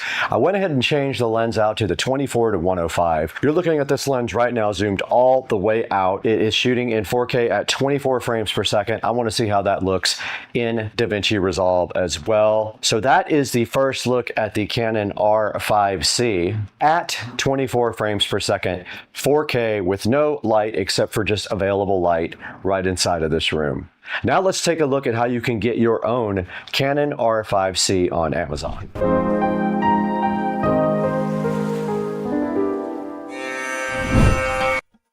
All right, we are right in front of Amazon right now, and we are actually using the Canon R5C as we speak. And here is a good example of a refurbished R5C with lenses and memory and things like that. Beware of some of these though, because they are also sometimes foreign cameras, which may not have a warranty. So sometimes these good deals come with the caveat that you got a foreign camera, so it's not a US based camera. There is a body right here for $29.99 available. That is no lens. That is what the camera is going for right now. $29.99. You would have to buy your lenses completely separately. So the 24 to 105 is what we are shooting on right now. That is a good lens for a starter lens. I am going to buy a 15mm wide angle lens too to do vlogging on. Go ahead and check the link in the description. I'll have some options for you for the R5C. And we want to thank you guys for 108,000 subscribers now. Very cool. This is so amazing of you guys to help us and support the channel. Go ahead and go down in the description and order a Canon R5C if you would like to try one out. Grab a lens. And thank you so much for supporting Supercar Street Racing. Order anything you want also when you go down in the description. You don't have to get the Canon. You can buy anything you want.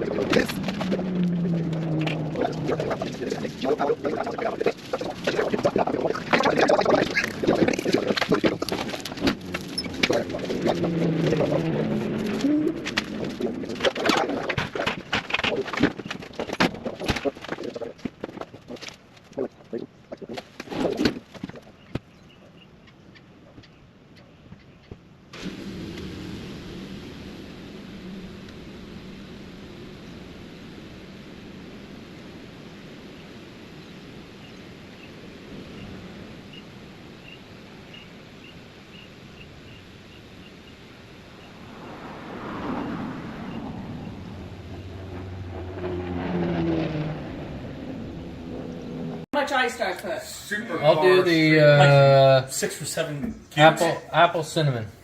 It reminds me of my DEA days, making methamphetamine. I'll do the apple cinnamon. Apple cinnamon. Okay, apple cinnamon. All right. This is going to be amazing. Here you go. So what is it? What's in there? 1 billion views. Just regular old Jack Daniels. Okay. So just 1 JD right there. A little bit of simple syrup. Yeah, you can get this stuff at Publix because I buy it all the time. It's nothing but sugar water. Yup. A little bit of bitters. The doctor of all goodness. It's true. It is doctor. It's a surgery. Dr. Feel Good over there. You actually should get... Cheers. What are the other cherries, honey? I got the wrong cherries here, but... No one can have the wrong cherries. The dark cherries. Yeah, I don't have the dark cherries. What? Dark cherries. Nah, I can't remember the names of them. I don't know. I got nothing. I don't know. That was a question I couldn't answer. I don't know. Put that. This is the best part. Okay, Oh, Mike. yeah. When you get fire involved and in we anything, selected Apple cinnamon. apple cinnamon. Yup. He's a freak for apple cinnamon. I haven't really watched him do this either. Well, It's pretty fascinating. Like, it had me... Wait till this gets 1 million views. And we can finally retire.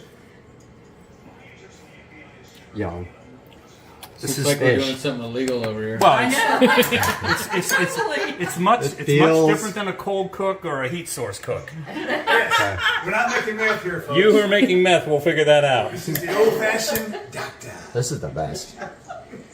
Chris is the only young person here. We're all just like his grandparents. Blowtorch. Anything with fire is good. I know, that's what I'm Absolutely. saying. Absolutely. I think that's why I always liked creme brulee. That's why we like that movie Fresh. Oh my god. Oh my god. That movie's crazy. Oh, jeez. This is amazing. But you see, I mean, the viewers can see that, like, there's actually, like, a black something going over the drink inside there. It actually turns black. Smoke. Oh. Yeah, it turns it, like, charred. Because of this thing.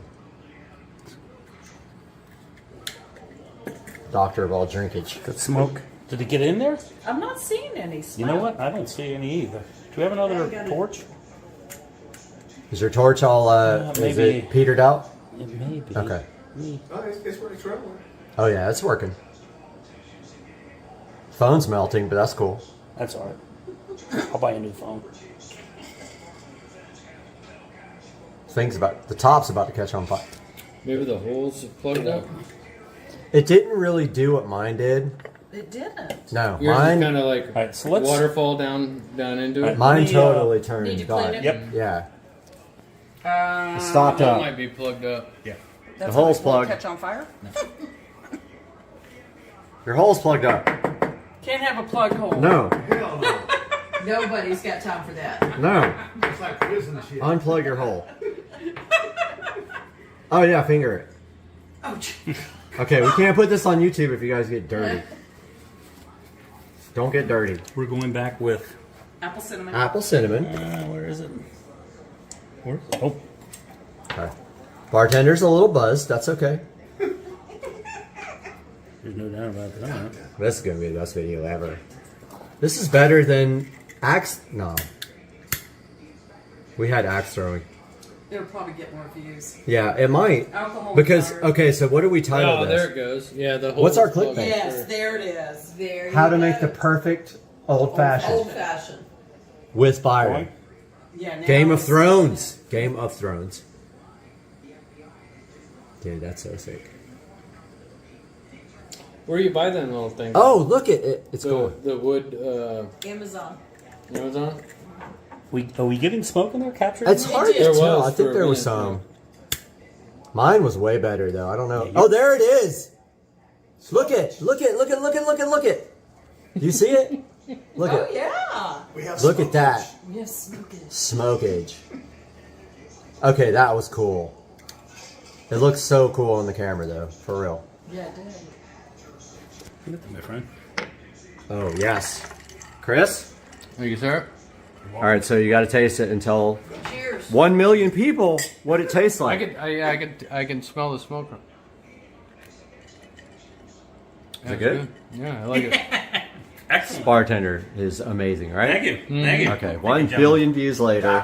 1 billion. We're gonna have to views cut later. him some, cash from our YouTube revenue. $22 a month. Doctor. Because I need a new 22-liter beaker. yeah, you do. Okay, so there's a lot of different flavors though, What are you by saying? the way. You're Walter White? Is that what you're saying? Walter White. Jesse, let's cook. No, you just watched this. You just watched this yesterday. I've never seen it. Jesse, let's cook. I don't know what. And then we have this. 6 episodes of that yesterday. And then we have the Now, torch, the cherries. I love that. I had to. I like squirt, but this is all right. Oh, I have the fever. It's with an F. Fever, something like that. I've got that. Good stuff. Yeah, that's one of the better ones from what I understand. Oh, look at Ginger, Portage. Fever ginger. Mark, there's fever ginger out there. That's the next one, man. That dude's a good dude. We'll get you one. All right. Man, that was a good video. That's definitely the one.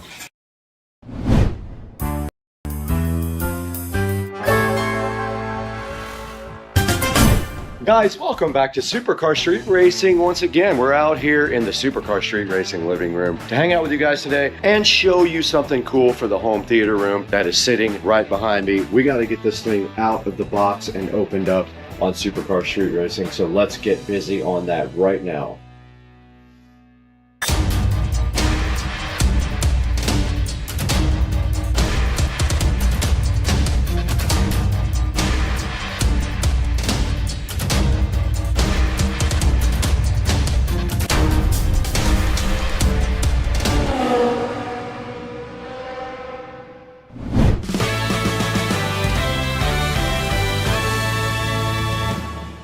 Welcome back to Supercar Street Racing, guys. You got Brad here once again, and today we have a piece of furniture sitting right here, so fly and so fresh for the home theater room. Now, we are going to get this thing out and into the theater room real quick, and then we're going to get it unboxed and built. I have not looked at it yet, so I don't know what it's going to take to build it. This might take an hour, it might take 5 minutes, who knows. It's supposed to be exactly what I need for my entertainment center in the theater room for the new Marantz Cinema 50 and all the other gear that goes in there. So why don't we do one thing right now? Let's get this thing over into the theater room and get it unboxed and see exactly what it's going to take to build. What do you guys think?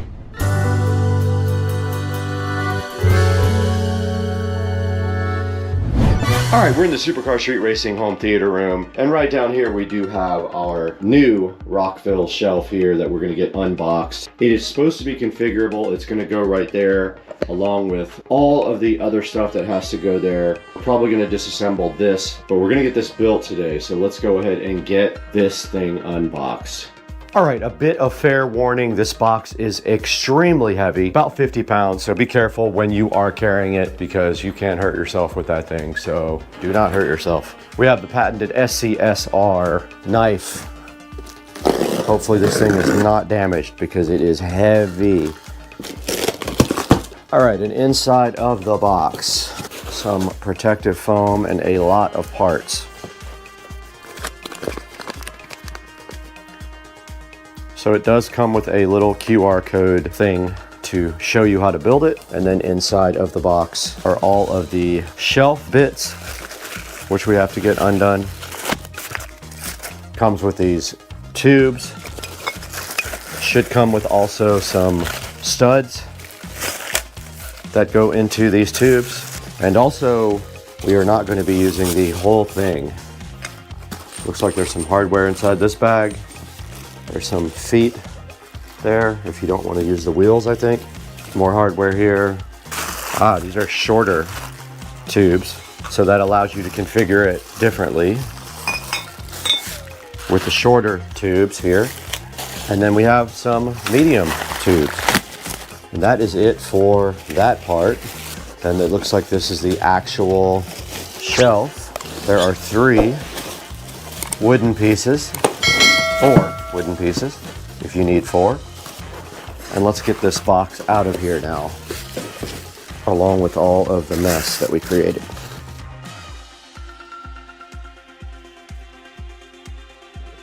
All right, also in the box was this bag of hardware. Let's see what's in here. Okay, looks like these are pointy things if you want to put this in the carpet. You have pointy connectors at the bottom for feet if you don't want to use the casters that they provided. And then in this box should be the studs. Yeah, so these are all of the studs that go between the shelves. Here are the actual shelves. Now I got the wood, not the black. I wanted a different look. Now notice these have holes.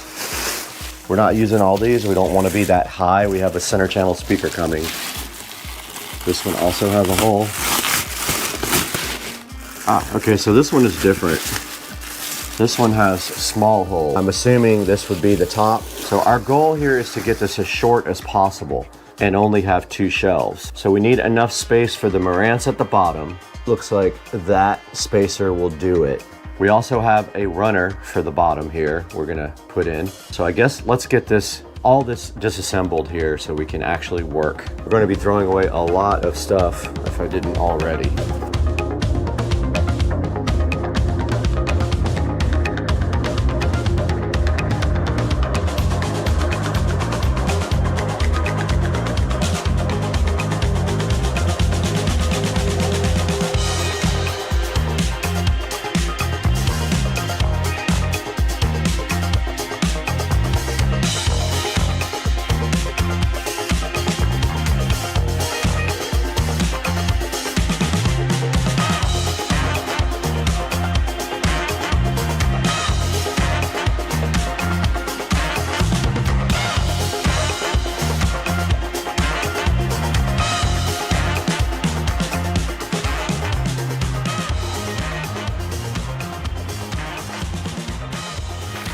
All right, I didn't show you guys this. We have a runner for this side here. Should be wide enough to cover up all of the wiring.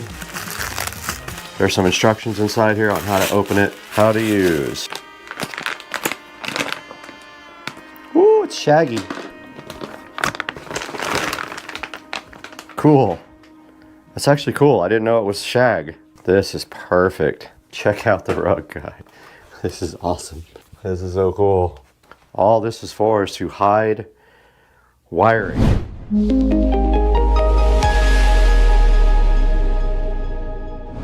All right, guys, we got brand new wire for our Polk audio speakers here. We are still missing one Polk speaker. It will be here next week. They are on back order, but we have brand new banana plugs to replace these junky old flat cables. I'm gonna go ahead and use these on the fronts. Now, I didn't use them the first time. I used these old crappy banana plugs that I had before. So I'm gonna go ahead and plug in these guys and run the wire underneath the rug, which is what it was designed for.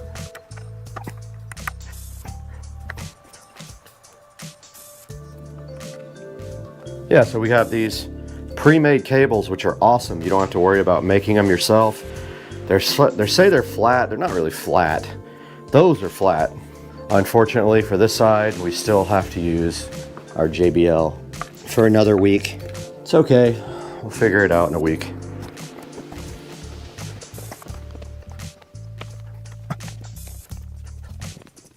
It's going to show just a tiny bit on both sides. We will take care of this one when we actually get our new Polk audio speaker.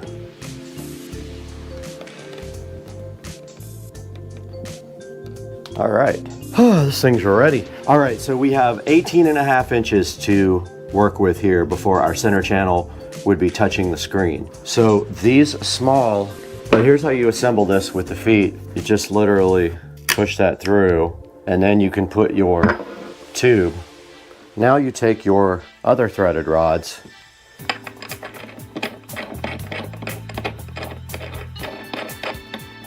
screw them in to the shelf legs all the way. Grab your second shelf there.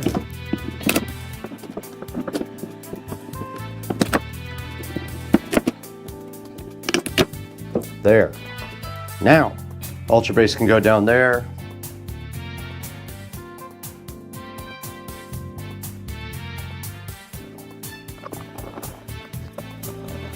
These were bent. The mounting is bent on these, so don't know what's gonna happen now. All right, and then to finish it off, you get these. The holes aren't big enough. Okay, huge problem here. The holes in the top shelf are not big enough for the screws to fit through. So I have to drill them out. So to finish this off, you just put the screws in, but take some advice from me. Never tighten anything until you're completely done.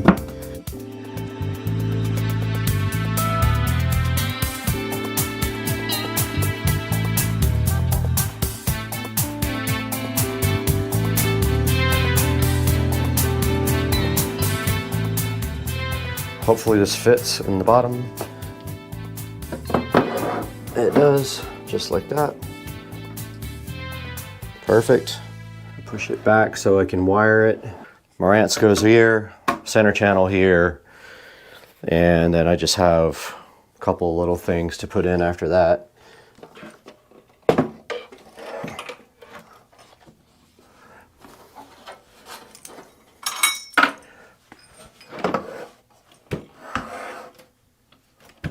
That's kind of perfect.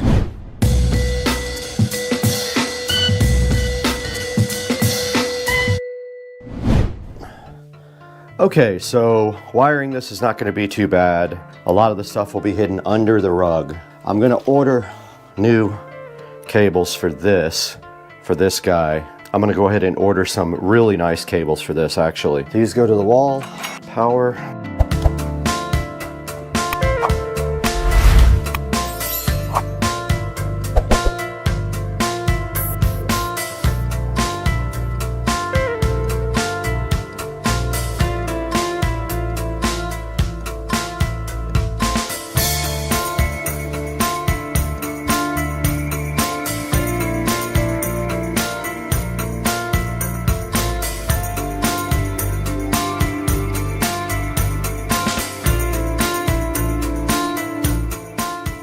That is going to about wrap up the wiring for now. I got to order new cables for the Ultra Base. Now, this can sit back a little bit more, just like that.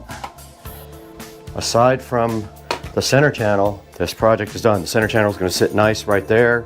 It is 7.5 inches.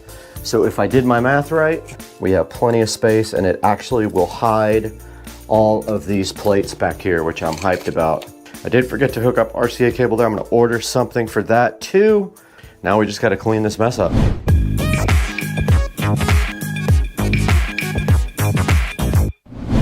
All right, guys, this is gonna wrap up our project here for the home theater room. For now, we are still waiting for our center channel from Polk Audio and our other Polk Audio tower speaker. But for now, you can see we did get the rug put down. We got our new entertainment center in and connected with the Marantz Cinema 50. We got our center channel up on top, which is being replaced. So this project is done until we have our new center channel and our other Polk tower speaker. But that is a good look at how it turned out. You can see we have our Behringer Ultra Base down here at the bottom chilling. It just needs to be straightened out a little bit. And then right above that, the Cinema 50. We got our Fire TV Cube on the side here, and we got our Advent on top. And we also tied the wiring up and ordered some better wiring to shorten up a lot of the cables in the back. So for now, guys, that's gonna do it for today. I'll leave a link to this guy in the description so you guys can go get your own. I only use 3 out of the 4 available shelves, so I have 1 leftover shelf that I can do something with if I really want to. But yeah, guys, thank you so much for watching. Please support the channel by liking and subscribing. And when you purchase anything from Amazon, not just this, not just anything, you just click through one of my links and it will take you to our affiliate program and pay us no matter what you buy. As long as you use one of my links in the description, you're good to go. Does it work? It does work.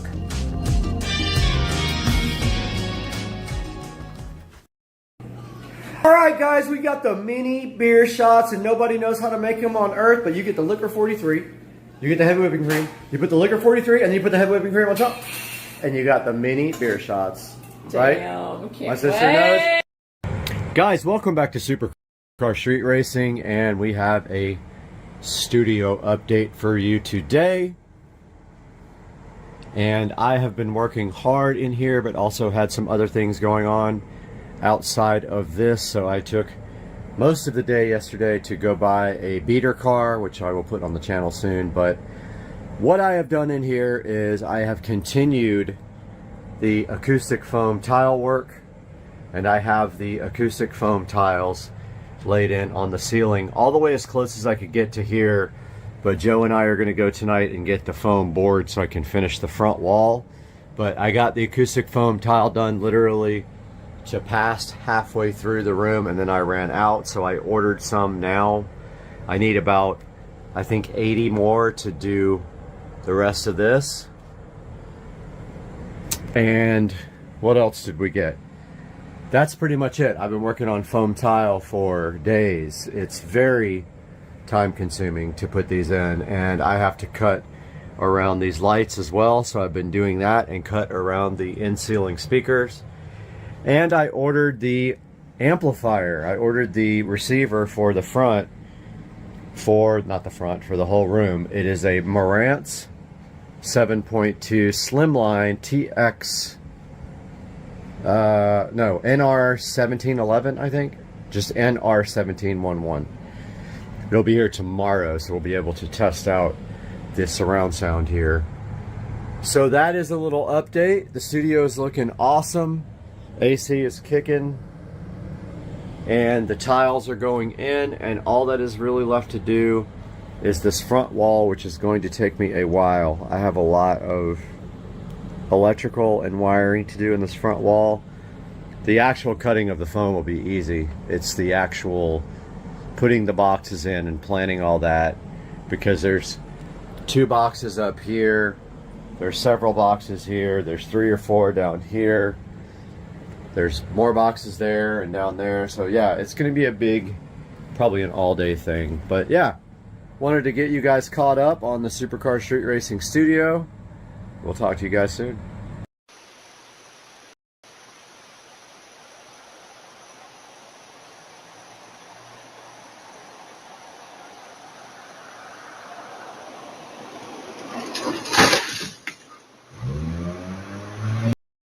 All right, we're on with the chef. It's Joe, Dukes of Duval. He's making chicken. He's making cube sticks. And what is the secret to this amazing recipe? Time. Oh, time with Just an need H. time. You need time. Just need time. Yeah. All right, this guy's trying to shoot me with a salt gun. Let's go. No, that's too close. Oh, fuck! I told you. Shit, that hurt. What are you doing? All right, I had to put this in there. Chevy, repping the Chevy hat, driving the Chevy truck. So hyped. Guys, welcome back to the channel, and today we need to deal with an issue here. The back of the cart is rubbing, and that is when you put people in the back. So once I get some weight back here with the stereo and people, it is definitely going to rub. And yesterday we took it out and it rubbed some of this fender liner off, which is actually fine. I think it might actually have rubbed a little bit of the tires, but I'm not sure. But let me get the light turned on here and I will show you exactly what I'm talking about.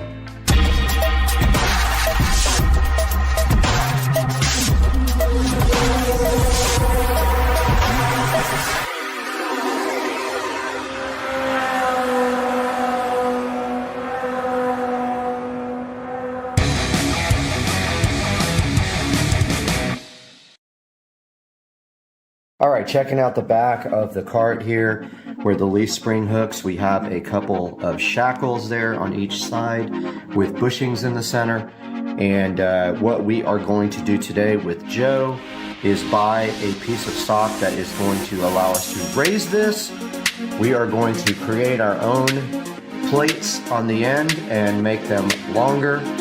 And then we just jack the cart up and reconnect the plates and they will be lowered. So next step is heading on over to Joe's house and we will take out one of these plates and go to Home Depot and grab some stock that we can create our own. Alright guys, we are headed over to Joe's house. And what we are going to do is take one of these rear shackles off and run down to Home Depot and get new shackles stock so that we can make our own. And we will raise the rear of this cart up about an inch probably. I noticed these seat rails don't stay on. I might have to glue them.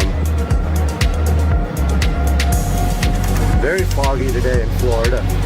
Very unusual, but not cold, 63 degrees, which is not bad.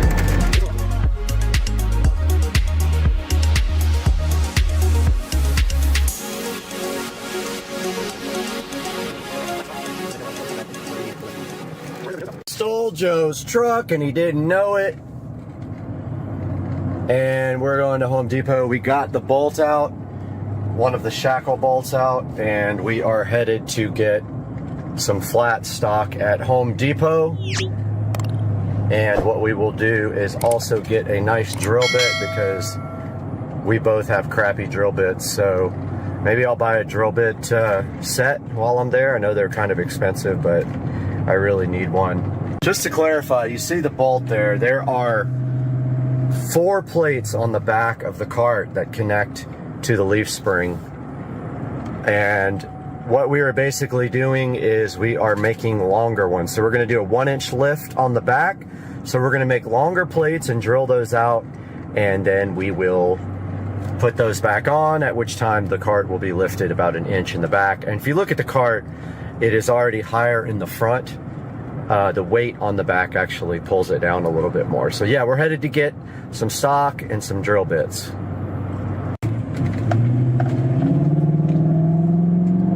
Viper swap!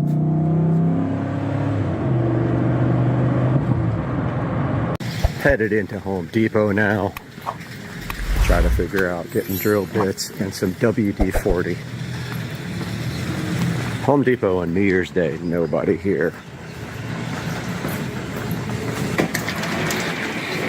All right, over here at the flat stock, and we found the 1 1/4, which is exactly how wide it is, by 36. So we got to make 4 4-inch plates, so this is plenty.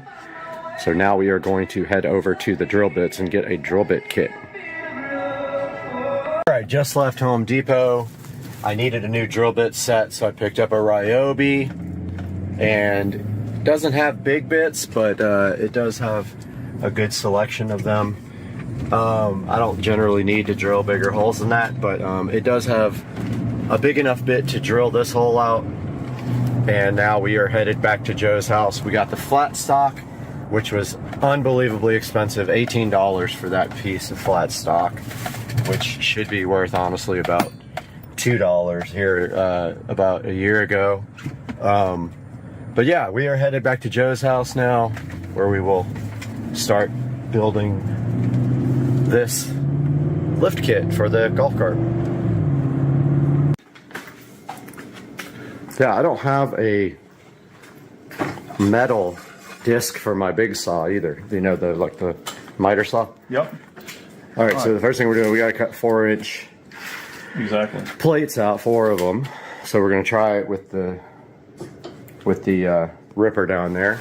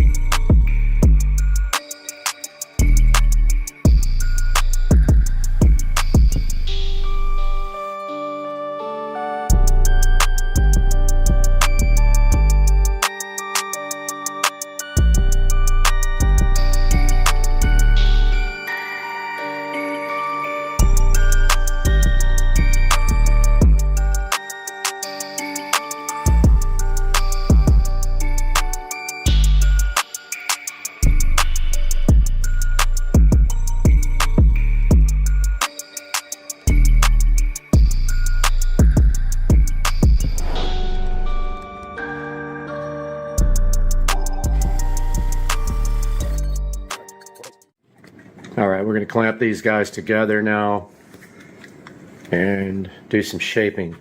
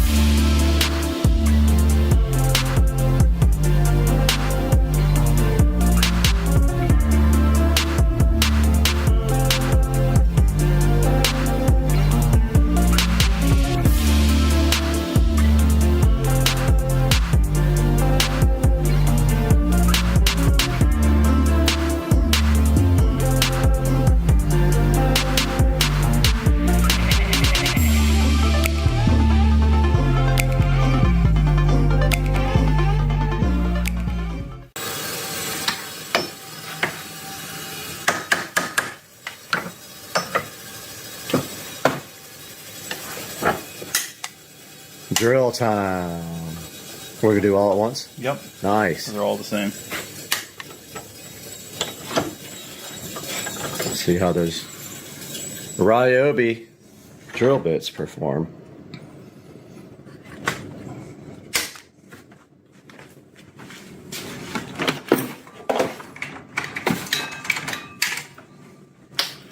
If you put all your tools back up as soon as you get done using them, you don't have this. So it's just mildly organized, is what it's called.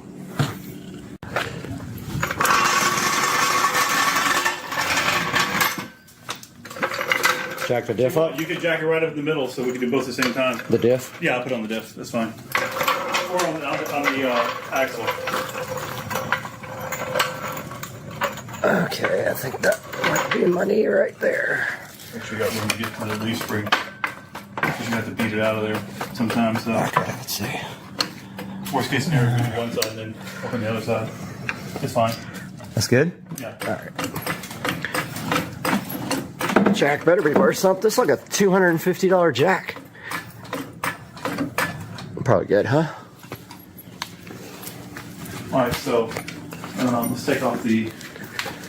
Where's the other? I got it.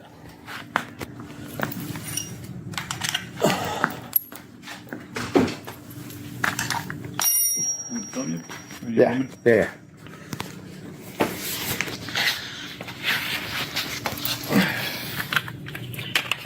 All right, so we're just going to remove this shackle. This one's rusted.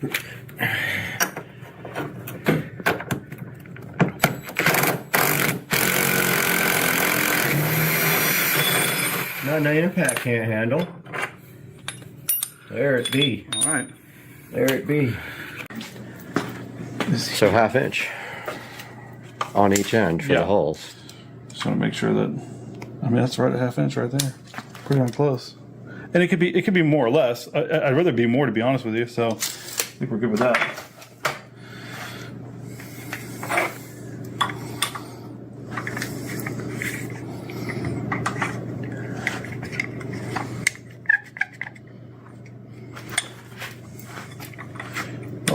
Our sock's slightly bigger. Yep, sock is slightly bigger. So the only way to do that would be to open up the bit, open up the vise, and clamp it next to it. Clamp it. Yep, that's what we're gonna do. And I just got them all lined up too. Yeah.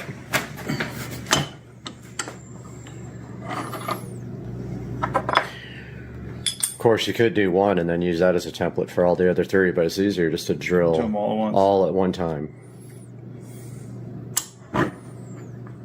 Oh yeah, that's gonna work perfect.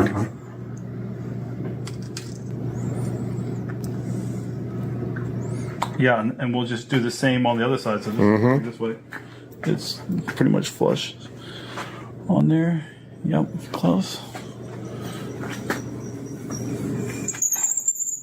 Uh-oh. Yo, what's up? What's happening? Got some gangsters in the neighborhood.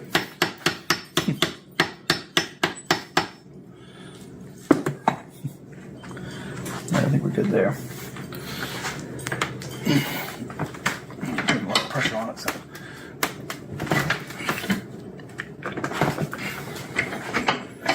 All right. We don't need this anymore. Always fit your tools back up. Yeah. If you're not looking for them.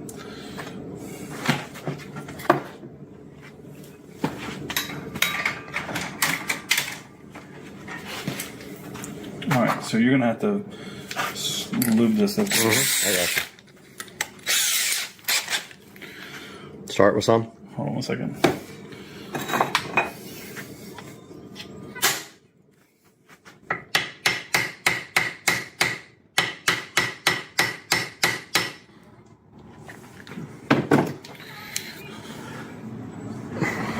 Pretty good, right?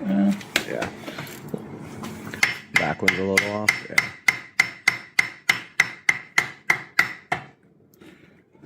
It's gonna be all right. Close enough. Go ahead and give it a lube.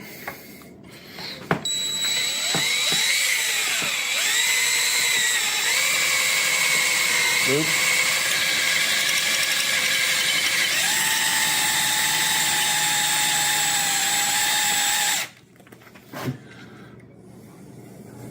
What you looking for? Just Oh. there are some. I'm gonna hide behind the camera.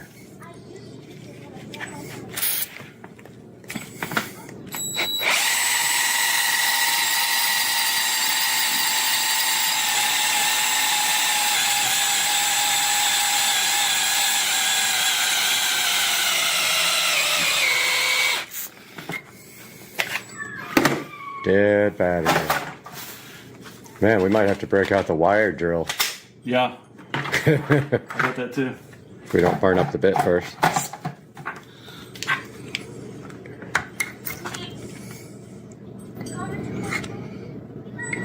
Oh, it's going good. Okay, cool. All right, spritz it.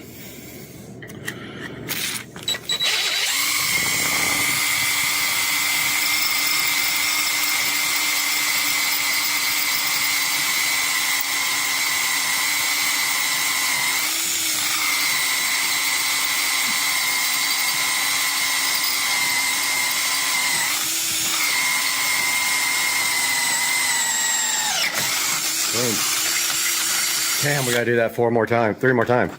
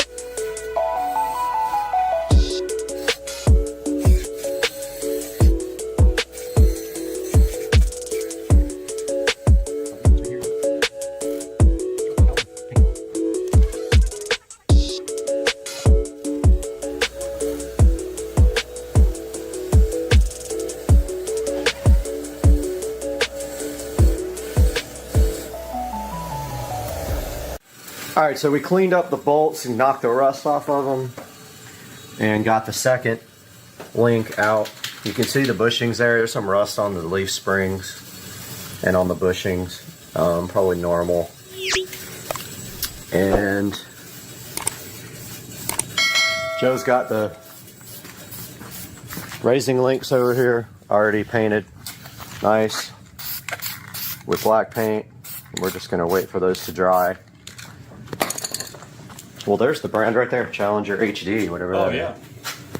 Whatever the heck that is. That's a good one. Tell your fan base, that's a good... Challenger HD, not sponsored. Hey, all right, so it took a 10-foot 2x4, pry bars and everything, but yeah, we got this back on. We had to literally manhandle it back together. Then when it was just barely threaded, we took the impact gun, and now you can see there, when we let the pressure off the cart, dude, they make some cool fender flares for this too. That 3-inch, and then you could just cut the fender and let them. But yeah, this is gonna be good. All right, we're gonna do the other side. All right, we just got done with the lower raising links, and now look at the, so before the fender was sitting on the tire. Now if you look here, you record this, I'll sit on the back. So before, with me on the back and 2 passengers, this rubbed fenders. That's me. It didn't even move. Didn't move. Okay, so once we put another person and then 100 pounds of stereo equipment, that should be good to go. And if we look underneath here, pounds? It'd probably be like 25 pounds. I think the woofer itself is like 20. The amp is like another 10. But there's the raising links. I'm gonna hit them with some spray paint real quick, and then wrap it up. All right, I hit those with some paint, and looks factory fresh. Now, cleanup effort begins.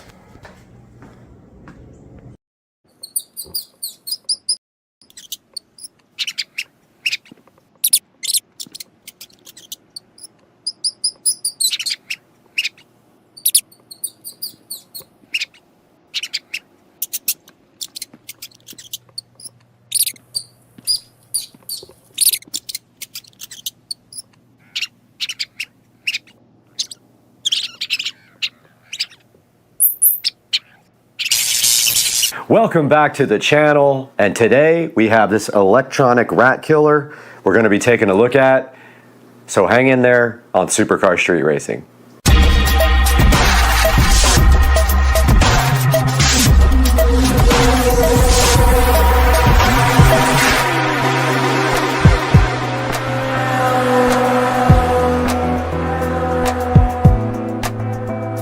We are back on Supercar Street Racing, and we're so happy that you joined us today. And we're taking a look today at this electronic rat killer from XPest on Amazon. Now, the way this thing works is you actually charge it, and once the charge indicator goes off of green, you will know this thing is fully ready to go, and then you'll have a solution that is more humane for killing rats and mice. And you just slide this door right off the top of this guy, you put some bait right inside there, slide the top back on, and on the side here there is an off-on switch that you do turn on. All right, once you have this electronic rat killer loaded up, it does come with an indicator LED right here. It is a small little LED light that you plug into the side, and supposedly it will let you know when this has actually activated. And you take this LED right here and you plug it right in next to where the charger goes, like this. And now this thing should just flash whenever something is caught in the trap and killed. Now, XPest does not recommend that you use this thing outside. I am going to break all the rules, of course, and put this outside on my patio because I need something to try to get the mice out there. I do know I have a mouse problem out there because last year I would find droppings and things like that. That's a good indication that you do have a problem. Now, it has some LEDs on the front here, and actually right now it is in charging mode. So if this guy right here has a green LED on it still, it is charging. It is plugged into a standard USB-A 5-volt accessory jack here on my nightstand. Now the red indicator light is on. high voltage electric shock, keep working, whatever that means. The translation is a bit rough here. 2 blue indicators on the trap and power line flash separately. Rats were killed, flashes once per 5 seconds, and that is this LED here that we just plugged in, and this blue indicator right here on the front. Green indicator light means that it is charging, and it will go off when this guy is fully charged. The red indicator and blue indicator flash alternatively. That is a low power warning, and you need to get this thing on a charger. The buzzer alarm reminder after your electricity is finished, it rings twice of 30 seconds. Not sure what that means because the translation is really loose on this. Right here in front of the X-Pest electronic rat and mice killer, and there are some cautions in the manual I wanted to go over with you. It says avoid touching the metal plate in the bottom of the machine so you don't get shocked. We would hate to see you get shocked. Only for indoor use. What I see out here, don't do. I am putting it outside because that's where I need it the most. Do not leave the mousetrap open where children or pets can reach it. So obviously you don't want to leave this top door off here, which slides back because of the risk of electric shock.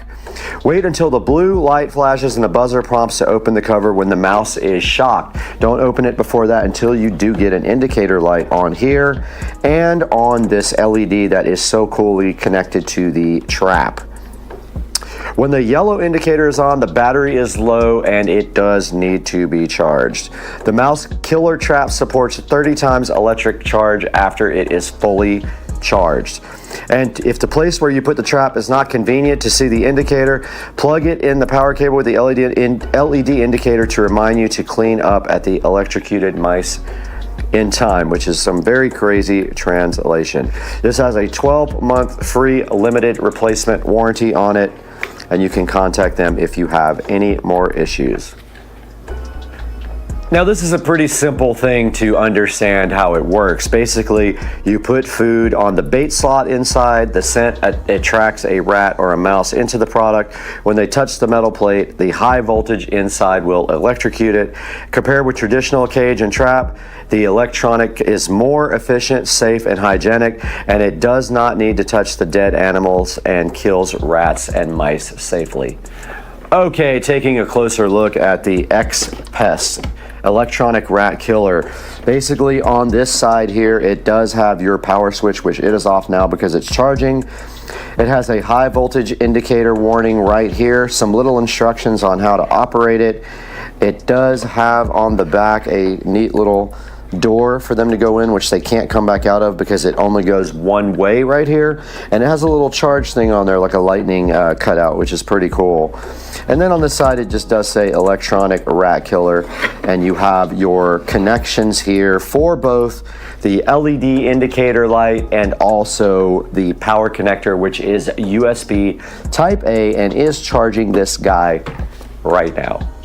Now that we've taken a closer look at the X-Pest rat killer, we're going to go outside, put some bait in it, set it up, and see if we can get any results overnight. We are outside of the Supercar Street Racing Studios and the compound, enjoying this beautiful day in Florida, and we do have this rat trap here, and I know for sure I have an issue in this corner with rats because I have seen droppings, and this little LED indicator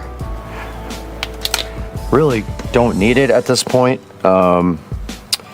Basically it just glows when you catch something, so I'm gonna just put it on top right here. Now what should happen is after we turn on this guy, it should light up in red on the front LED. Let's see what happens when we turn it on. All right, we got 2 beeps, and so I'm assuming it's on. Let's see, I'm gonna try it again. All right, it lit up blue, then red. So I'm honestly just gonna leave it kind of like this. And hopefully they don't chew through the actual wiring. But that will keep the LED up here, facing up, that we will be able to see it next time. So I'm just gonna kind of leave it like that. And the rat does go through that hole right there. There's a little flap door that only goes one way.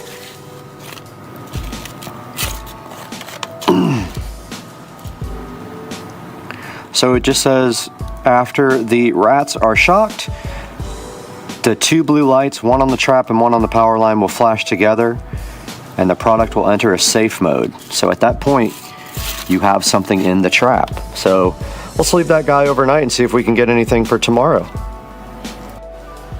Okay, guys, it has been 2 days now, and we are going to see if we got anything. There are actually rat droppings right there. So all you have to do is slide this off. I just turned it off before I started the camera. And I don't think there's anything in here. Nope, it has not gotten anything yet, guys. So I will replace this and let it sit out here for a little while longer, see what happens.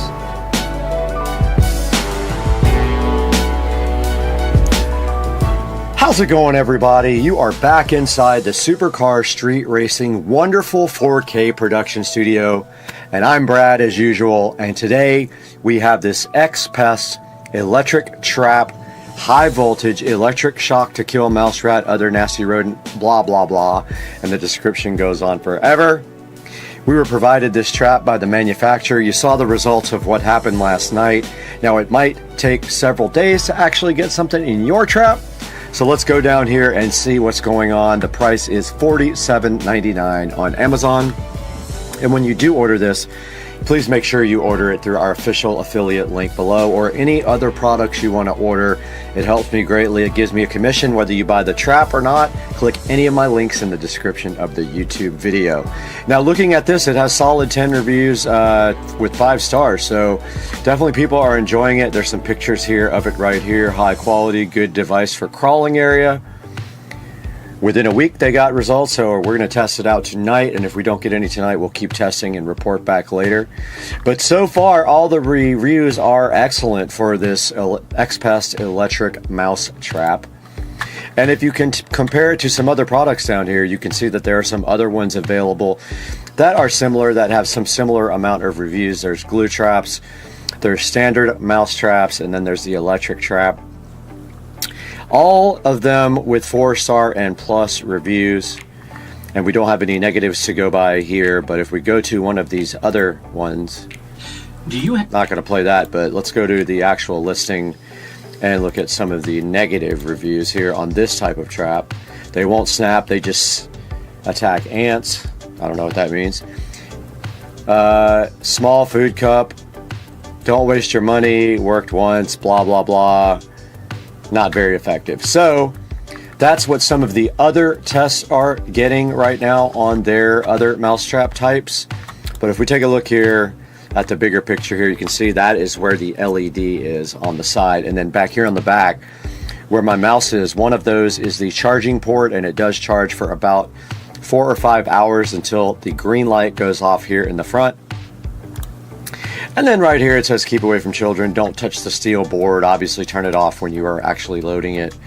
Read the manual. It says indoor use only, but I have a problem outside, so I ignored the advice of the manual and put it outside. Now here's instructions on how you actually use the device. You open the sliding cover, you place the bait, you turn on the device, and you put it where mice are active.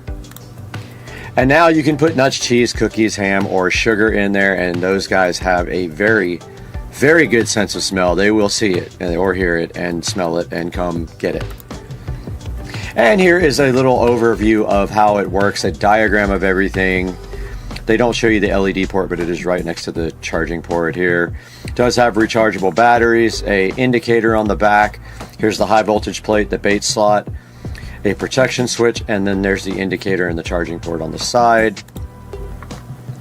And this thing is about 10.5 inches long to accommodate some bigger rats, and 3.9 inches wide, and you guys saw it right outside there on the patio is where I am putting it. And that's going to do it for the X-Pest electric mousetrap.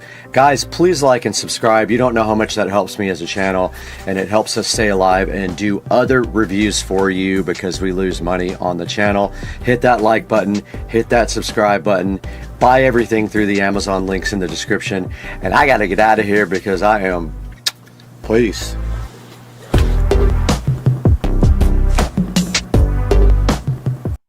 The RPMs are right there. I'm at 700 RPMs. You can see right here. Vehicle speed sensor, timing. You've got all kinds of things that you can view in real time with this nice top-down Art Diag 600 Pro. User info is just where you get all your information. You can also do firmware updates or system updates. We've already done all the updates. You saw that yesterday. That took a while for the cars to go ahead and get updated, but everything is current here now. And that is a look at the top down. It does a lot of cool stuff. Let's see what battery voltage does. All right, it shows you real time. The battery voltage is at 14 volts. That's cool. And under history, you can look at reports that you saved. You can replay old data. You can actually do screenshots as well if you need to. And you can screen record, which is pretty cool. All right, we are recording now on this device. And I'm going to play back a little bit of the video that I record on this device if I can figure out how to get it off of here. This is recording right now. So if we go back into diagnostics and we go to VIN, all right, it's scanning now. Let's do auto scan. I'm going to record the screen and see if I can get the file off of there to play back for you guys. And it is scanning now. It's at 30%. You can see at the bottom, 40%. It said no DTCs actually, but it is on. The light is confirmed on the dash. And it is at 70% now. Occupant detection, passenger door, driver door. And it said no TTCs on occupant detection. Passenger door, driver door now. Does not exist on that one. And if we do a report here, there is the report that you can get from this, and then you can save it and look at it later, and you can see the codes right there and what they mean. Pretty cool 600 Pro scanner.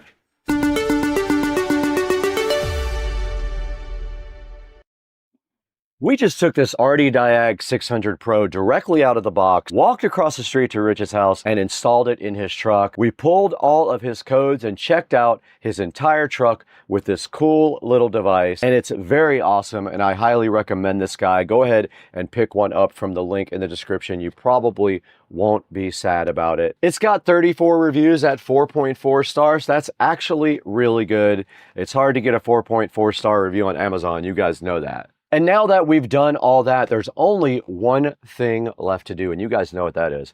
Let's throw it to Brad. I will show you how you can get your own Diag 600 Pro on Amazon. Go ahead and order it from the link in the description. Let's toss it over to Brad right now.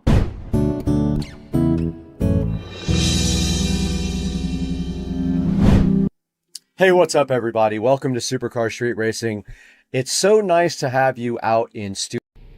All right, welcome to the next part of the Avon E90 BMW Android navigation system review. We were talking about MHD. Now, if you own the monitoring code, what is it called? The pack or whatever, you can go here and you can go here. Now, that's interesting because that has the gauges on it, and you are able to configure. Oh, a cop just came and was looking at me like, why are you sitting in your car, brother? So this has the gauges on it, and you can configure it how you want. So this is really cool. Notice there it's got all the pertinent information. Now the way this is connected is by the K plus D CAN cable, which is down here.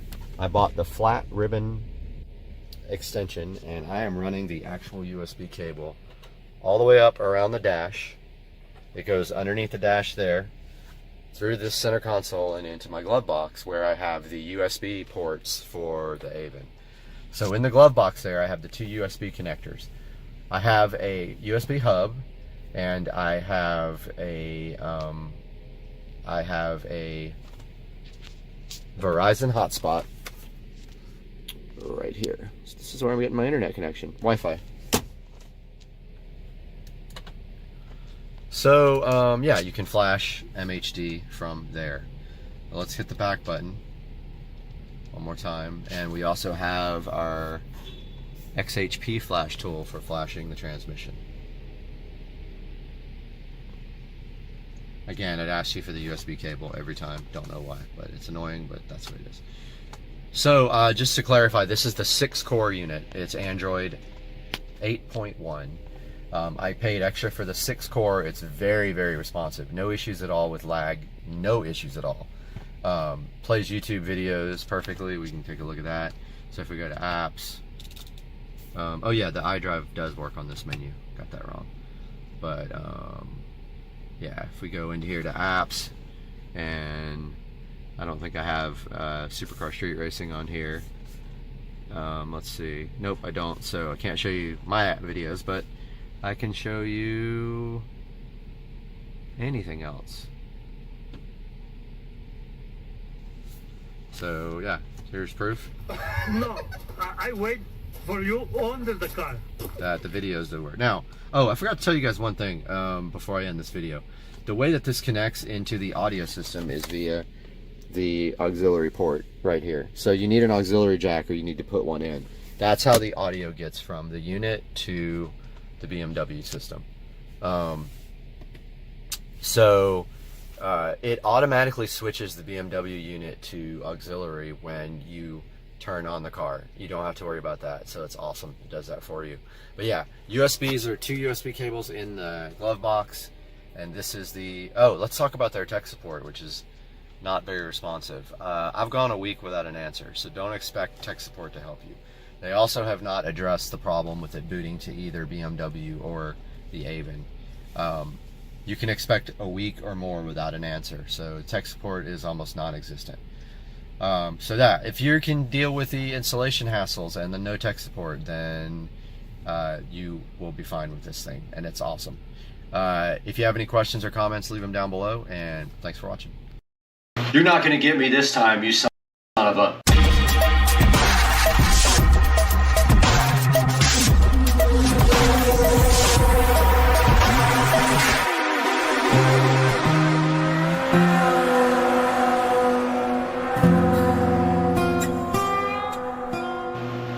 We're back here next to the beautiful Mac Pro that was converted from a thrift store piece of junk to a very nice Linux running computer. And today, this guy beat me up the first time we tried to install it, but we're going to try for 2.0 today on Supercar Street Racing, so hang in there.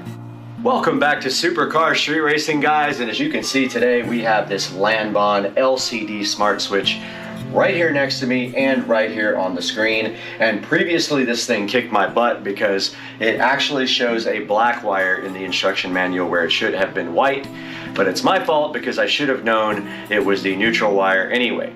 So taking a look at the LCD smart switch here, it is a dimmer switch, so it gives you the capability to do about 4 different switches on one switch. The problem is most of your switch ports, the switch in the wall port, meaning the opening or the box for the switch, is going to be a multiple opening, and this will not fit because this is designed for a single gang box. Most of your more than one switch boxes in the wall are going to be more than one gang, and this uses a 1 gang switch. Now these are awesome if you do have multiple wiring go into 1 gang, and you can use 1 switch to control everything in your house or everything on this dimmer with 1 LCD panel. And today we're going to take a look at this one more time because I did it once and I really failed, but today I refuse to lose. Alright, we're out here in the garage in front of the smart switch that exists already.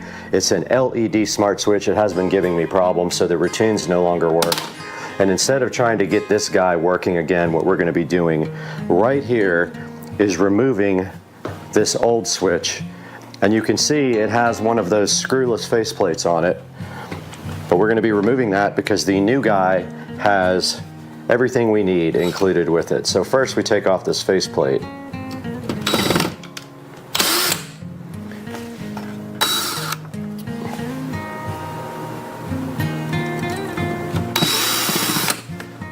Once that faceplate is off, that's what the outer plate actually attaches to. Once that is off, we have our switch free and clear to go ahead and take out. We just remove the top and the bottom screw here.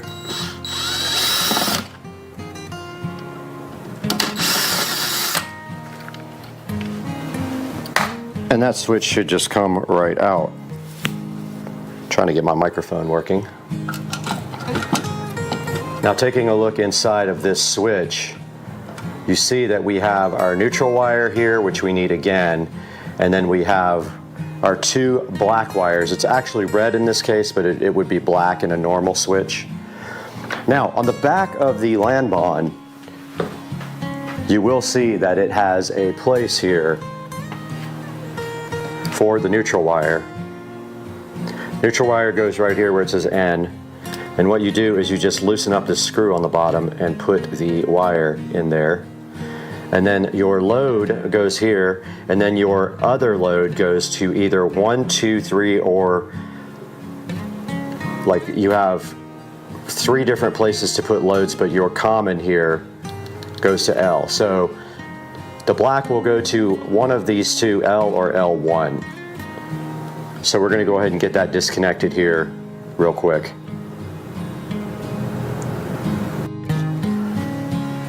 All right, for this job you're going to need and there goes the screws. You're going to need a very small screwdriver to loosen up the screws on the LAN bond. Go ahead and loosen up the neutral wire, the L, and the L1. If you're only doing one switch, you only need L and L1. Now, I do have the power on at this point, so I am wearing gloves. I advise you to turn the power off. I never turn the power off, but as a safety precaution, you should always turn the power off. This will shock you, and if this neutral wire touches any other thing, ground or otherwise, it will definitely pop.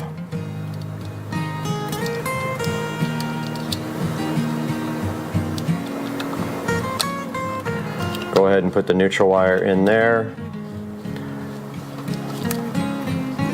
where it says N.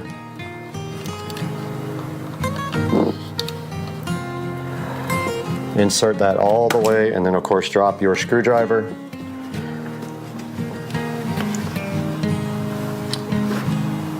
Take 2. Go ahead and tighten that down.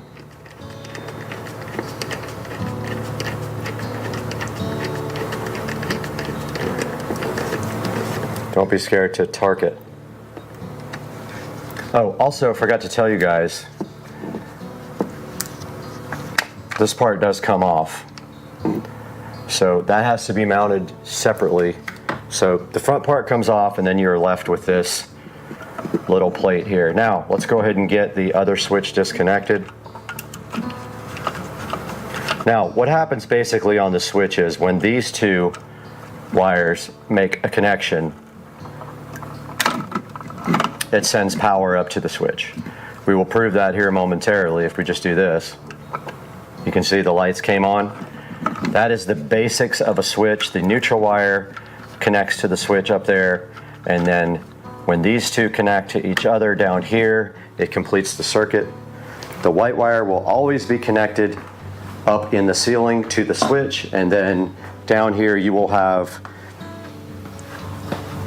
the hot wire, and when it makes a connection like this, the lights do come on. Now, we got to get this wire straightened out so we can put it in the back of the terminal here. So we're going to need our workman's pliers. Now the workman pliers is the most commonly used pliers by an electrician, and they look like this. These are workman's. So we're going to take that workman and go ahead and straighten out this wire. And we don't need anything that long. The workmans do have cutters on the back, so you go ahead and cut that off a little bit, straighten it out completely. Same with the other one. Don't need that much wire on this, nor do I need that right this moment, but I am going to need it momentarily. Now we just take our back of our switch. One of these guys goes to L,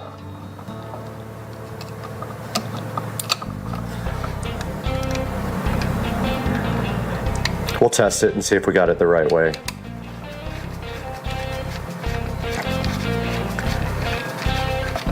Tighten that down nice and tight, and then the other guy goes to L1.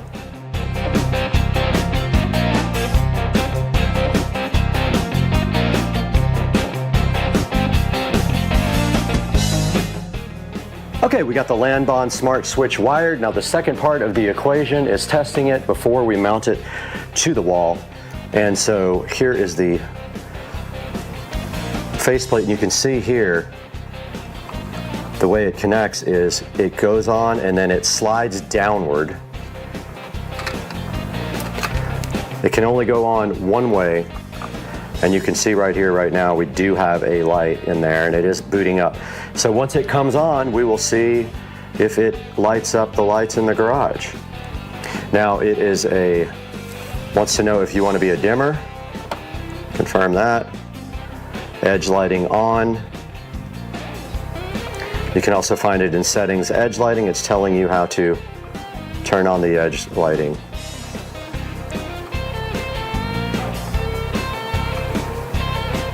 Okay, it wants us to go ahead and configure this now, but I'm going to skip this for now.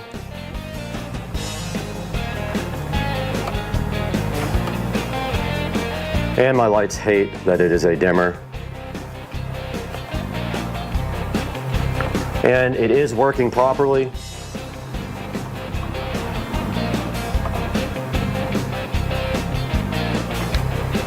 They don't like the fact that it's a dimmer, but at the same time it doesn't matter. They're just going to be on and off 100%.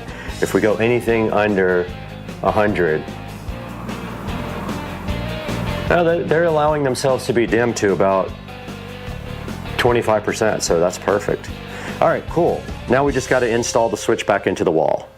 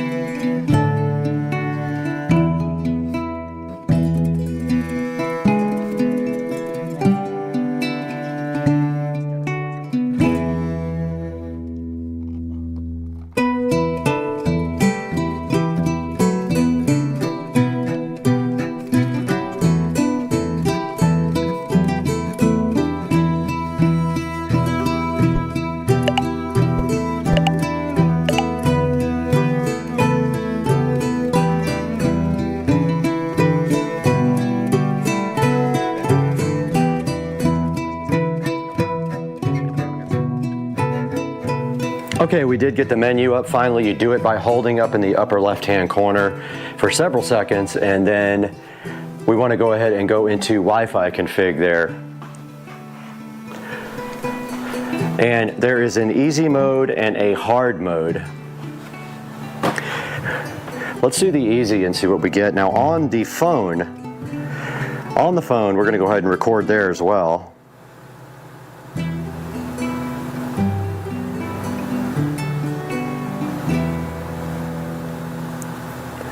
So I'm going to open up X Recorder here real quick and record on the phone. Okay, so on the phone we want to go to Smart Life. All right, now let's go to mode config here on the front of the device. Oh, it already sees it here.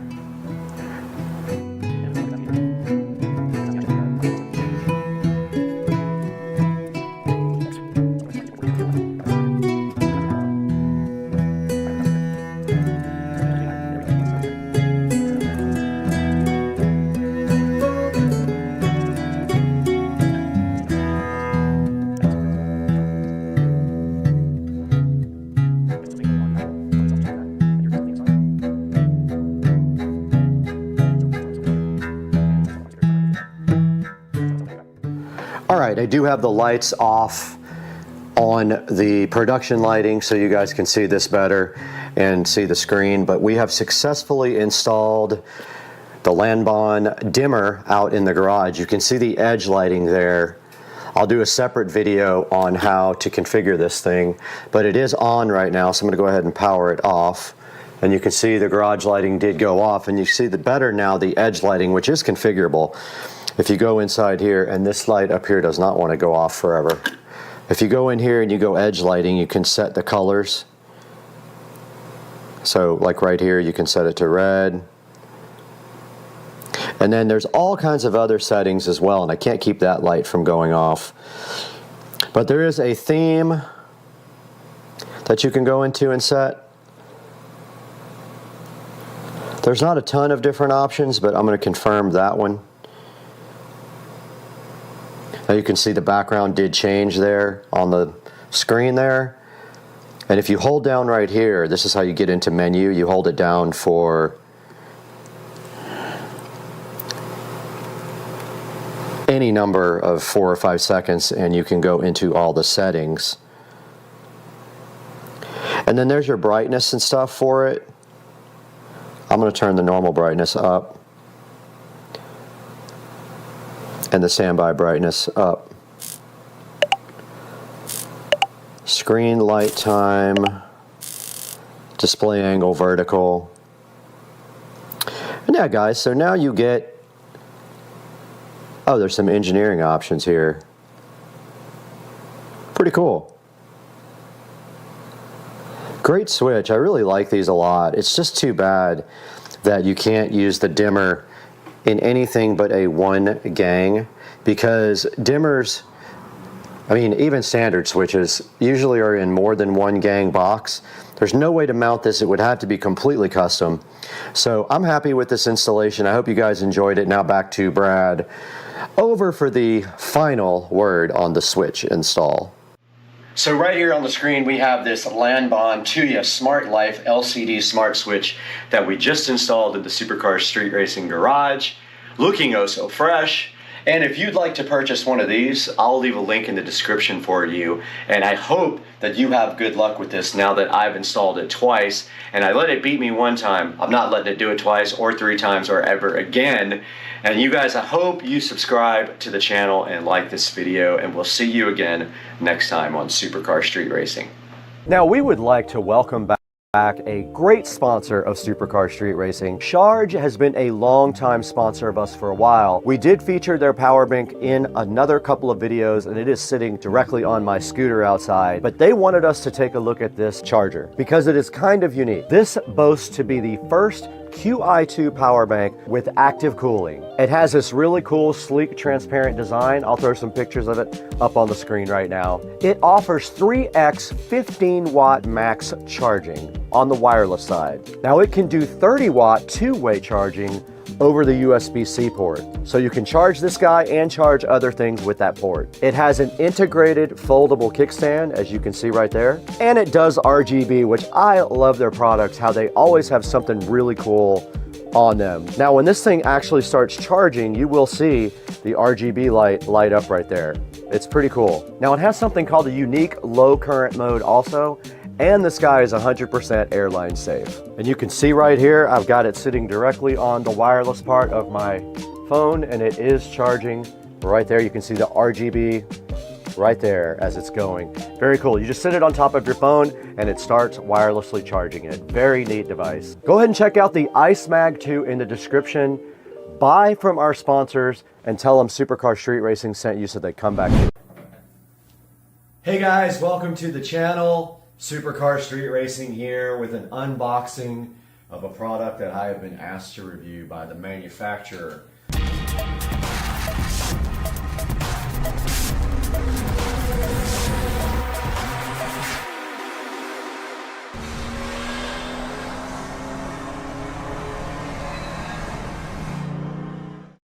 So this is the first time I've ever been asked to review something and been sent a product for free. So I just want to get that out of the way. This product was sent to me at no charge. I'm under no obligation to review it in a positive way though.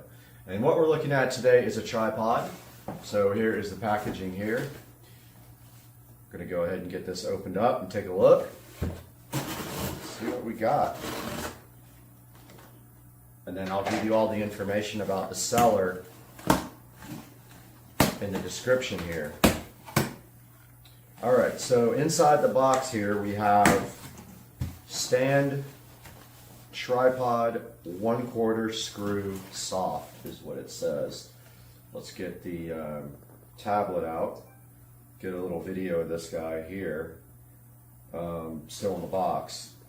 There's a good look at the label here. Stand, tripod, 1/4 screw soft, X0035E2511, whatever that is. And so now let's go ahead and take this out of the box completely. Alright, so it's packaged nicely. There it is. And we've got a cell phone tripod, video stand, height adjustable, 360-degree ball head, gooseneck, phone floor holder for live video, is what it says on that.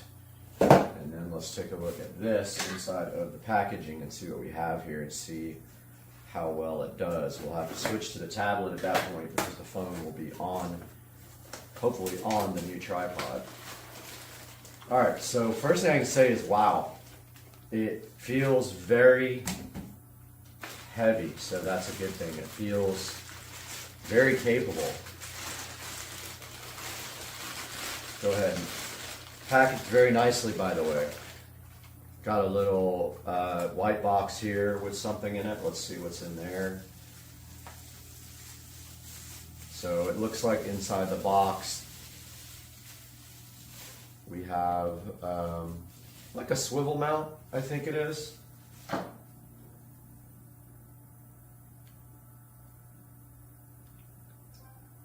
And so there's a good look at the swivel mount that was inside of the white box here.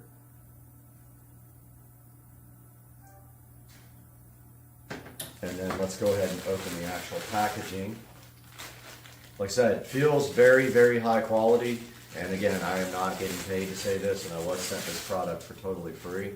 But this looks like a professional tripod. It doesn't look like a cheap tripod that you get off of Amazon sometimes, where it's so cheap it can't even hold the phone up. Alright, so then there's a instruction manual here.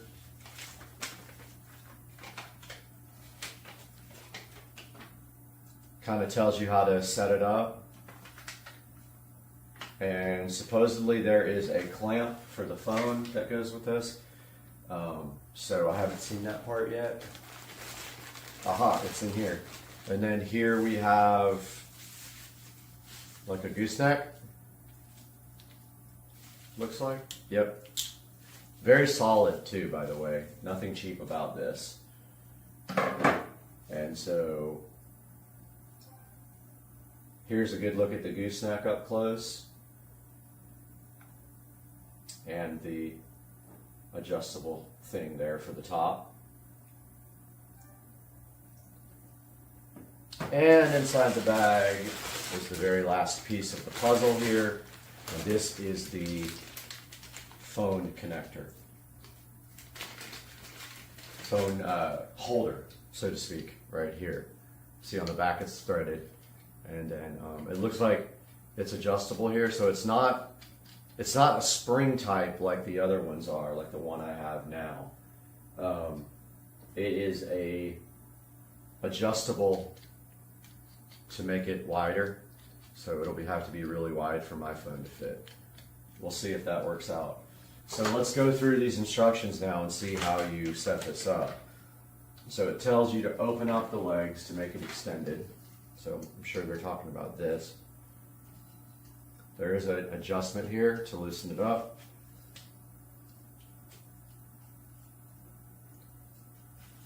Still pretty tight, but that's good. So that's fully opened up now.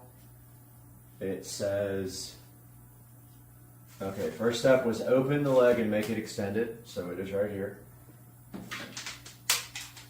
Oops, something fell. Step 2. Install the tube on the tripod and use the knob to lock it.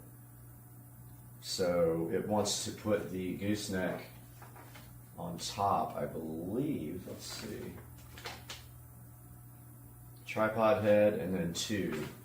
So it does want us to put this on there. I think. Well, okay, so there's an adjustment you have to turn. And of course, I dropped it.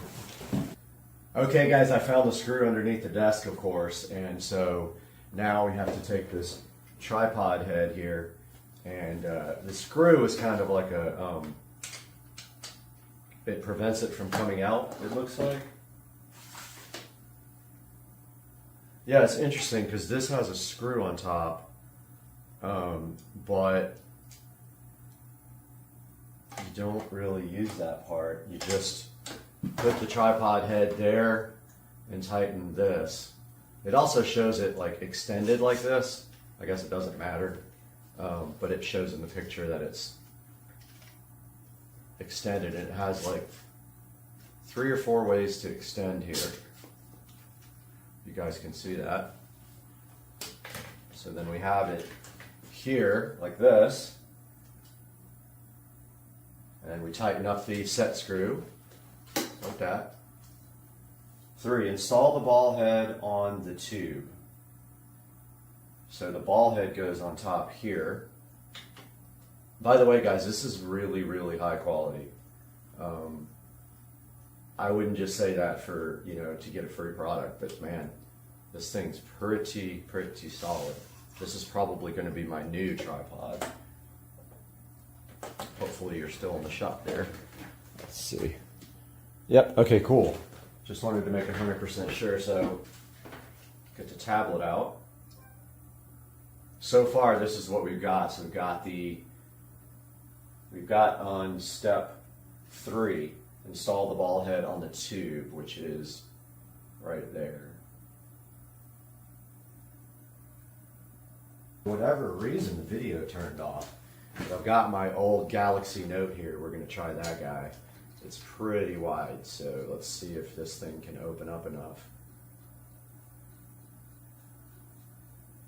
It looks like they thought of everything.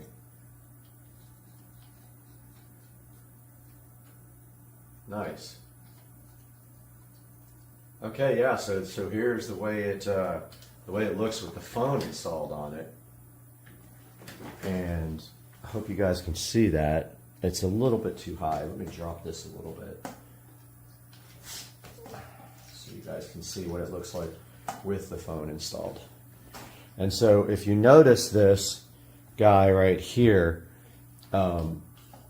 here's the gooseneck, so you can literally bend and do this whatever angle you want. And let's see, that little screw came untightened, but see, this is cool because it's really sturdy. It's well made. I really like all the adjustability of this thing. I like the fact that you can change the camera to either direction on the actual mounting plate here. You can either mount it from the bottom or you can mount it from the sides. I do like the screw down thing. It's a little less convenient than having a spring clamp, but it still works great. It keeps the phone in, and this is an old Galaxy Note 2, so very old.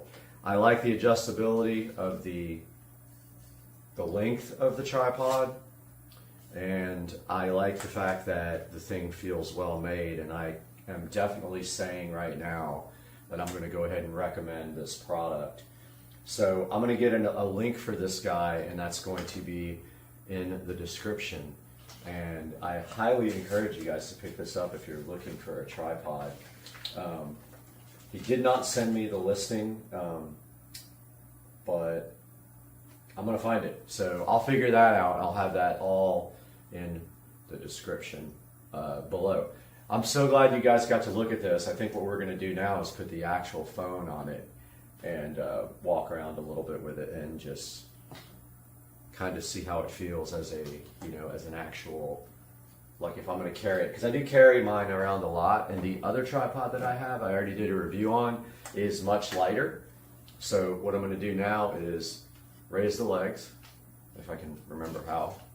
So you just go upward with them. So those are all raised like that, and then there's a tightening screw here. Now this guy's ready to just be, you know, you can walk around with it like this. It's a little bulky to do that, but it works fine. So I'm going to switch to this now. Okay guys, so this is from the new tripod, and I don't know what to call it right now. Phone floor tripod is what I am going to call this guy until I get the official listing. There's the box it came in. Let's see if the seller is actually listed on the box. Let's see.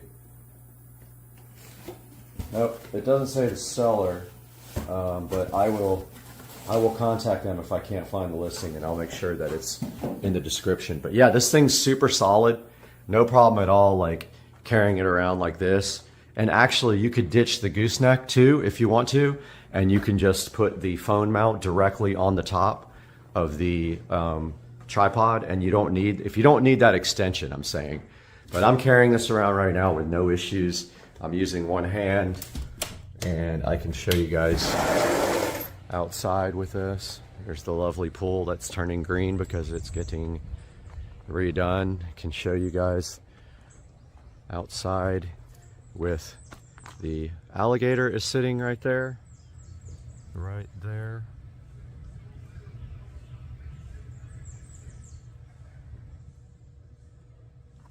And yeah, so very, very easy to carry around. I am having no issues right now with just one hand. I mean, it does weigh a little bit, but I am thankful for that because, you know, sometimes you get these ones, like my other one is a lot less high quality, even though it gets the job done. Oh, my yard guy came back. So, all right, guys, well, that is going to do it for today because I got to talk to the yard guy, but thank you very much. I hope you guys enjoyed this review, and the link will be in the description.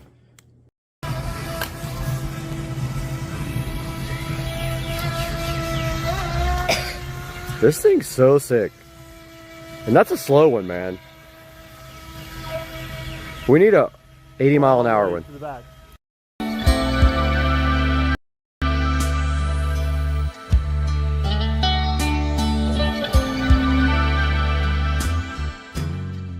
We are recording on both the phone and the camera, and we got to find the Tuya app.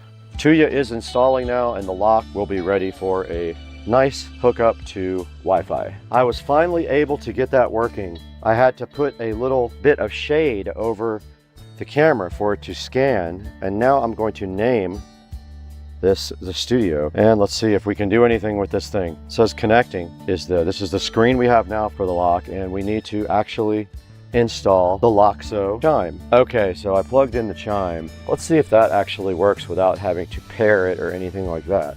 All right, the chime works, and we got another video call. Now we're going to add a password and a fingerprint. It said connection failed, but now it says put your finger on the fingerprint. Please move your finger. Please put your finger in. Add succeeded. Number 050. Okay, we successfully unlocked our new Loxo lock with the fingerprint, and we did put in a code as well. This thing is done. This project is successful. We are done in here. Let's throw it into the studio to show you where you can get your own Loxo lock just like this one.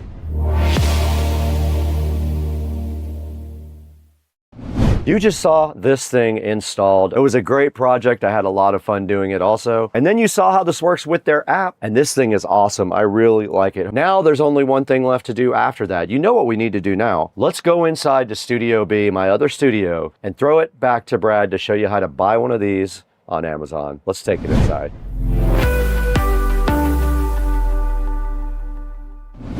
Hey, what's up everybody? Welcome back to Supercar Street Racing, and we have awesome Loxo lock up right here. The smart lock that gets you in your house 5 or 6 different ways. There's so many ways to get in. There is the keypad, there is the fingerprint reader, a manual key, and also the app. Awesome lock. I can't say enough about it. I do love it. And it works with Smart Life app. Now check us out on Instagram and TikTok as well. There'll be links in the description for that. And grab your Loxo lock from the description. It always helps us out. Thanks for 220,000 subscribers. We're gonna get out of here and our new AI camera is gonna follow us right over here. Let's go, dog. Let's go.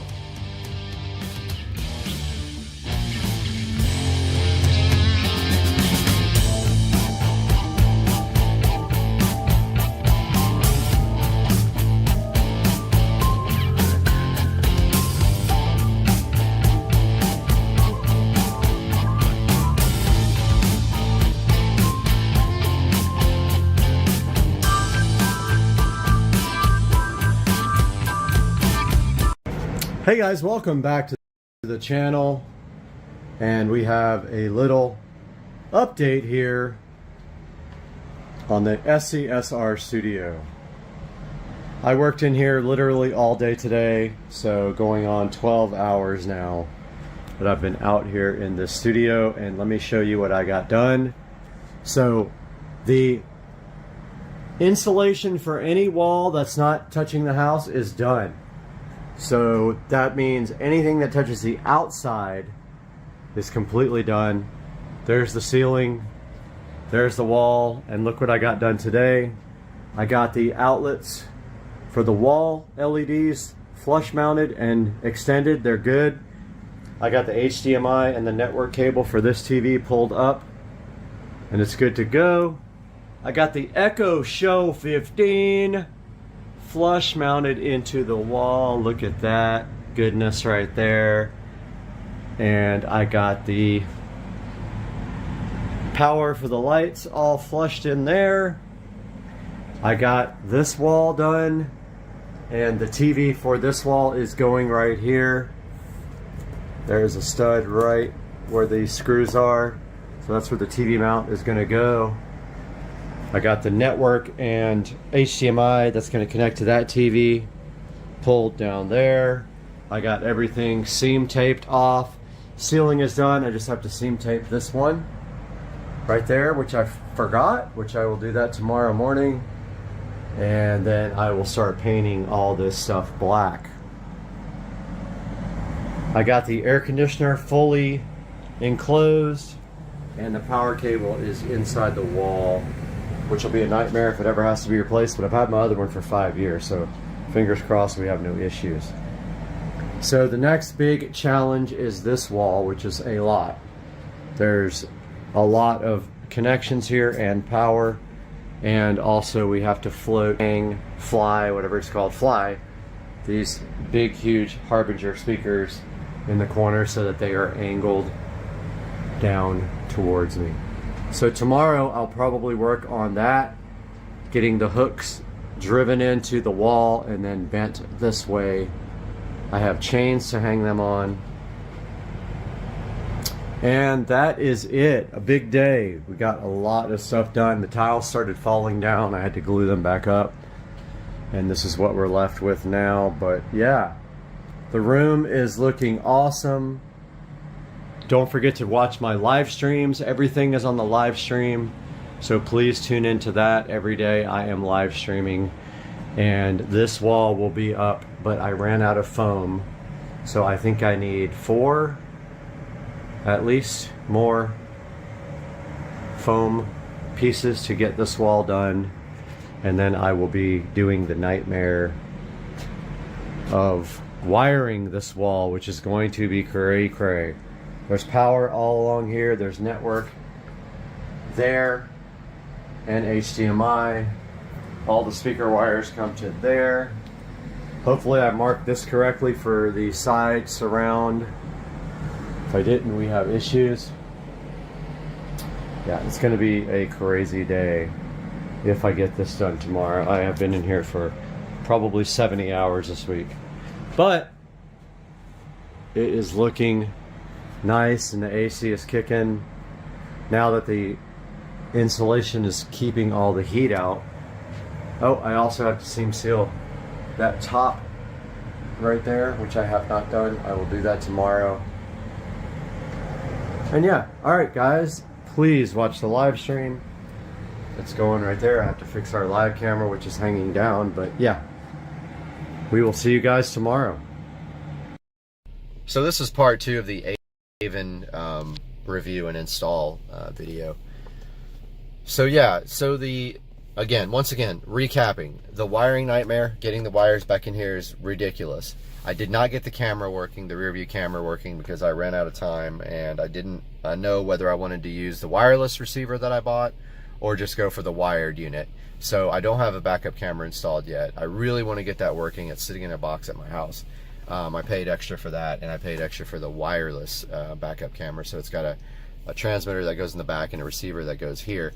But the cool thing is it fits in your factory BMW hood latch, so it looks just like your factory latch, and it's got a camera in it. So it's very, very cool. All right, now let's talk about how this unit works by shutting off the car. So let's turn the car off. So the car is completely off now, and the way this unit is supposed to work is that when you power your car on, it should power up the Android nav, or you can set it to power up the factory BMW nav. Well, mine does whatever it wants. So mine will power up the Android nav. At some point it will power up the factory nav when it wants to. So let's see what it does now. So we turn on the power.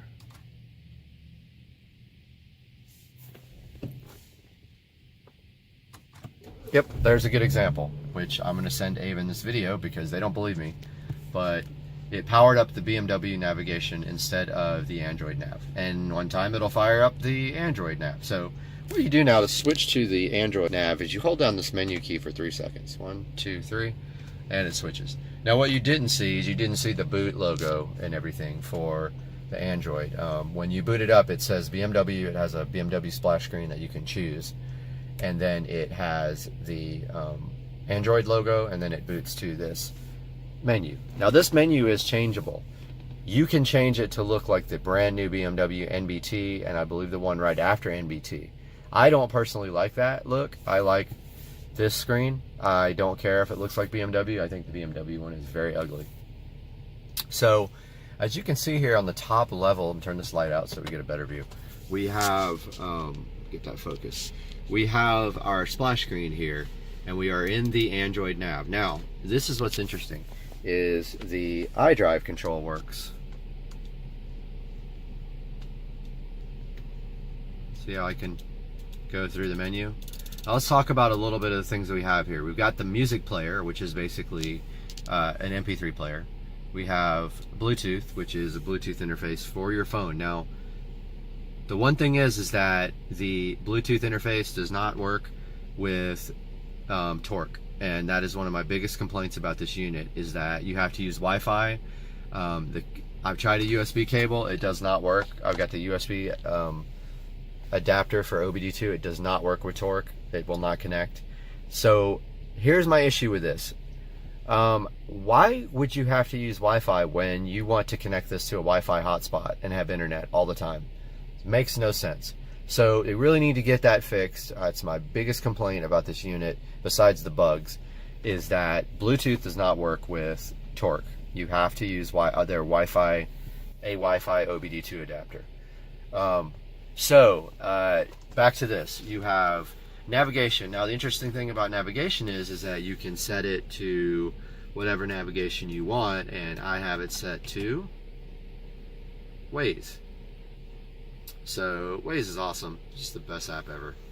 So if you hit nav, now I forgot to show you guys, this is a touchscreen.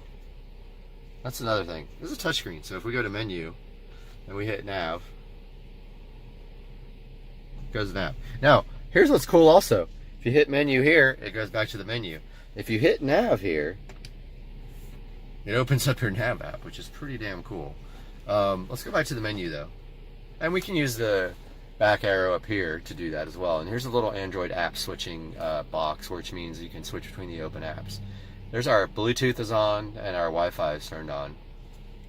Over here, some of my apps. I've got Gmail on, malware bytes, because I had some issues with malware. And so let's look at File Manager. File Manager's ES File Explorer is all it is. So you can work with your different file systems. By the way, this does have an SD card slot. This is going to end. We will move on to part 3 of the Avon video. In the first quarter of 2023, they sold over a sucky motherfucker ass piss. Hey guys, welcome back to the channel. Supercar Street Racing here, back from a vacation in sunny Southern California to see some friends, and we have the Christopher Knight Home Cape Coral Outdoor Mesh Lounge chairs in dark gray here, which we are going to unbox and assemble right here in this lovely office. So the first thing is, while I get my tripod set up here, we're going to get this thing unboxed. It says, do not cut open with a sharp knife tool. I wonder why. Oh, because they don't want you cutting the mesh on the chair. So let's not cut it open with a sharp knife tool, but let's use sharp scissors.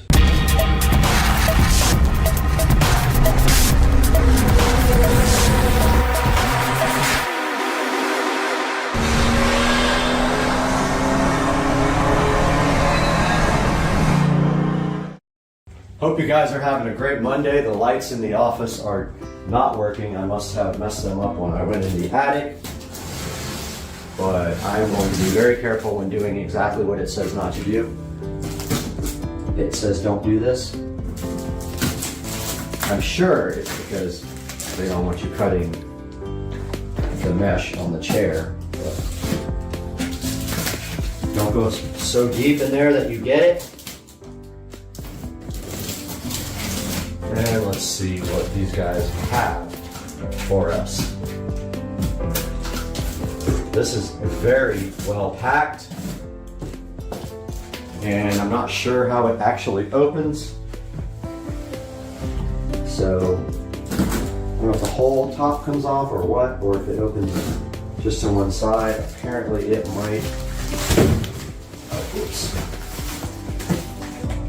Yeah, it might open. I need both sides cut. Yeah, it does. Do not cut open with a sharp knife.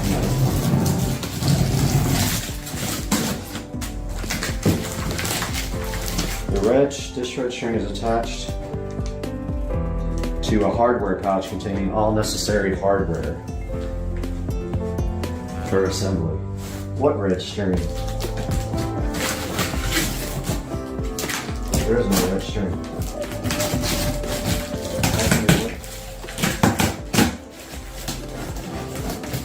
So I heard a lot of things online about how these are difficult to put together. Your best bet for installing these types of things is to keep all the boot bolts really loose when you do it, because sometimes they will not line up if you don't do that. I've put together plenty of these things and it almost caused me and my ex-girlfriend to break up prematurely, or we actually break up. Okay, so there is a little string here on the side, and it goes inside the box, and supposedly it is connected to the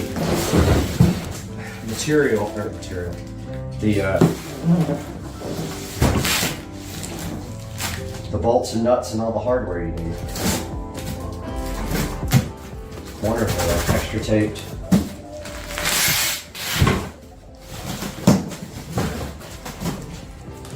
This thing is hard to open, dude.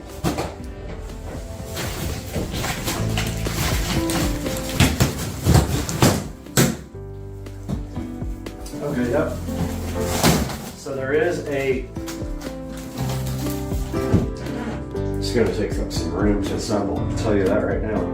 Here's the bag with the hardware. They kind of strap it there so you know you actually got it. I guess some people maybe lost the hardware in transit. And we have some styrofoam goodness to get rid of. And some cardboard to burn.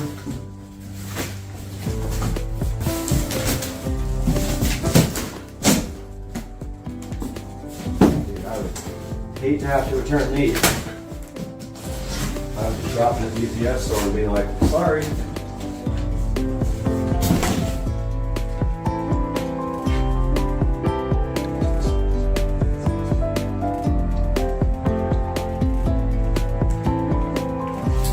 Okay, looking further into this box now to see what we have. We've got some wonderful bubble wrap here.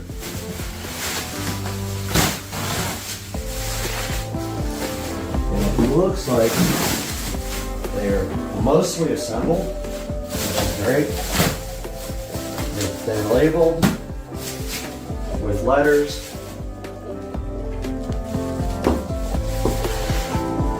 And we're gonna have to move this back a little bit so you guys can get a better view.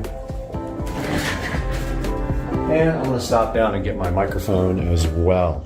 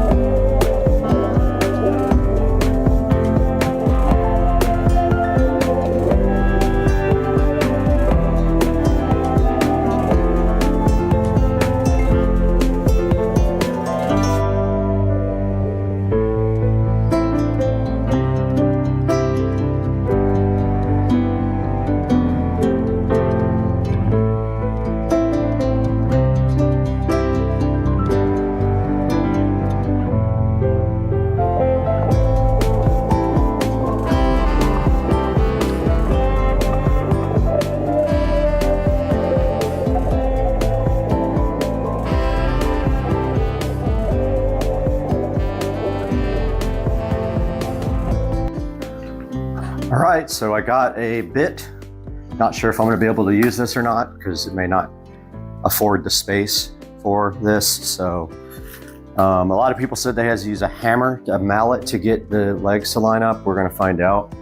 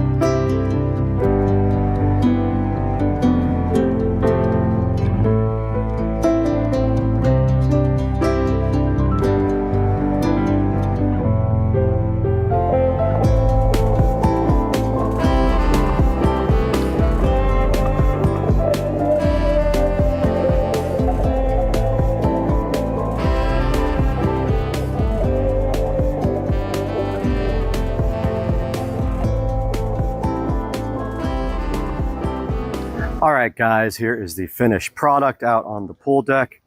And as you can see, these things look freaking awesome.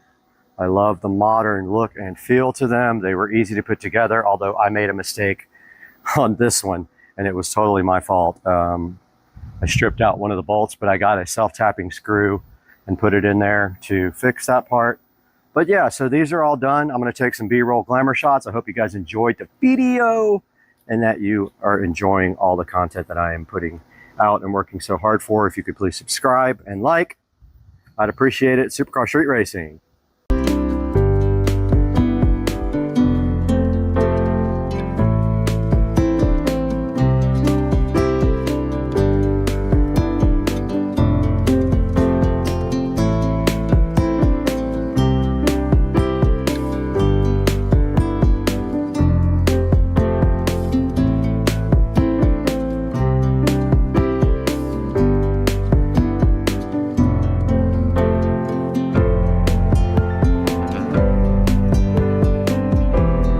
Hey guys, we just got the matching table put together. It took another week for that to get here.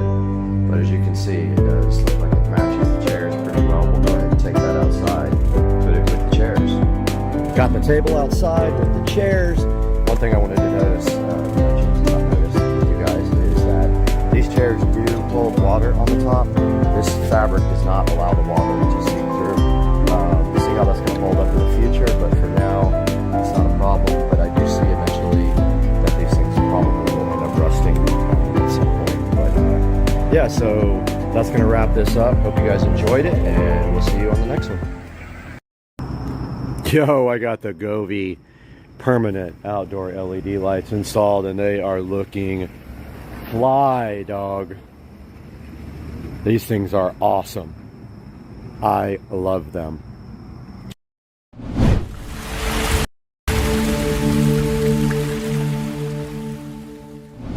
Guys, welcome back to Supercar Street Racing for another video, and today we have a very special sponsor with us. Rove was kind enough to send us one of their 4K, dual channel 4K dash cams for the Tesla Model S Plaid. Now I thought this would be perfect for the car because I need a dash cam in that car. You cannot access the footage inside of the car unless you have an incident. So this will really help out with that goal.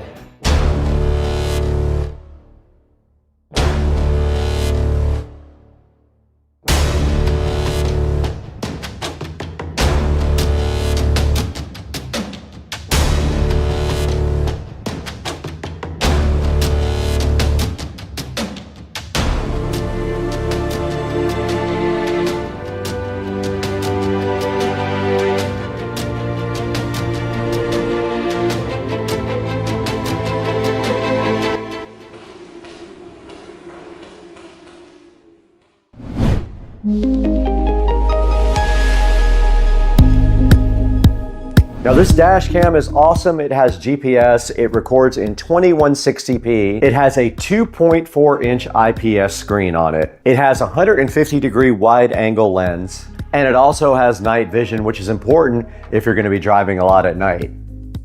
These guys have 37,400 views on Amazon, so you know they've sold quite a few of those. I am super hyped to get into this gift box. They sent us a bunch of stuff for the 4K dual channel dash cam. This thing also supports over-the-air firmware updates, built-in 5G Wi-Fi up to 20 megs per second download speed. It can geotag you with its built-in GPS, and it does support up to a 1 terabyte micro SD card. I think that we have an SD card included with this. When we dig in, we're gonna find out. And I just looked at the box. It does come with a 128 gig Rove SD card. Says it right on the front right here. This guy has an app for both iOS and Android, and we will look into that as well today when we dig into this. Right now on Amazon, this is a $99 purchase. It is 17% off right now. It might be different by the time you guys get this video, but for right now, you can pick up the Rove for 99 bucks on Amazon. Now, Rove was also kind enough to send in their big gift box this 3-lead hardwire kit. This allows you to hardwire your cam into your car permanently without having to use a USB-C port or any other type of wiring. Now, I don't know if we're going to actually use that in the Tesla. because of the high voltage system and getting 12 volts, but we're gonna look into that. And then there's another thing in the gift box, the Rove Ultimate CPL. This guy right here has a circular polarizer and a microfiber cleaning cloth for your Rove. We got 3 awesome products right here from Rove today to take a look at. So let's go ahead and get these 3 guys unboxed right now.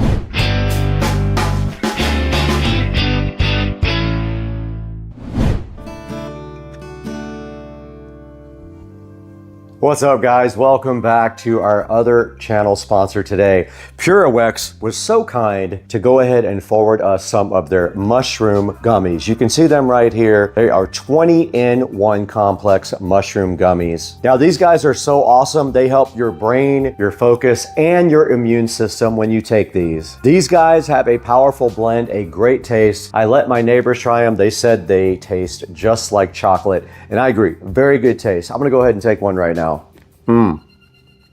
So yummy. Literally tastes like chocolate. Now, these PureWex mushroom gummies have cordyceps, lion's mane, reishi, maitake, and shiitake, all in a 20-in-1 powerful blend. These guys help you get through the day, and they help you keep focus. They help keep your immunity high, and they help keep your brain at tip-top levels. I'm gonna continue to take some of these mushroom gummies every day and let you guys know in about 3 or 4 weeks if I feel a difference after taking them.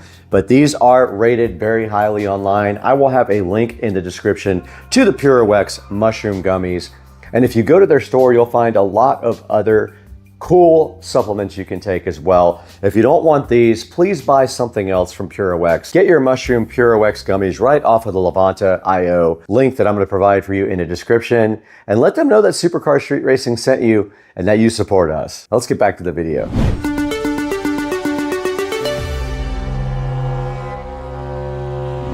All right, guys, we're back in the SCSR living room now with the Rove dash cam. And the first thing we want to unbox is the main product. This is a Rove R2 4K dual channel dash cam we're going to get into right now. And on the front of the box, you can see here, it just gives you all the features: 4K 2160, Sony Starvis image sensor, over-the-air updates, built-in 5G Wi-Fi up to 20 megabits per second, a 3-inch display, built-in GPS, and it does support up to a 1 terabyte micro SD card. It comes with a 128 gig SD card. You may want to upgrade that if you want to be able to store more data. There's also something on the front here with a QR code that says if you want to meet other Rove dash cam users, you can go ahead and scan that and meet up with other users. Now on the back, it does tell you all of the box contents, and we're going to dig into this and see exactly what it is inside of this box. Let's go ahead and take a closer look at this guy on the side. Now on the side of the box, it just kind of tells you the same features here,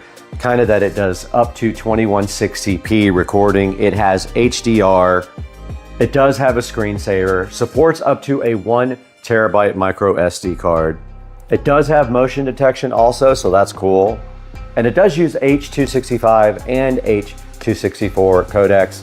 H.265 is the newest and most efficient codec. It does support that. Let's go ahead and use the patented SCSR Smith & Wesson knife to get this Rove completely unboxed. All right, we got the plastic off of the Rove. Let's go ahead and open it up. And right at the top of the Rove, you do see a SD card here, a 128 gig SD card with a micro SD card adapter sitting right on the top, looking so fly. All right, guys, we got the Rove 4K dual channel dash cam right in front of us. We're gonna go ahead and take a look at what's included inside the box now. Now, the first thing we see on top of the box in the Rove 4K dual channel dash cam is this nice SD card. It is a 128 gig SD card with a SD card adapter in case you have a slot in your laptop for running an SD card. And right inside of that, there is a nice thick user manual to describe to you how to use the Rove R2 4K dual channel 4K dash cam. Pretty thick. Looks like it might contain a bunch of good information there. We'll take a look at that later. So this warning here on this card does show you that it wants you to use Rove only SD cards. If you get an SD card error, they want you to choose a class 10 U3 speed. Now they want you to use a Rove SD card, but I will challenge you that Rove SD cards are probably the same thing as other SD cards, so that is your call. I'm not going to say that until we try other SD cards. They want feedback as well. Once you purchase this, they want you to go ahead and go into feedback and leave them some good feedback. They're also giving away $500 gift cards for big captured moments. So if you have done something on your Rove camera that you think is worthy, you can go ahead and apply for a $500 gift card. There is a little warning sticker here that says smile. You are on a Rove dash cam. So if you want to put that on your card, you're welcome to go ahead and do so. I'm not going to, but they do give you that capability to do that. And now inside the box, everything is labeled very nicely. This side says it is a USB Type-C power cable. Now it does have a rear camera cable for the rear. This is a dual 4K recorder, so it has a rear camera as well. You can see right there on the front, there is the second camera. They give you some nice spare stickers there also. They give you a 1 meter USB data cable as well. They give you cable clips. A wire trim tool, and some wet cleaning pads to make sure things stick properly. Let's go ahead and see what is on the left side of this. All right, let's get the left side of this unboxed now and see what's in this box that we already read here. All right, we got the first box out right now. And the first thing inside this box is some 3M sticky pads and also some cable sticky pads. Very useful for installation. We do have a little trim tool here. These are cool. I have a whole different set of these that I bought myself. We have a super long cable here, assuming this is USB-C. It is. This might be what gets to the rear of the car, so we will check that out as well. We've got some sort of a 90-degree USB-C to USB-A. We have a USB-A to USB-C, and we have another USB-A to USB-C, which is a little bit longer. We'll have to get in there and see what those are for. Now we got a second box sitting here that was on the other side, and this thing says it does have a rear view camera in it, a fast charger, and it looks like a cigarette lighter type charger, a suction mount, and a sticky mount. Let's get this guy open right here and see what is actually inside it. All right, right here in front of me, we do have some sort of a sticky mount. It looks like you have a 3M pad on the bottom of it, and this probably just does stick to the dash if you want to do it that way. That's not going to happen in my car. This is a USB Type A cigarette adapter right here. I already know without opening it, that's what that is. Now right here, we do have a suction mount adapter for the dash cam. And then one final thing in this box. All right, now we do have the rear view camera was just pulled out. So here is the rear view camera, pretty cool. All right, we did get the rear view camera out of the box. It is that small. That's all it is to it for the 4K dual rear view camera. Let's put that in the box too. And all that's left to take a look at now is the actual Rove R2 4K dual camera sitting right here in front of me. Let's go ahead and get that out of the box now. All right, you can see how good they packaged the R2 4K camera here. Let's go ahead and unbox that real quick and take a look at it. We got it out of the box now. It is pretty cool looking. Check it out, guys. The Rove GPS 4K camera, looking so fresh and fly. It has a protective film on the back. It wants you to go ahead and read all this stuff. This says it needs continuous power for operation. It wants you to use only Rove SD cards for this camera. It's talking about SD card errors again. And it does say it's merely a recommendation that you can use any SD card you want, and I agree with that. Why would you have to use their cards? You should be able to use any one you want. And there we go. We have the Rove 4K unboxed. It does need continuous power. And right here on the side of the Rove, you can see the USB Type-C connection for power and data. Up at the top there is the connection for your rear camera. So that would be where you would connect USB Type-C to the rear camera. And if we go back in here and look at the rear camera, it also does have a USB Type-C on the side. So we will be using the long USB Type-C cable to go ahead and check out the Rove. And that's all that's in that box. Let's go ahead and open the next box. And this is actually a 3-lead hardwire kit to permanently mount your Rove in your car. Let's get that opened up. All right, we got the Rove 3-wire kit right here. Let's go ahead and slice that open. We do have some sort of alligator clip device here. We have some wire ties and some sticky stuff, another trim tool, which is awesome. And there is our actual 3-wire kit. And it looks like you might have a turn-on wire like you do when you have an amplifier for a car. So it looks like you've got power, ground, and then a yellow. Yeah, so you have 3 wires here. Here you have power, ground, and accessory. The yellow is basically a turn-on wire for the Rove. Then we've got some other stuff inside here. Oh, wow. We have actual fuse connectors. They gave you everything you might need to go ahead and use your fuse block if you're going to do it that way. So these guys all provide you with different types of fuse connectors. They gave you everything. They thought of every possible thing inside of this Rove accessory kit. That is very cool. And that leaves us with one more box to check out. This is the Rove Ultimate Kit. It has a circular polarizer, a cleaning cloth, and a user manual for the Ultimate Kit here. We'll get that opened right now. All right, there is the kit there. There is your circular polarizer filter there, and they give you a nice cleaning cloth so you can go ahead and screw that right on the front of your Rove. Let's do that right now. I mean, that should be it right there. It's screwed directly on the front. All right, guys, that's gonna do it for the unboxing for the Rove. I hope you guys enjoyed it. Now let's get this thing out to the Tesla and see if we can get it connected and start making some video.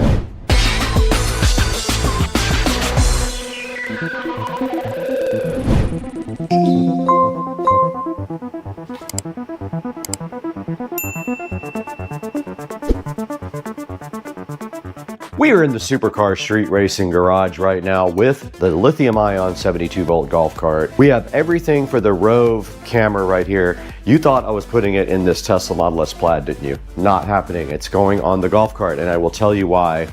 The Tesla, I have a plan for that already. A manufacturer is trying to work with me to make the dash cam in the Plaid available all the time. So they have a product we are going to be installing. So we're going to be putting this in the golf cart, and I think it's really interesting for the golf cart, and I'll tell you what my plan is right now. This thing can mount several different ways. You have a suction cup right here. That's a standard mount, right? They also give you this little like extra mount thing here that goes with a 3M tape pad, right? Like a shoe. And then this can slide directly into the shoe like this. You just literally slide the shoe right into it, just like that, no problem. So I think what I am going to do is attempt to somehow directly mount this dash cam up here like this. I want it on the roof pointing forward like that. So just like that is kind of what my mission is.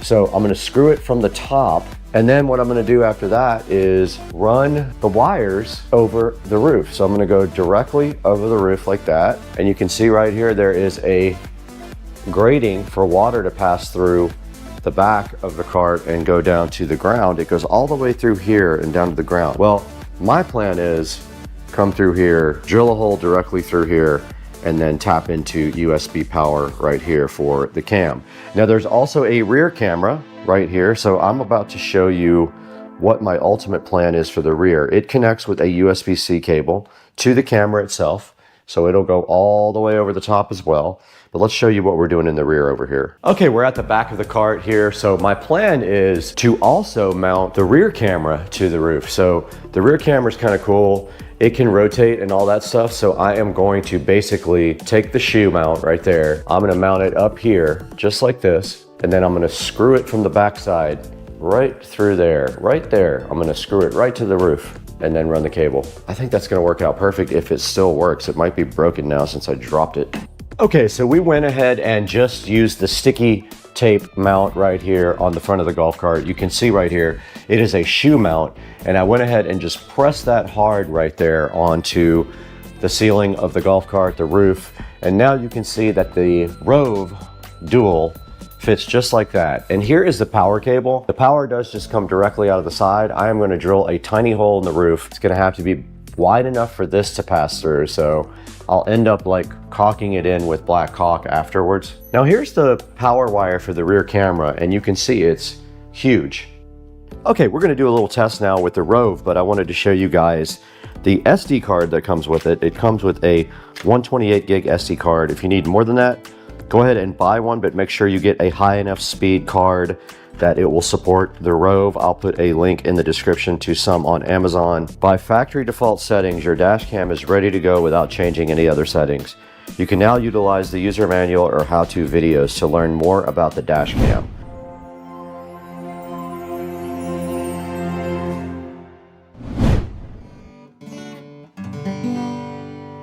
Oh, what's up guys? I didn't see you right here, but I'm glad you're here because we have a new sponsor on the channel today. Bakio is kind enough to sponsor us on Supercar Street Racing, and they have something that is very important for your, and you know, the only thing that matters in life is how comfortable you are in your, and so Bakio has sent us 3 of their boxer briefs to check out. And I gotta say, I was able to live with these guys for a week. These are the most comfortable boxer briefs that I've ever worn in my life. And Bakio asked me which ones I wanted to try. I immediately went down into the website and picked their boxer briefs made from tensile modal fibers. Now I'm gonna put a screenshot up here on the screen right now of the Bakios, and you can see they have a spacious pouch there in the front. They have an easy access fly. They are ultra soft, and I can attest to that.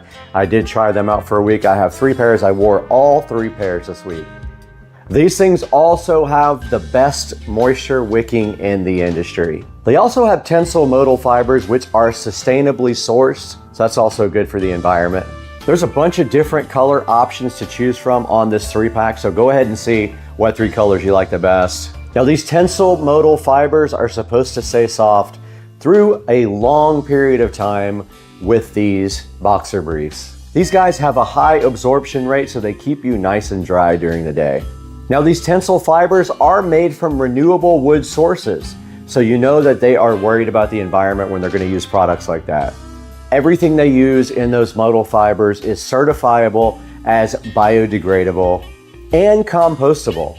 These are the top end of boxer briefs. If this is something that you feel like you need to take care of your, make sure you look into Bakio. They are so kind to have sponsored Supercar Street Racing. I wanted to get that out directly to you today so you could check them out yourselves.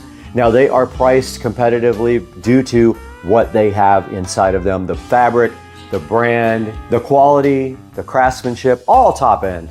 And it is so important that you guys help us with our vendors and our sponsors so that we can keep the channel going and bring you more stuff like Bakio and their amazing boxer briefs. Now let's get back to the video.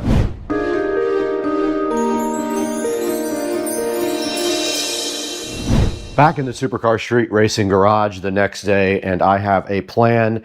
I went ahead and bought some black caulk, got him. These nuts. And I am going to go ahead and drill right through the top here, run the wire directly on top of the golf cart to the back. It is then going to come down this nice little thing right here. This is actually a drain. I don't know if you guys knew that. I'm going to drill through the side of this metal thing right here and pull the USB cable right out of the side there. All we have to do right here and right now is, I found my sticky things. If they will stick, I'm going to use those to kind of route the wiring in the channel here on top of the golf cart. Let's see if it works.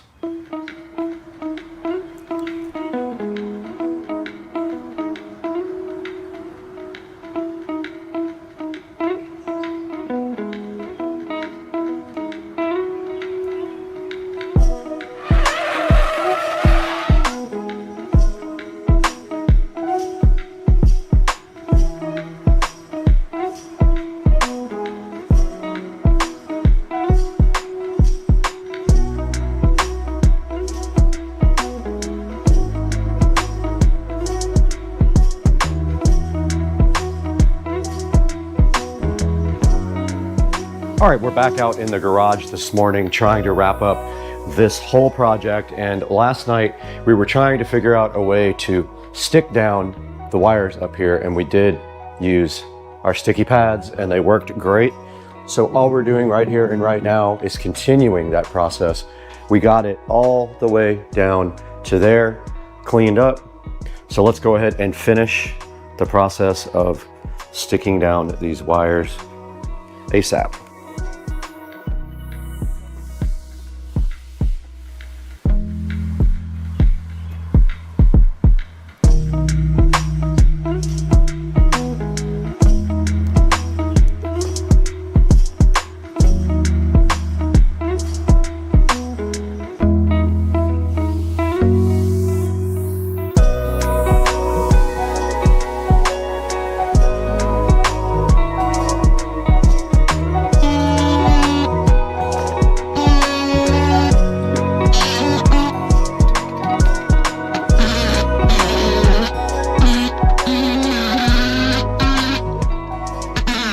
right, I have gotten the wire down through the channel right there. I am gonna drill a small hole first with a little drill bit, follow it up with my step bit, and I'm gonna need to have enough width to get this USB cable through. So it's going to be almost the entire width of the bar here. So I gotta get this drilled out now. So let's see if we make things really bad.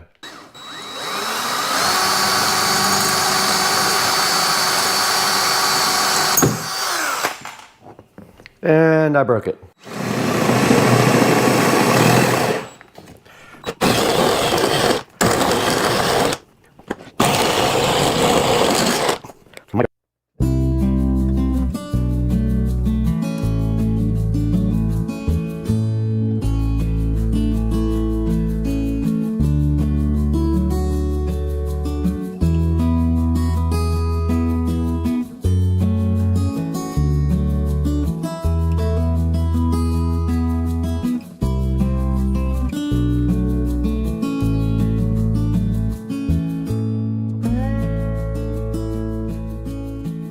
Let's go ahead and power this on, see if it actually works. It does work. Power did come on. Let's go, son. Let's see if we see the rear camera. We do. Success. That's kind of perfect. So I got to clean this off first and go ahead and stick it here and then drill my hole wherever I feel like drilling. Let's do that.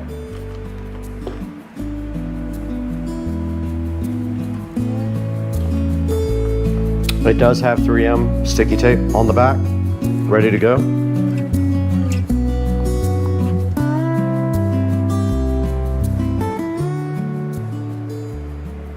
And it's perfectly straight because it's hitting the top of the trim. So it's level. I'm just putting pressure on it now. Not enough to break it. Yeah, I can get it from the backside with the screw. But check this out. So I'm gonna go ahead and drill just a tiny hole right here. But my wiring's right in the way, of course.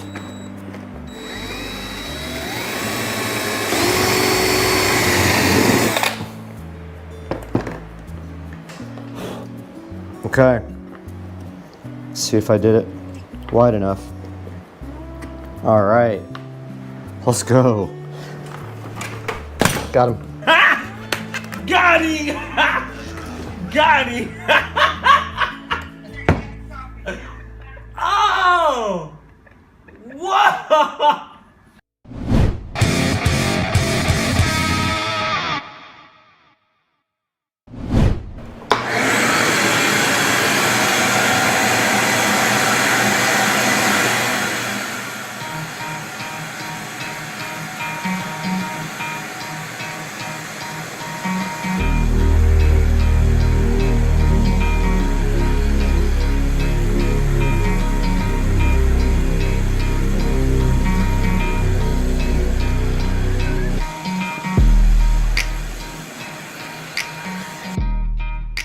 Yeah, so the camera overheated again, of course, and I would say if I had to guess, the garage is maybe, I don't know, 82, 83 degrees, not anything crazy, but I did go ahead and clean up. I vacuumed everything off, and now our only job left to finish this entire project is to put caulk around the holes that we created in the roof of my beloved golf cart. I hate it, but I kind of wanted this project. I want video from golf cart, and I want good video, so we're gonna get our caulk gun here. We got black caulk. These nuts. Ready to go. And all we're gonna do right here and right now is seal up 2 holes, maybe 3.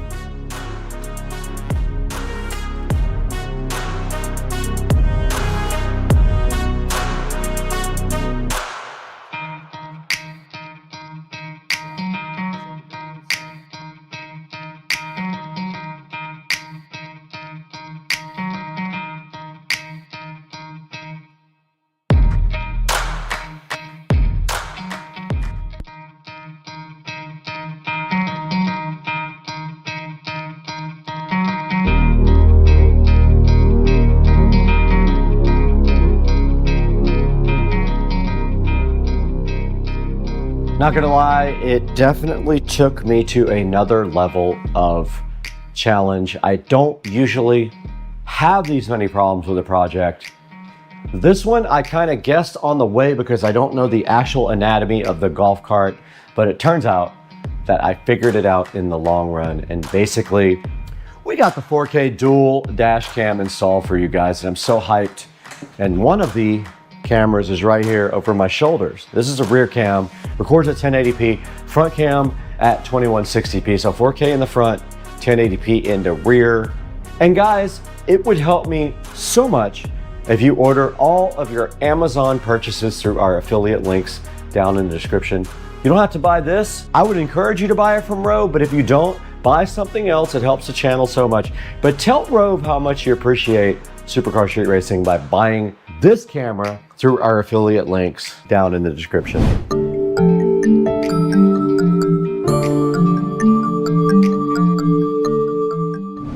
Okay guys, we are right in front of the Rove app for the Rove dashcam, and I just wanted to give you guys a little overview of this. I went ahead and set up Wi-Fi and changed the Wi-Fi password, so I can go ahead now while I'm in the app. I have already added the device, so that's the first thing you do is actually add the dashcam. But you do that by connecting to its Wi-Fi, which the default password is 1234567 But now that we have done that, we can connect to the Rove. It does use Wi-Fi, so it's going to show us its Wi-Fi network here, hopefully, if I'm in range. And there it is. So it is on the default Wi-Fi name. I did not change that, but I did change the password because you don't want people connecting to your dash cam, probably.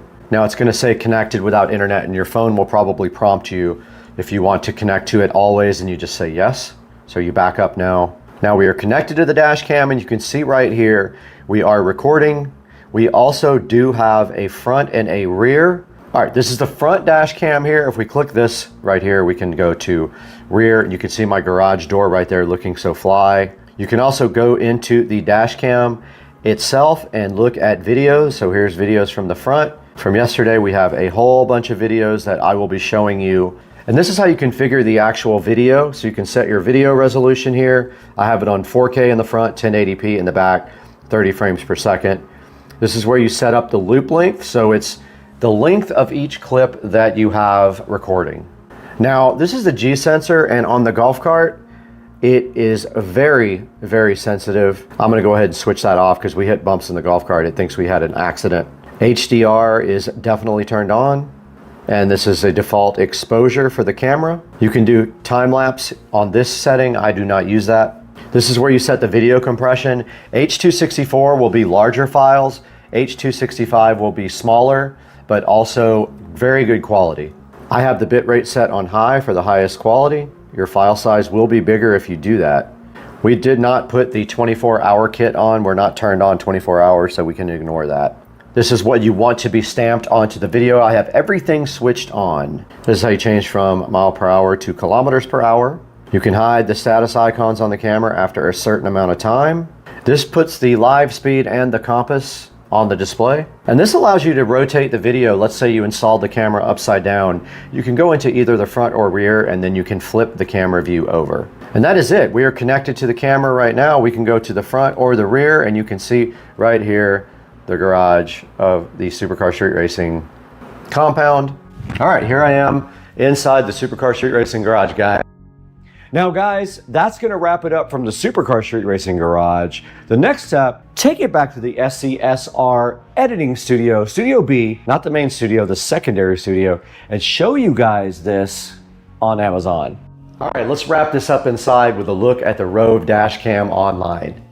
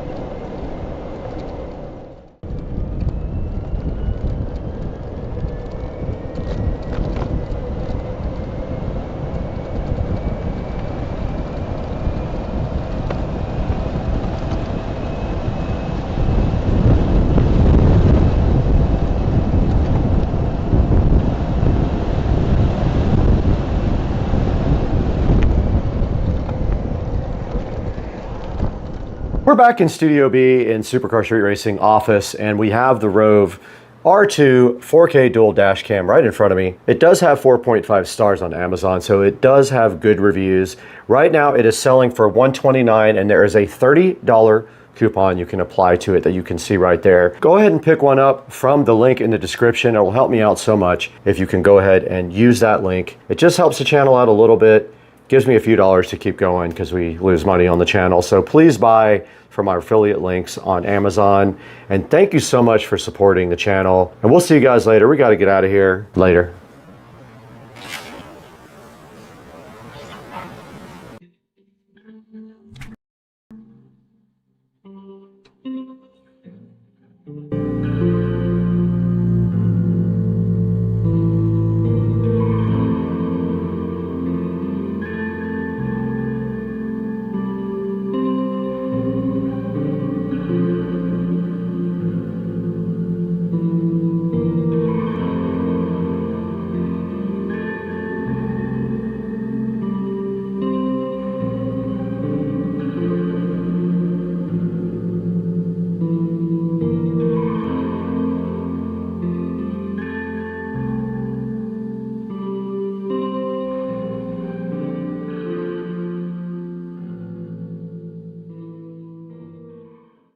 We can all zoom in on the moon with video. With picture, we can go all the way in. It looks so cool right now. I love it. Alien.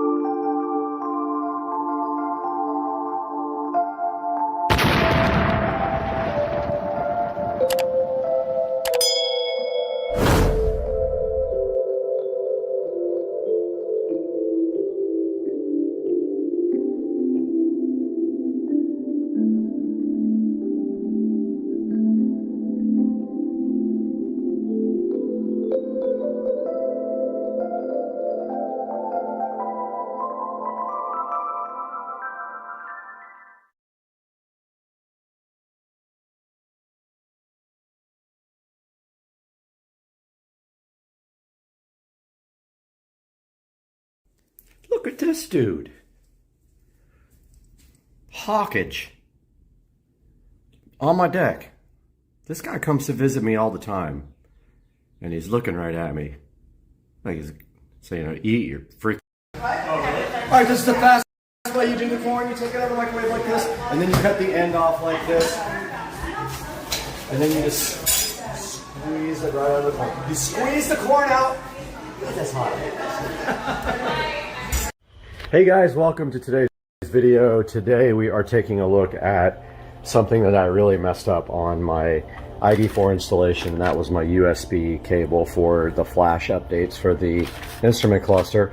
Today we're going to be showing you how to install a flush mount USB the correct way, because let me show you what happened with this one. Yes, that's right. It was directly in the trash can because... So I did this, and actually the paint came out terrible, so I would have had to sand this down anyway. So I did this thing, it didn't come out that great, it's got like issues and all that. Turn it around, you notice here, see this? There's absolutely no way you can push this back in. This thing blocks the panel completely. It sticks out like, you know, yay high. There's no way this is going in. So I ruined this trim piece. I ordered a new one off eBay. I got it. I painted it. It looks sick. It looks so good. And I already installed that right here. So there's the new piece. Now today we are going to be installing this USB extension cable here.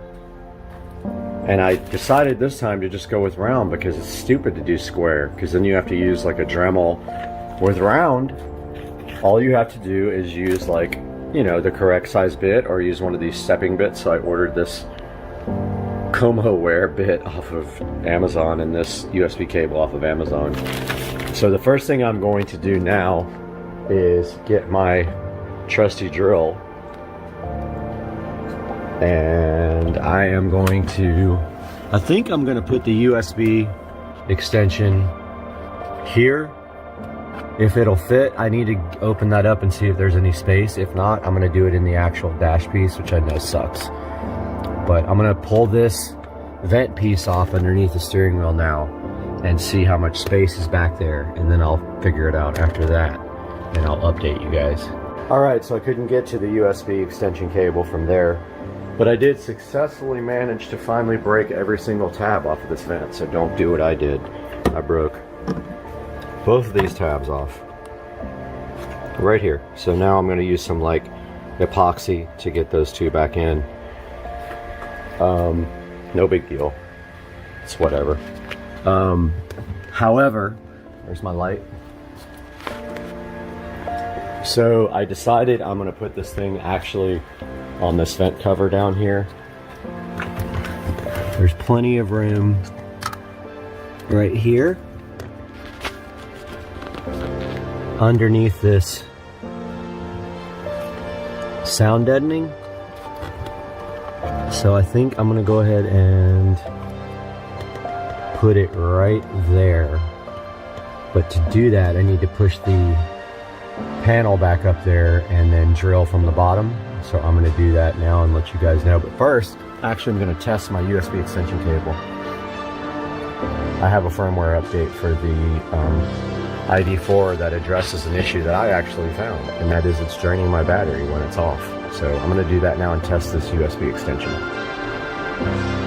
Got the USB extension cable plugged in, and I am going to try to update the firmware on my cluster here. Let me turn off all the stuff in the car. It's going to drain the battery. Everything's off. I'm going to go ahead and plug this into my, pardon me for a moment. I got the USB plugged into the extension cable. Let's see if it works. Software update. Okay. So it's going to take a few minutes. While it does that, I'm going to chill out and wait for this to finish. Alright, so I determined location for this. The only place that there's clearance is right over here in this corner. So it's going right there underneath the steering wheel. Right in this corner there.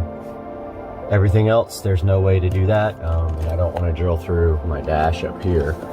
Now, while this is updating, I'm going to go ahead and connect my battery tender.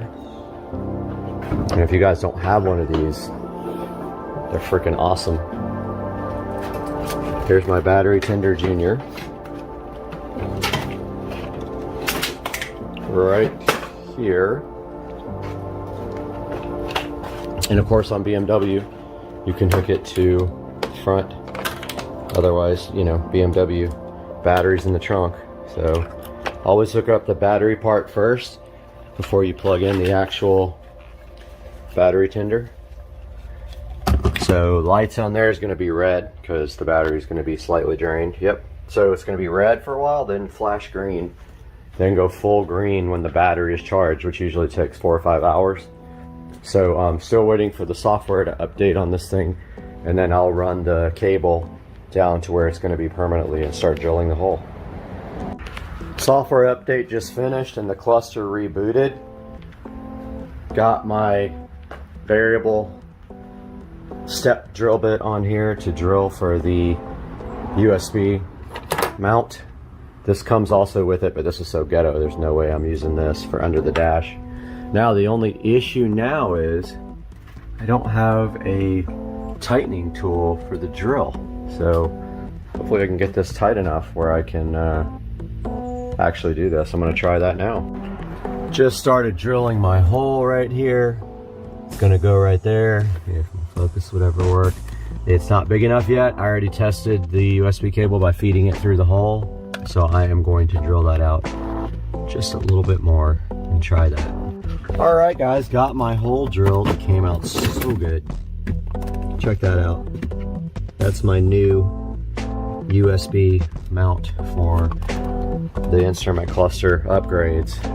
Fed the wire down through the dash, got it right here. It's going to be connecting to this female here. I'm going to get that connected, tape it up with some electrical tape, put the vent back on, and then update you guys after that. Alright, got the panel all put back on. There's my new USB extension interface for the instrument cluster. I'm going to go ahead and epoxy this vent back together that I broke. Put a few little, either epoxy or silicone sealer, it really doesn't matter. It's not a big deal. I'll probably epoxy it. It's just never coming off again. So gotta make sure that's what we want to do forever. I'll go ahead and do that now.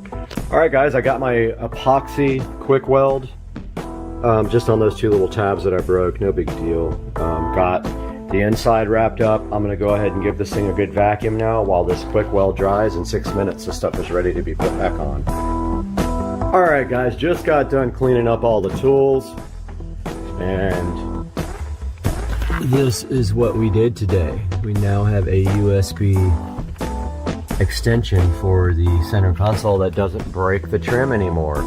So I will put a link to this in the description.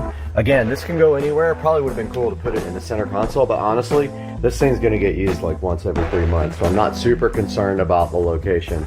Going to disconnect the battery tender and then see if my console gives a high battery drain again, because they did introduce a firmware update just for me to test whether I get high battery drain now. So going to disconnect this, get this video all edited up, and I'll see you guys again really soon.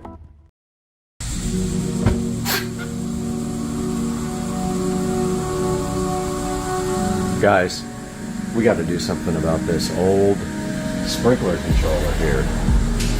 Check this thing out, the old technology, the Rainbird. We're going to do something about this today.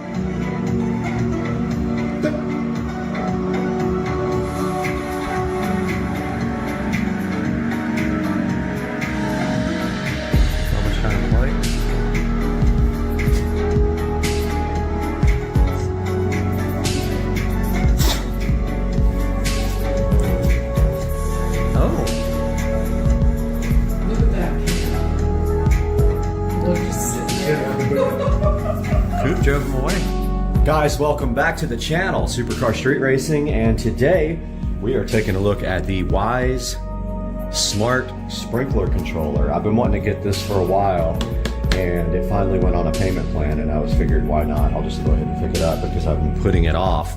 So this guy right here comes, I think, with a year of free like Wyze service, so that it actually works with the forecast and all that. I'm not too concerned about having it know when it rains and that kind of stuff, because I have a well, so it's not like I'm wasting city water. But let's get this thing opened up and see what's actually inside. And here's a good look at the box. So that's the front of the box. Shows you kind of the zone layout here. Shows you the app here. So this uses the regular Wyze app, which I have a lot of the Wyze cameras.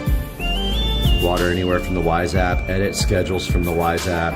DIY, which we're going to go through that as well. Sunrise, sunset settings, offline schedules, and customizable zone details. Good look at the back with the terminals here that we're going to be checking out. Look at where the apps are for both Apple and Android. And yeah, that's about it. We're going to go ahead and open this guy up now. See what's inside.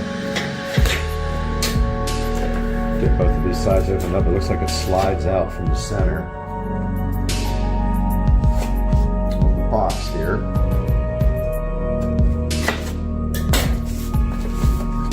Yep, it does slide out from the center, and then inside the box we have this lovely green box, which is also the color of grass, if you didn't know it. Take a look at the green box. Got the presentation here. There is the Wyze sprinkler controller with this nice peel back. How fulfilling was that? And then take a look how sleek this is compared to the old Rainbird. And then on the back here we have real easy push terminals for doing wiring.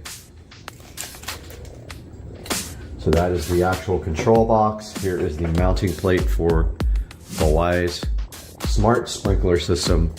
Looks like it goes this way and clips on somehow like this. Apparently, yeah, you just kind of mount this to the wall. We'll show you all this when we do the installation, and then this pushes on to that. I also ordered another smart landscape lighting transformer, so that's going to go next to this guy inside of the garage and do the, if you're facing the house, it'll be the left half of the landscape lighting. If you're looking away from the house, it's the right half. There's the beefy, chunky power brick, pretty heavy, probably 3 or 4 pounds power brick. The standard, I forgot what these are called, connector. We've got some drywall inserts, which we won't need. We're putting it on pegboard. And it looks like we have, I don't know, Velcro maybe? Some kind of wire management. We have a little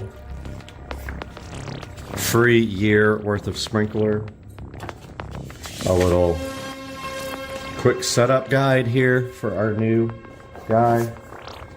And it looks like we have a little sheet here for putting decals on your wires when you disconnect them so you don't get confused. There's actually a quick setup guide inside of the app. So we're going to start that process next, and we will start recording on our tablet and our phone at the same time. Phone does the video, tablet's going to be doing the app, and we will see that next on the channel. Alright guys, we are here outside in the garage with the old school Rainbird controller. We've also got some recording going on our tablet. And so you guys can see this installation progress. And clearing the bench off here a little bit, make some room for the install procedure. And let's go into the tablet now. Click the plus. Let's add device, home,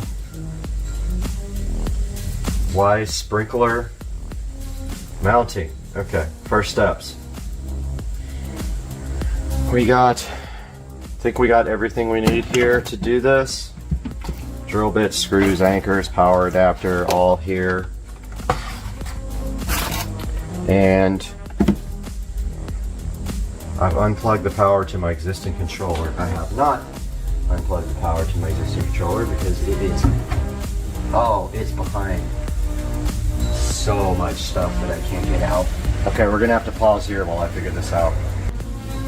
All right, it took me a minute to clear some stuff away, and I got the power undone on the existing Rainbird controller.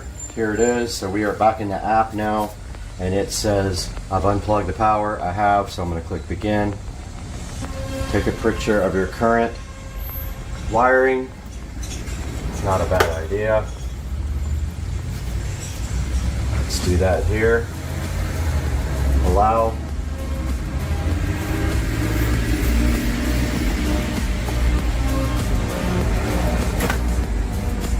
Allow.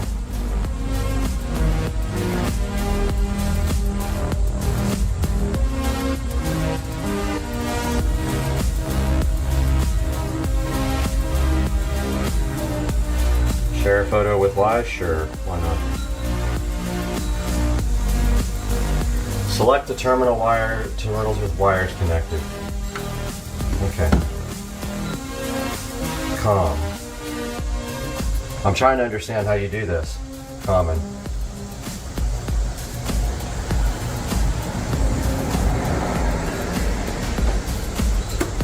My eyesight is so bad, I need to get my flashlight.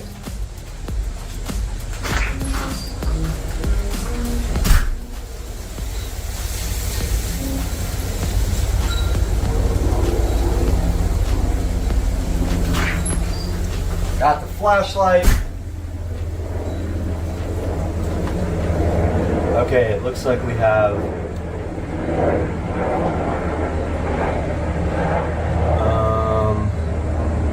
COM and 1, 2, and 3, and we have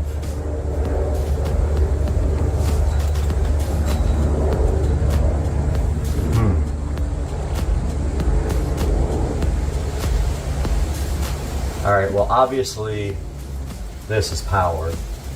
So red and blue are power. Master valve or pump. Master valve is not connected. C or COM is connected. And we have 1, 2, and 3 connected for 3 zones. I don't know what. Let's see. Ground.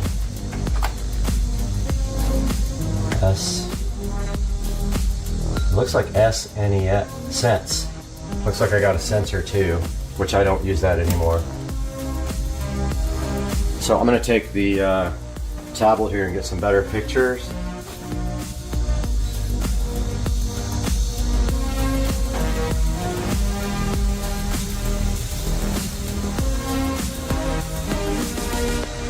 No, I don't want. Tablet's trying to do video.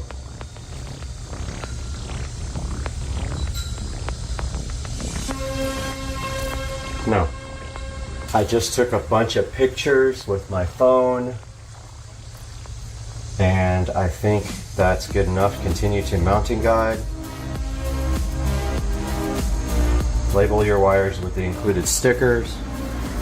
So we need to take off these gloves. Get our screwdriver out.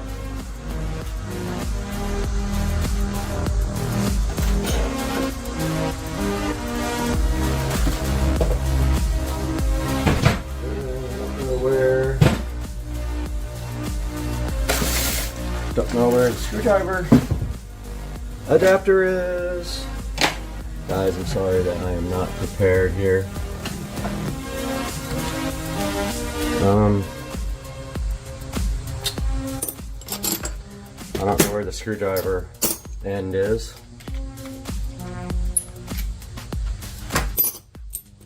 I know, this is ridiculous, dude. Whoa, almost knocked the camera down. That makes for good video, though.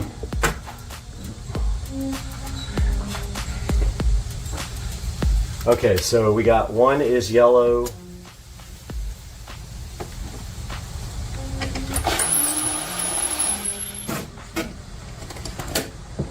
And we need the label. So basically one is probably zone 1.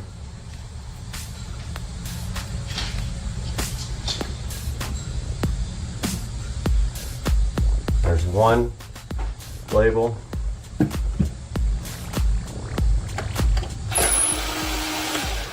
Blue is 2. These are the zones, so these are the valves.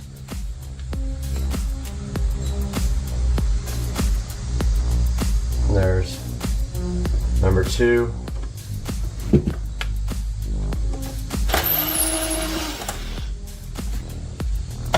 These are all the positives for the valves, and then the white is the common, which would be the negative. Ground, common ground. There's 1, 2, 3, and white is C.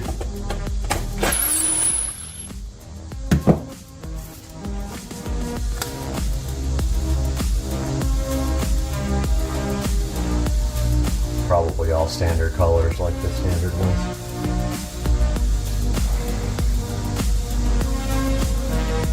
And the rest is just, this is the sensor, the rain sensor, which we're not using anymore. And then this stuff is power.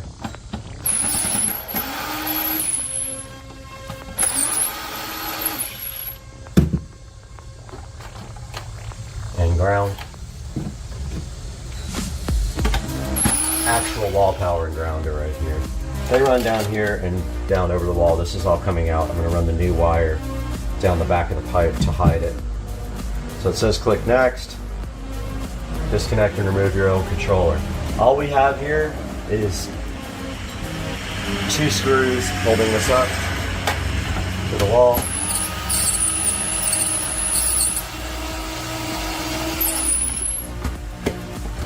And the pipe goes through the bottom. That one is in a stud.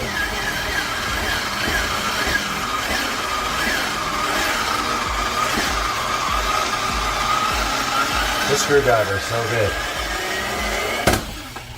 We won't use the same screw going back in because I believe I just stripped it out. And that is fine. Ah, we got some other. There it goes.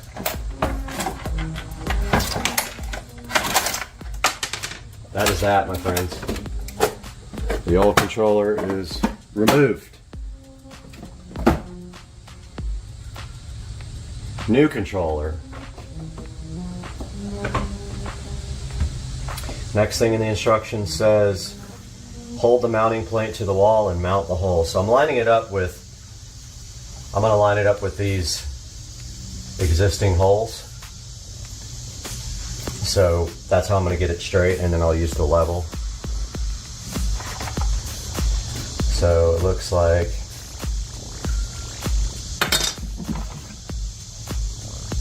we're probably gonna wanna put it about right there. Man, I really wish we didn't have this. I wonder if there's a way to run the wires through the wall. Don't know if I can do that. Really don't want this pipe sticking up anymore. I think that's gonna take a lot more than I can do today. I think that's a project for another time, but we kind of want it right there. With the wires running behind it. So we want this controller to sit about right there, level. So this is the row.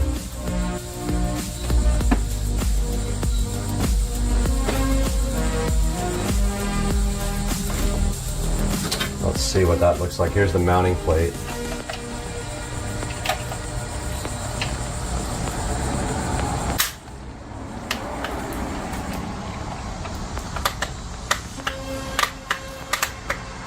How does that thing go in?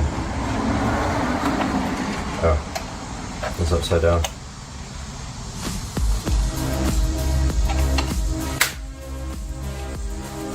So we need it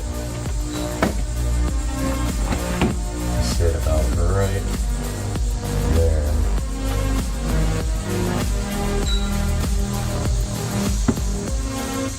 So it hides the wires. So I have to get something to mark this with. I really want to get this away from, I want to get this, I have to disassemble that whole pipe if I'm going to get rid of that thing. It's just not for today. It's not for today. It's for another day. I really want it to go inside, but the wires are outside. Okay.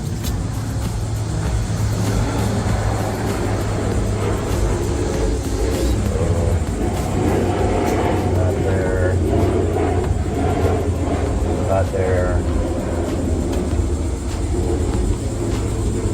puts it about midway there.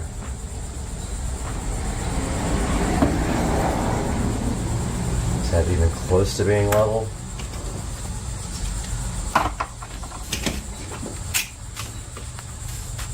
Level is right there. Levels right there.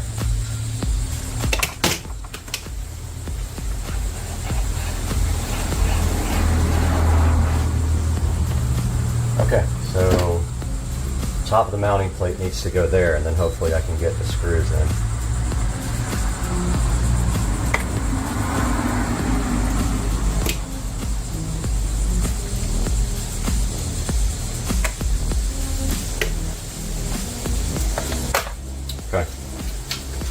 So it's got it's got a a word on it that shows you which way goes up, and this is kind of what we're going for.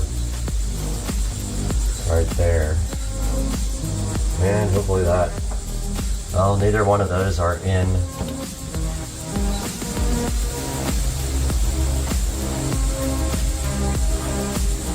I didn't mark the center either.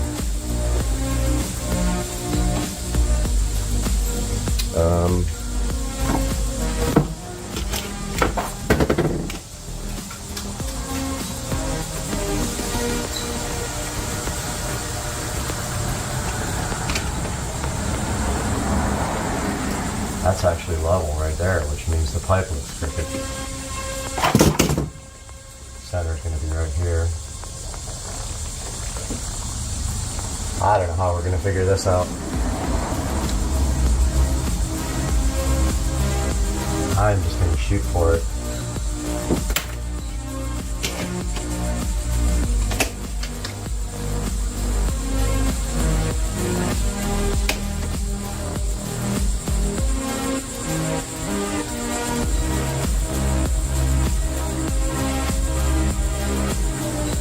I'm leveling it out right now, and then I'm going to put a screw in.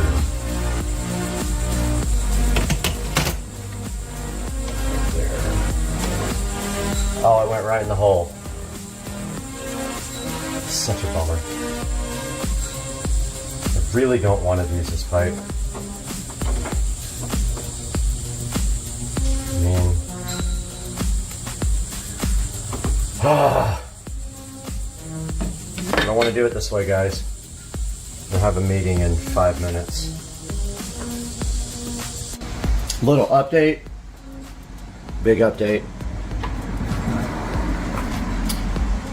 45 minutes later, 2 hours later, finally got the stupid wire pulled. Must have pulled that wire 40 times to get it through.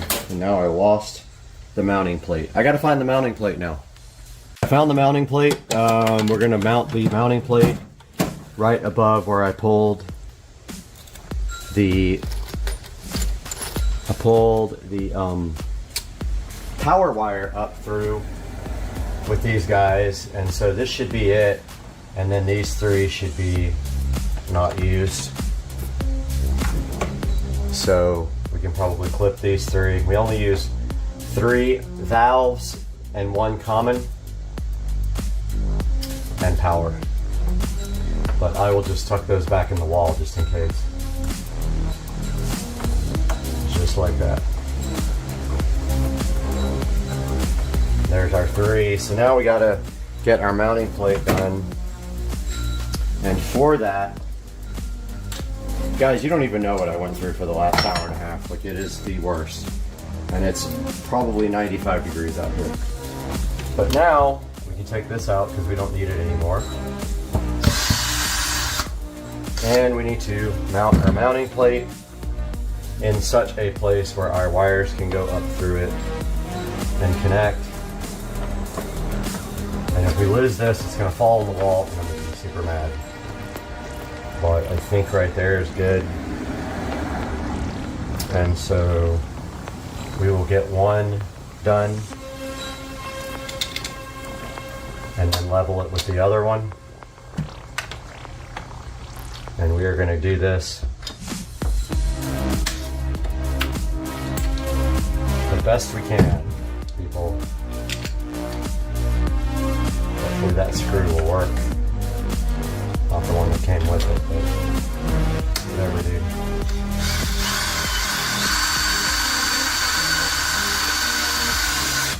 Okay. So now what we're going to do is level this guy off. Then put the other screw in. Way off.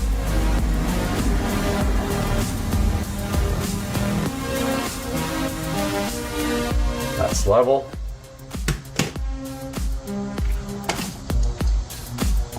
Let's get our other screw. Hopefully these screws will work. They do kind of have like bulging out. Okay, we were on the tablet about to mount and wire up the Wise sprinkler controller. The instructions here tell you how to mount the wall plate. We did that already. We already did this part with the anchors. We already screwed it in. Now we have to connect the wires. And they're push buttons. So there's 2 C terminals here, which I see one. Get it? C? Okay. So basically the white is the C. So we just, either one of these, we just push back. And then clearly marked 1, 2, 3. 1 is yellow. You push the little retainer clip back. 2 is blue. Push it back. All the way. Oh, wrong one. Too much vodka. And 3. And then the last thing is the power wire. Now let's hope, actually let's run that back around this way. Let's hope that this thing goes mounting without having to do anything else weird. But we do need to get these wires back in the wall. Okay, so it just kind of sits on this back plate and then pushes up.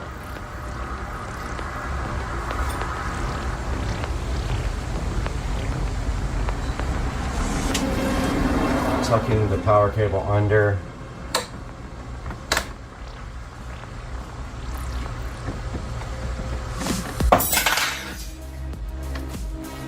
So there's a catch on the top of it, up here, that has to catch. So it goes underneath the whole unit, and then you rotate it up. It just doesn't like to catch as good as it is when it isn't on the wall. But yeah, there's tabs that catch.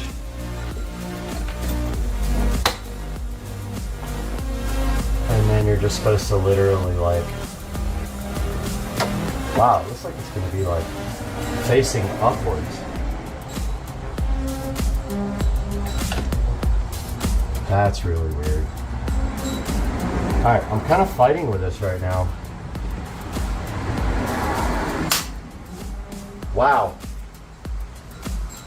It's angled upwards. Wonderful. That is not good. Alright, so we gotta fix that right away. It's angled to look up at you. That doesn't work for us. So what we're gonna have to do is shim these guys way out.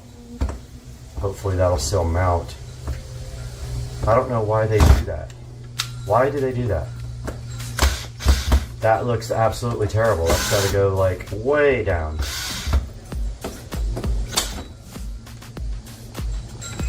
Why on earth do they have it facing upwards like that? That just makes no sense at all.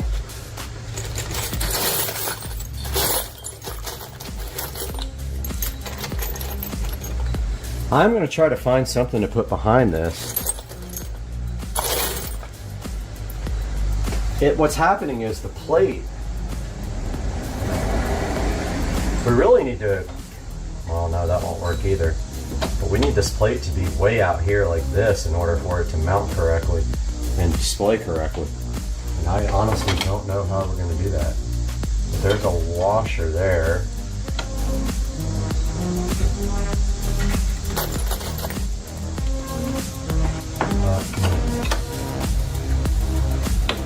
Oh, that's too thick. That is just insane, guys. That's not a great way to mount this thing.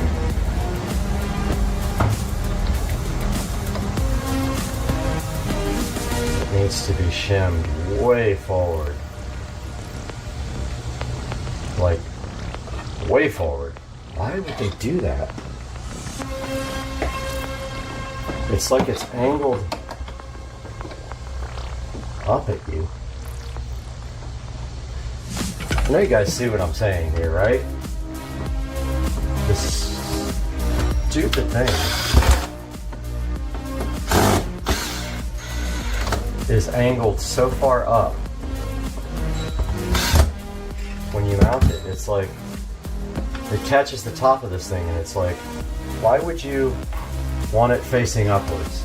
Seriously, stupid. This has to be fixed. I'm looking for shims.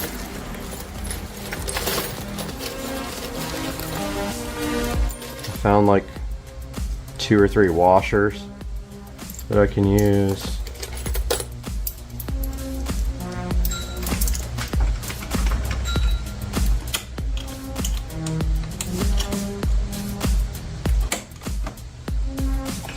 I mean, it's got to be way up there.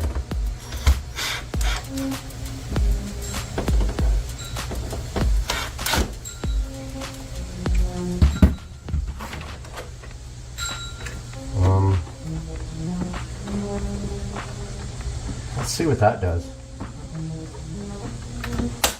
Why would they want it like...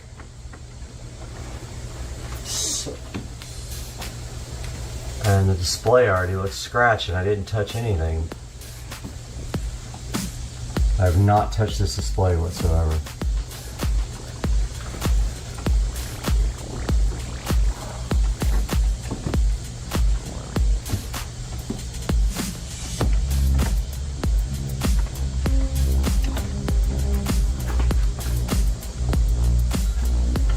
That won't even go.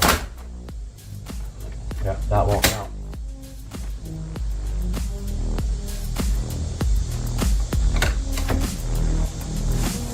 It doesn't like the angle. What is the deal with this mounting plate, man? Alright guys, I settled for it facing the ceiling because fuck it. At this point I'm fed up with this crap and I don't want to mess with it anymore. And I have a scratched display and I just don't care, and I've shimmed it and shimmed it and shimmed it, and it's not going to get any better. It faces upwards. If you guys buy this, no, you better mount it down here, which I would have. Now I got a hole in my pegboard. So here we are on the tablet. I've connected everything. I've plugged the sprinkler in. Now we have to provide power for it. I'm doing that now. Power, and as you can see, it lit up. It's blinking. It's on the mounting plate. It's in pairing mode, as the app says. It wants us to begin and turn on location. It is on. It is on.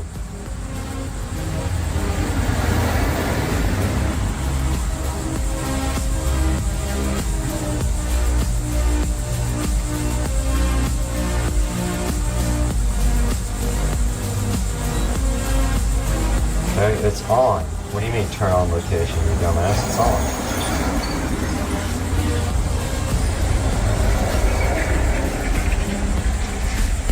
Do we have to have Bluetooth? I think we do.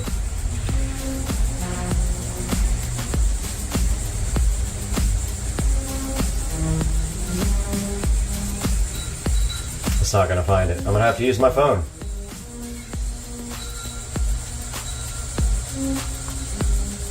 Dude, this is stupid. Alright, still struggling with this thing. It just says place the bottom of the device. It does say in the video it's supposed to be angled up, but I think that that's stupid. I don't understand why the hell they would do that.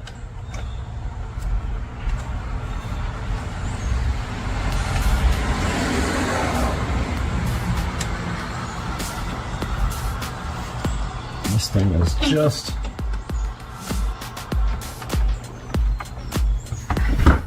Ooh.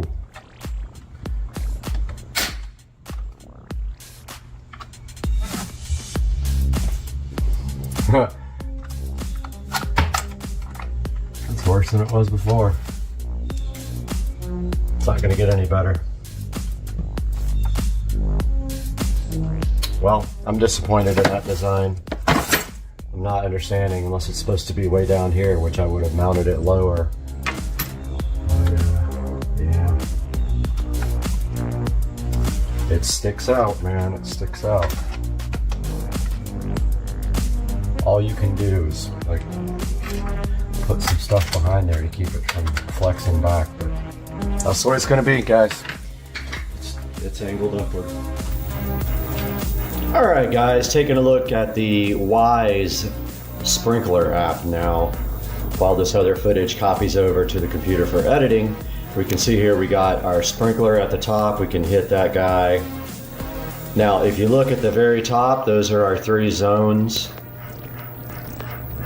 And if we go inside the actual zone, it has some details about the schedule and the soil moisture, and I'm not sure how accurate that is without an actual sensor for that, but there's the front. And what is cool is you can actually take a picture of the zone, which I have not done yet. I think I am going to go do that right now and then come back and continue this video.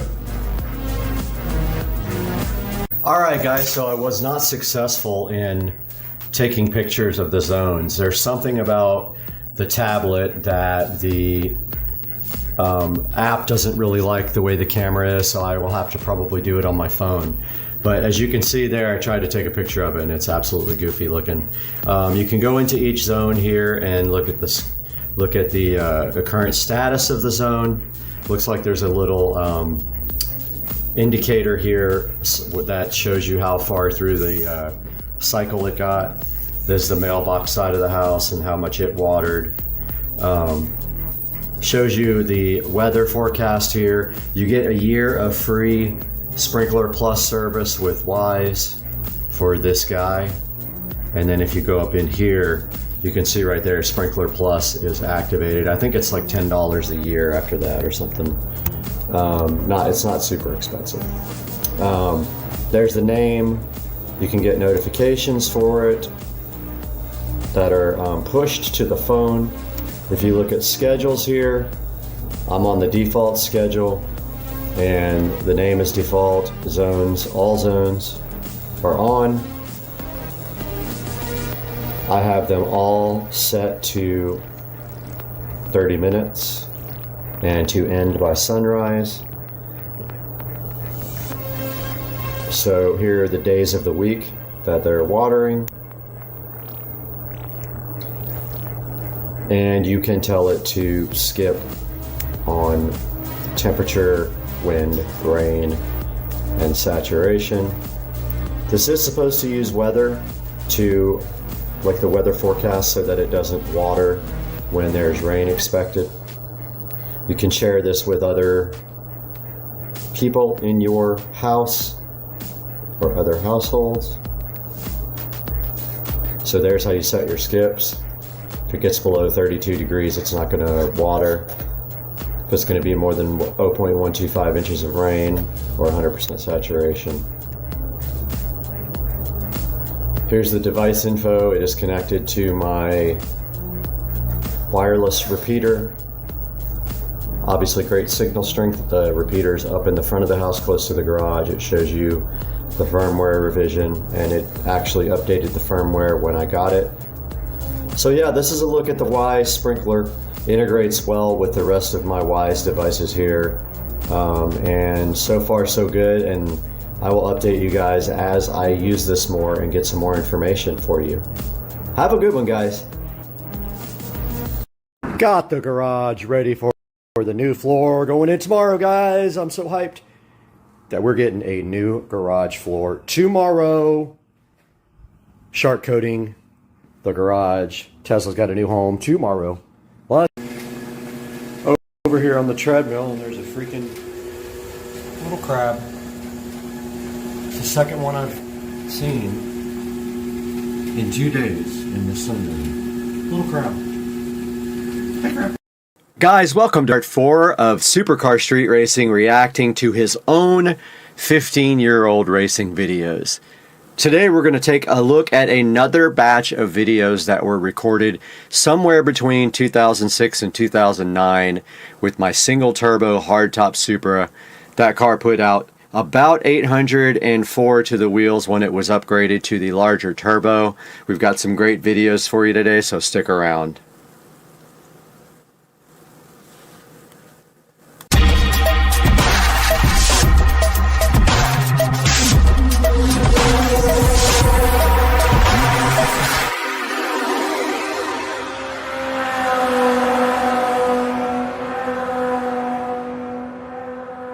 Welcome back to the channel, guys, and this is part 4 of me reacting to my 15-year-old racing videos, and there are some pretty crazy ones out there.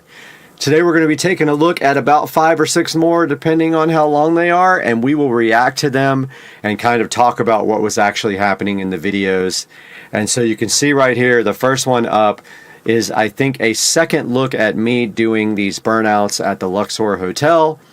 And basically this was for Supra's Invade Las Vegas somewhere around 2007, 2008. This might be 2008 or 2009. I'm not 100% sure. Like I said, I lost all the original videos. I lost the original channel. And these were all downloaded from another source. So I see some content that might get copyright, so I'm going to go on past it. It's all Talladega Nights stuff. And so I'm going to go right past that so we don't get copyright. I want to make sure this doesn't have copyrighted audio either. U.S. Interstate 15. Here we go. Just a flat-out high-speed burn through Baker and Barstow and Purdue. Then onto the Hollywood Freeway, straight into frantic oblivion.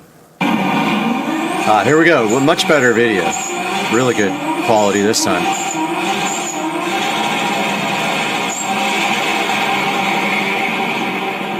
All right. That was one of the dumbest driving I have ever seen in my life. Okay, so that was it. So that was just that was me at the Luxor Hotel going insane and doing burnouts, and this was a different angle. Cargasmic was this really cute girl that I absolutely had a crush on back in the day. I don't know whatever happened to her. RSA Super is my buddy Ryan, and he wishes me a happy birthday every single year. We haven't talked for a while, but yeah, he does follow up with me on a regular basis.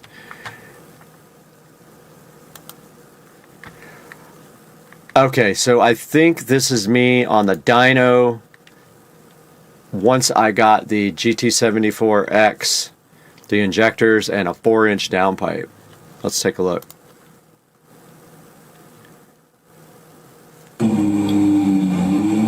Yep, this is being tuned. It's all a brand new setup. This is at Dyno Extreme, I think.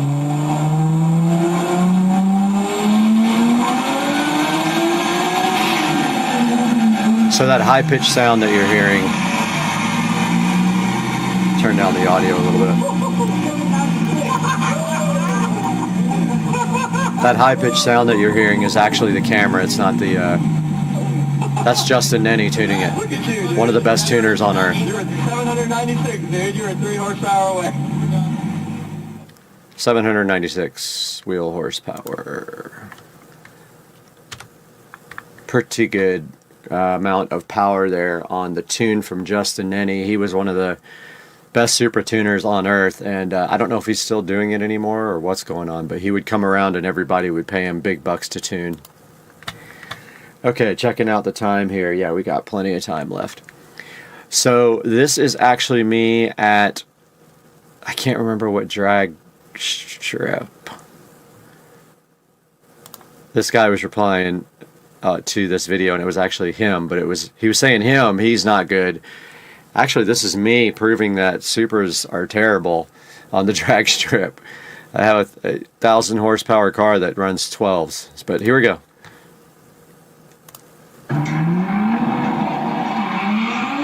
No traction whatsoever, street tires. I think I might have had drag radials.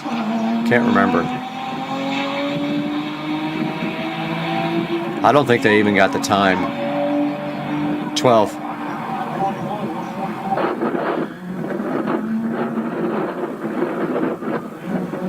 Really, really bad launch. The limit to the pits is 20 miles an hour. I mean, on the return road, 20 miles an hour, and the pits 5 miles an hour. So this was on drag radials because I see my stock wheels, and I did not know how to launch the car at all. This was my first attempt at the drag strip.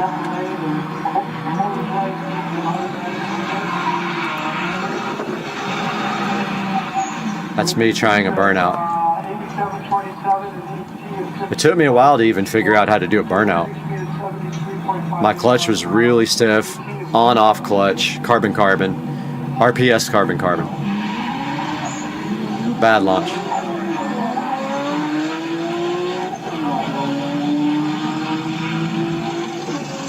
No times. I don't get why we didn't show the times on that video, but we didn't. It's me trying one more time.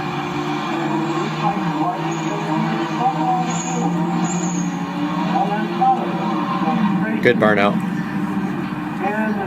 This racetrack closed down, by the way. I think this was Palmdale, California. It shut down after this.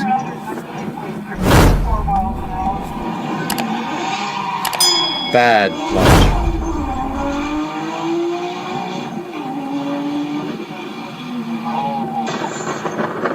I think I blew a coupler or something. Something happened in that last run.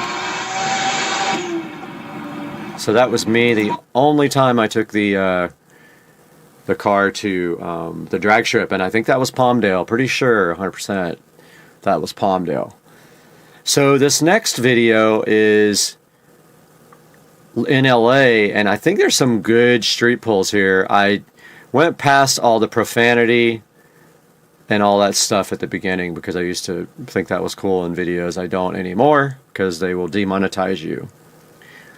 So let's get back to, there's some stuff in here we can't play, but here we go. This is on 100 octane fuel.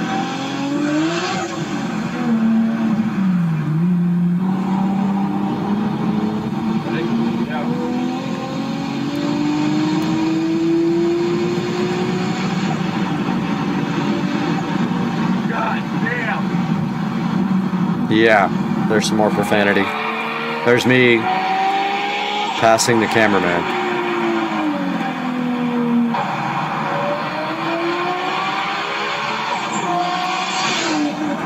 And me next to the freeway. It's so hard to tell how fast I'm going, but look at traffic. I lived on this hill, by the way, so that's why we were there. That's why we were there shooting. I lived on that hill in an apartment with someone, so that was like our view from the backyard. We had that view of the freeway, and unfortunately all the noise as well. Alright, so this next video is pretty famous, and it was big on my old channel. I re-downloaded it. Of course, it's old school now, nobody really cares, but this is going to Cars and Coffee in LA, and me and my buddy Cal, who also is big time into Supras, we left and we followed a bunch of Lambos and messed with them and tried to get them to race us. I don't know, it was childish, but at the time I thought it was fun and cool, and we did, and we have the dumb Fast and Furious stuff in there too. It's just, looking back at how childish this was, I have to laugh and say why, but yeah, so here we go. Let's check this out. What's the retail on one of those? More than you can afford, pal. Lamborghini. I said Lamborghini where it said Ferrari. Smoke. Really, really old video. Oh, shit. Yeah, it's a Murcielago. They're both Murcielagos. He said they were Murcielagos. I don't know if you guys could hear that.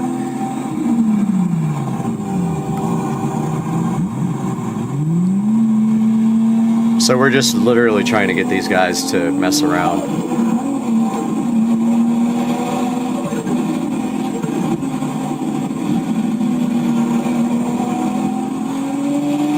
And then he cuts us off. So I just went around him.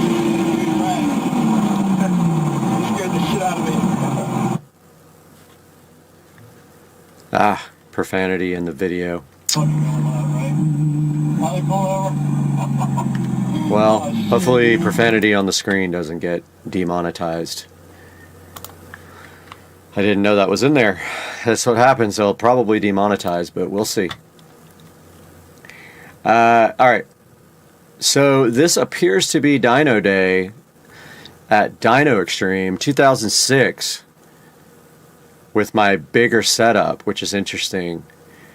I must have gotten the bigger setup in 2006, so these might be 2004, 2005, some of these videos. So here's me on the dyno, let's see.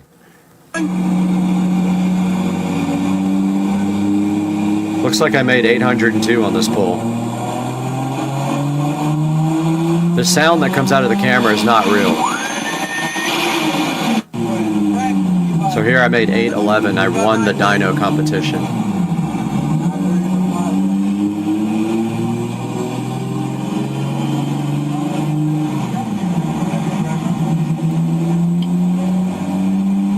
We were up in the boost, I think, a little bit at a time, I believe.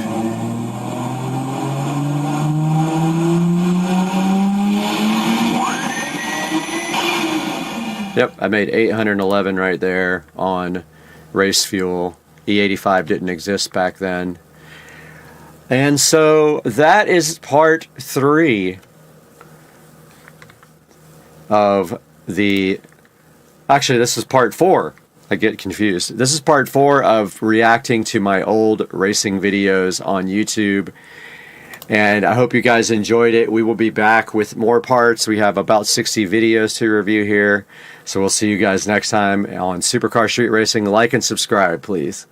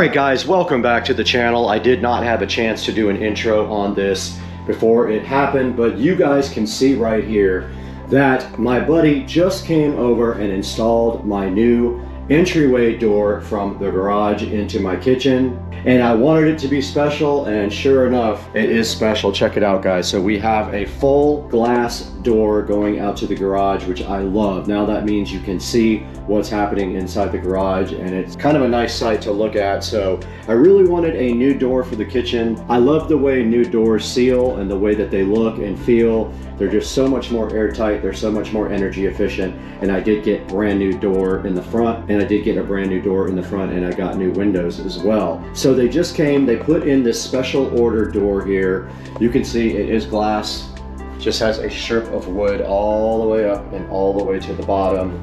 And then also we did do another Eufy security video doorbell lock. So we use the same exact setup we have on the SCSR studios here. We do have the Eufy door lock and doorbell and video combined in this unit, just like on the studio. And then down here we do have just a regular lock, which I will link to both of those in the description. This one also has the capability to key lock, but the most important thing is this is a smart video doorbell lock that also interfaces with my existing chime in the living room there. So whenever you ring this, the chime in the living room does go off, which I love. I don't have to put a second chime anywhere, although I might be able to if I really want to. Now let's step outside into the SCSR garage and see how this looks from the outside. Okay, here we are in the Supercar Street Racing garage taking a look at the new entryway door, and I have a feeling after looking at this, I am going to want this door to be red. I just think it will look so cool red because we have the red stripe up above there.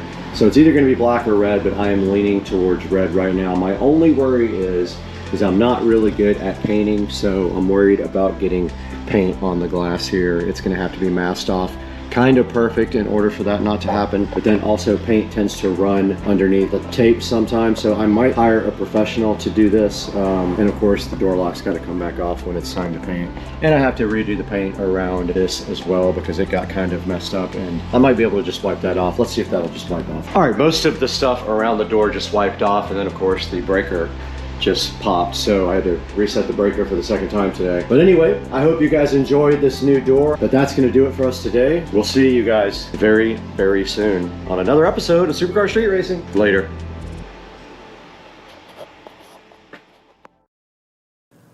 Guys, welcome back to the channel, and welcome to the 4K production studio at Supercar Street Racing. Today we're upgrading this very device here that you see me on right now, so hang out and let's have some fun.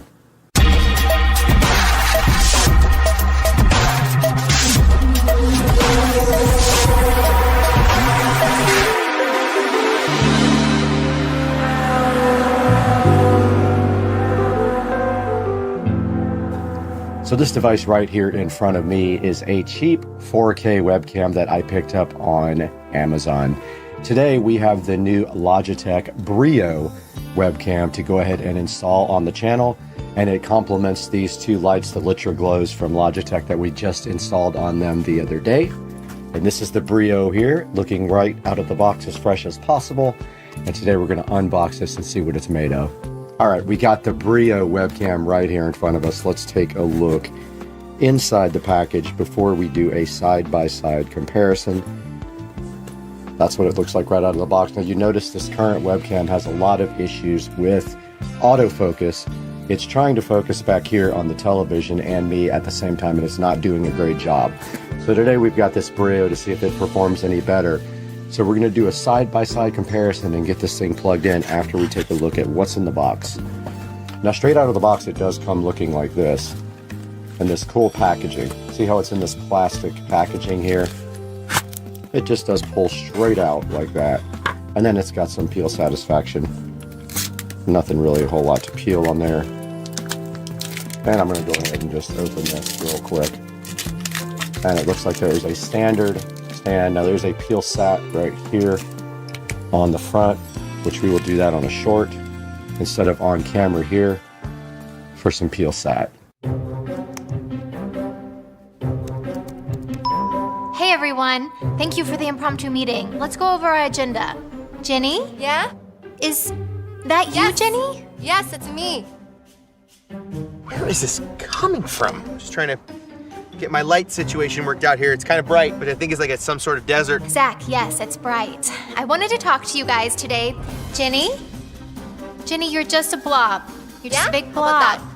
If I could just proceed here. Oh, God, it's so hot in here. I hear you. I know that it's bright out there. I do. Look at me. This is good, right? Ah! Jenny! Wow, that could have been so dramatic. It's so bright in here. Let's just reschedule. Look great in any light with Brio, featuring advanced light balance, facial recognition with Windows Hello, and 4K Ultra HD and 5x zoom. All right, we just did the Peel Sat short, so make sure you check that out. And let's continue into the box here with the Brio. And inside of the box, we do have another cardboard thingy here. And inside of that, it feels like we have a super long USB cable, and we do. Looks like this USB cable is a Type B to Type C, or Type A to Type C. Type A on one end, Type C on the other end here, and it is very long, which makes it very cool. I like it when they give you an actual long enough cable with the devices. Sometimes they're way too short. So inside of the box, we did find this little security flap. So this is actually to cover the camera. When you don't want to use it at all, you just put this right on top and you flip this little cover down, and it gives you some security. Logitech also did provide this nice little bag here. So if you want to take this camera around, if you're going portable and you're going gaming in different places, you can put it in this nice little felt bag. It's pretty cool. All right, this is the Logitech Brio now plugged in, and I am working on focus. I took it off of autofocus here, trying to see if I can get it to properly focus, and that is pretty sharp. And so this is the difference in the Brio and the other camera.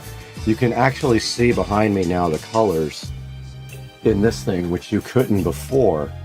And then the video quality is much sharper, much better than the other camera. So let's do a side-by-side comparison now. All right, you can see me right now in the Logitech Brio little viewport right here. So this is a side-by-side comparison with the old Depstech webcam. How does it look?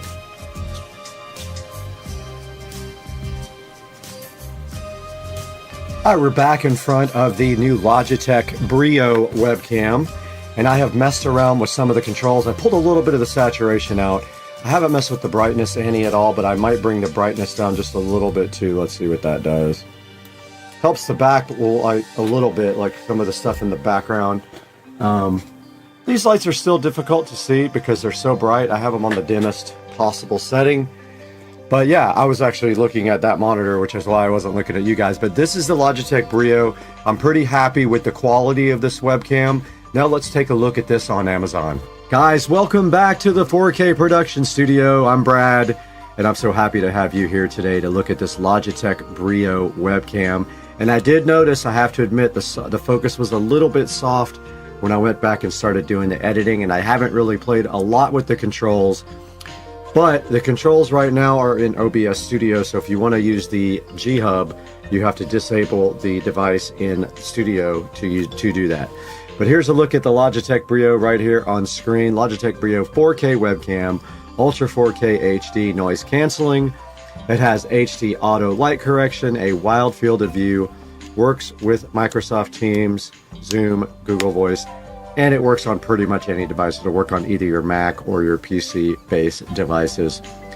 Does have a 4.6 star review, which is pretty good. It's the best of all of the cameras that I could find as far as reviews go. Like I said, the focus is a tiny bit soft, I just noticed, and I am fully focused to the left on the focus control, which is right here, which I can pull it down for you guys. This won't go any further left, and I feel like it's a little soft, but I'm not 100% sure. I know it looks a lot better in a window than when it's full screen. And so, yeah, this has 4.6 stars, and it is $138 right now, and there are two versions. Make sure that you get the newest version when you go and buy it, because it is only $10 more than the old version. So looking at some of the specs here, it says it has 4 times the resolution of a typical web camera, an automatic light adjustment, It says that Right Light 3 uses HDR to show the best light. And it says it has noise canceling technology on the microphone and dual omnidirectional mics. 3 field of view presets, which I cannot change that in the actual software for OBS Studio, so we have to play around with that on the outside of this software. It does up to 90 frames per second. It has Windows Hello integration, so you can just sign into your computer without a password. That's pretty cool, so you can just actually use your face to sign in. And it works with pretty much everything. Okay, as I was saying before, this thing has a 4.6 star average reviews out of 16,000. It's 891 ratings. That's quite a few reviews. I did see some of the bad ones here. The 1 star saying things like, if you're thinking about buying this for background removal, don't. Does not support AMD. I doubt that's true. It said, disappointing experience, falls short. And it says, I must simply throw this camera away because it will not work all the time. And that is some of the 1 star reviews. Somebody said don't buy it for a Mac. I don't know. 5 star reviews, it has a bunch of them. Ultimate webcam for crystal clear video. Game changer for video calls and conferences. Awesome camera. My new favorite webcam. And light correcting feature is amazing. Pricey but great for office meetings. Perfect, excellent quality.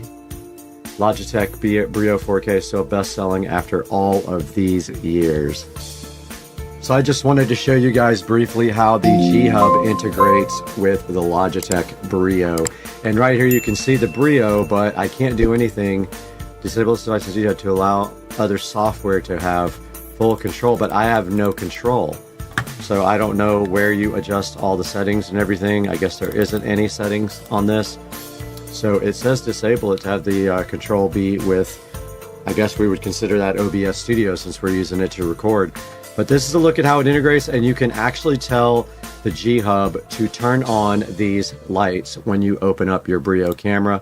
And then there's some other presets here that you can set, like Counter-Strike 2, Assetto Corsa. For the different games that you're playing, you can have presets for the lighting to set up. And that's a look at how this works with the Brio, with the G-Hub app from Logitech. All right, I went ahead and disabled the thing in G-Hub just to see if I had any other options in OBS Studio. So I'm double-clicking the camera now. Configure video is exactly the same. So that didn't really do anything extra for me. You can see these, well, the controls did kind of freak out when I dragged them to a different monitor. Let me try that again. Yeah, so I have the same controls that I did before. Yep, same controls, so there's no way to get a better set of controls for this. So I guess you cannot control anything but what's default here on this device control here in OBS Studio. So taking a look at some of your other choices down here, there are some more expensive webcams, but they have worse reviews than the Logitech. You've got the eMeet here for $47.99. You've got the Nexigo Iris here for $209.99. You got the Logitech Brio here for $159. And that one does have a tripod with it, which I don't even need, so it's a little bit more with the tripod. There's the Logitech C920, which is only HD. And then there's one that has like a pan and tilt, which is kind of useful if you have a live situation like mine where you have cameras up in the corners like I do. That would be very useful for the studio, I have to admit. Alright guys, that's going to do it for this episode on Supercar Street Racing. I hope you guys enjoyed the video. Please like and subscribe, buy everything through our links. So click our links to buy anything you want on Amazon. We get a little bit of money out of it. Helps keep the channel going. It helps support us. And we love it when you guys help support Supercar Street Racing. We'll see you guys next time. I have 7,000 more webcams to buy.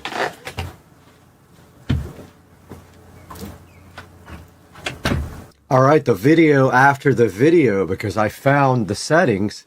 When you open G-Hub, if you double click the camera, not the gear icon, you then have the settings, but you can't do it while you are in the OBS Studio doing anything. So I can't show you all the settings, but basically you have all the settings for video and camera here available in G-Hub. And it does have some different exposure priority versus other things, versus frame rate and camera modes like this. I can't change that right now because I am in OBS Studio. But there are the controls in the Brio app, guys. All right, guys, supercar street racing here. This is going to be a banger.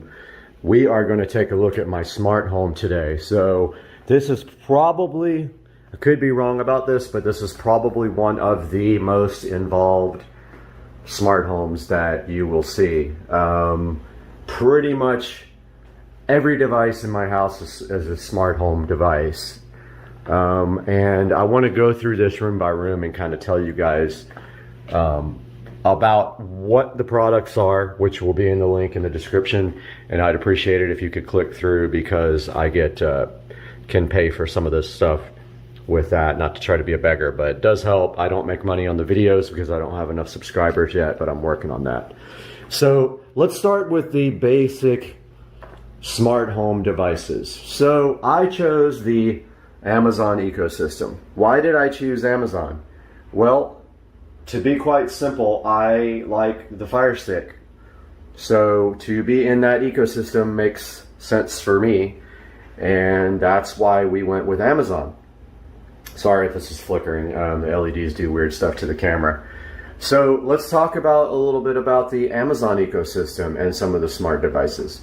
So I have all of their smart devices, literally all of the versions of their, not the new generation ones, but at least the generation before the new on most everything. I do have a new generation Echo Dot, which I will show you. This is a generation before the new one, Echo Show 10. Now, this is located in my kitchen. It's not ideal. I do like my devices kind of mounted, flush mounted and things like that, but this one, it's really hard to get it flush mounted just because of the depth. So as you can see here, it is quite deep. Let's go like this. Now, what I was able to do in this case though, was I was really lucky. I was able to get the wire in between the shelf. It goes behind the shelf here. It goes up into the cabinet above the microwave, and that's where I get power for the Echo Show 10. I'm all about keeping things nice and clean, and the Echo Show 10 here in the kitchen, although I don't use it for the actual audio output, it does have tremendous audio quality. It has really good bass response. You can adjust the bass and the treble. For those of you who think that the Echo Show 10 is a little bit bass heavy, you can adjust that by just telling her to turn the bass down. So the good thing about having this device in the kitchen is it's kind of a central location for everything, and it is a good spot to give commands for your smart home. Now, let's move on to this monitor that I have in the kitchen. So I have a Samsung HD TV here. This has a Fire Stick 4K, and if you look here, so this can also do anything that Alexa can do because you have this remote with the volume button. So let's say we want to look at the security cameras on this box. So Alexa, show me the driveway. Okay. So hopefully Alexa will now do her thing. So it is calling up the driveway now. So there we have it. So now a little bit of explaining to do. So these are Wyze cams, W-Y-Z-E. They will be in the description. There's going to be plenty of affiliate links there for you guys to click through. So I like the Wyze cams because they are HD. They are indoor, outdoor. Super easy to set up. Now this is running on Wi-Fi and it's high definition, and there you can see a live look right at the driveway. There's the time and the date, and you can actually talk through the cameras as well. So here we have in the kitchen the summary of the devices. We have the actual Amazon devices. We have a Fire Stick 4K here on this television, so you can watch anything Kodi, Prime, Netflix, whatever on this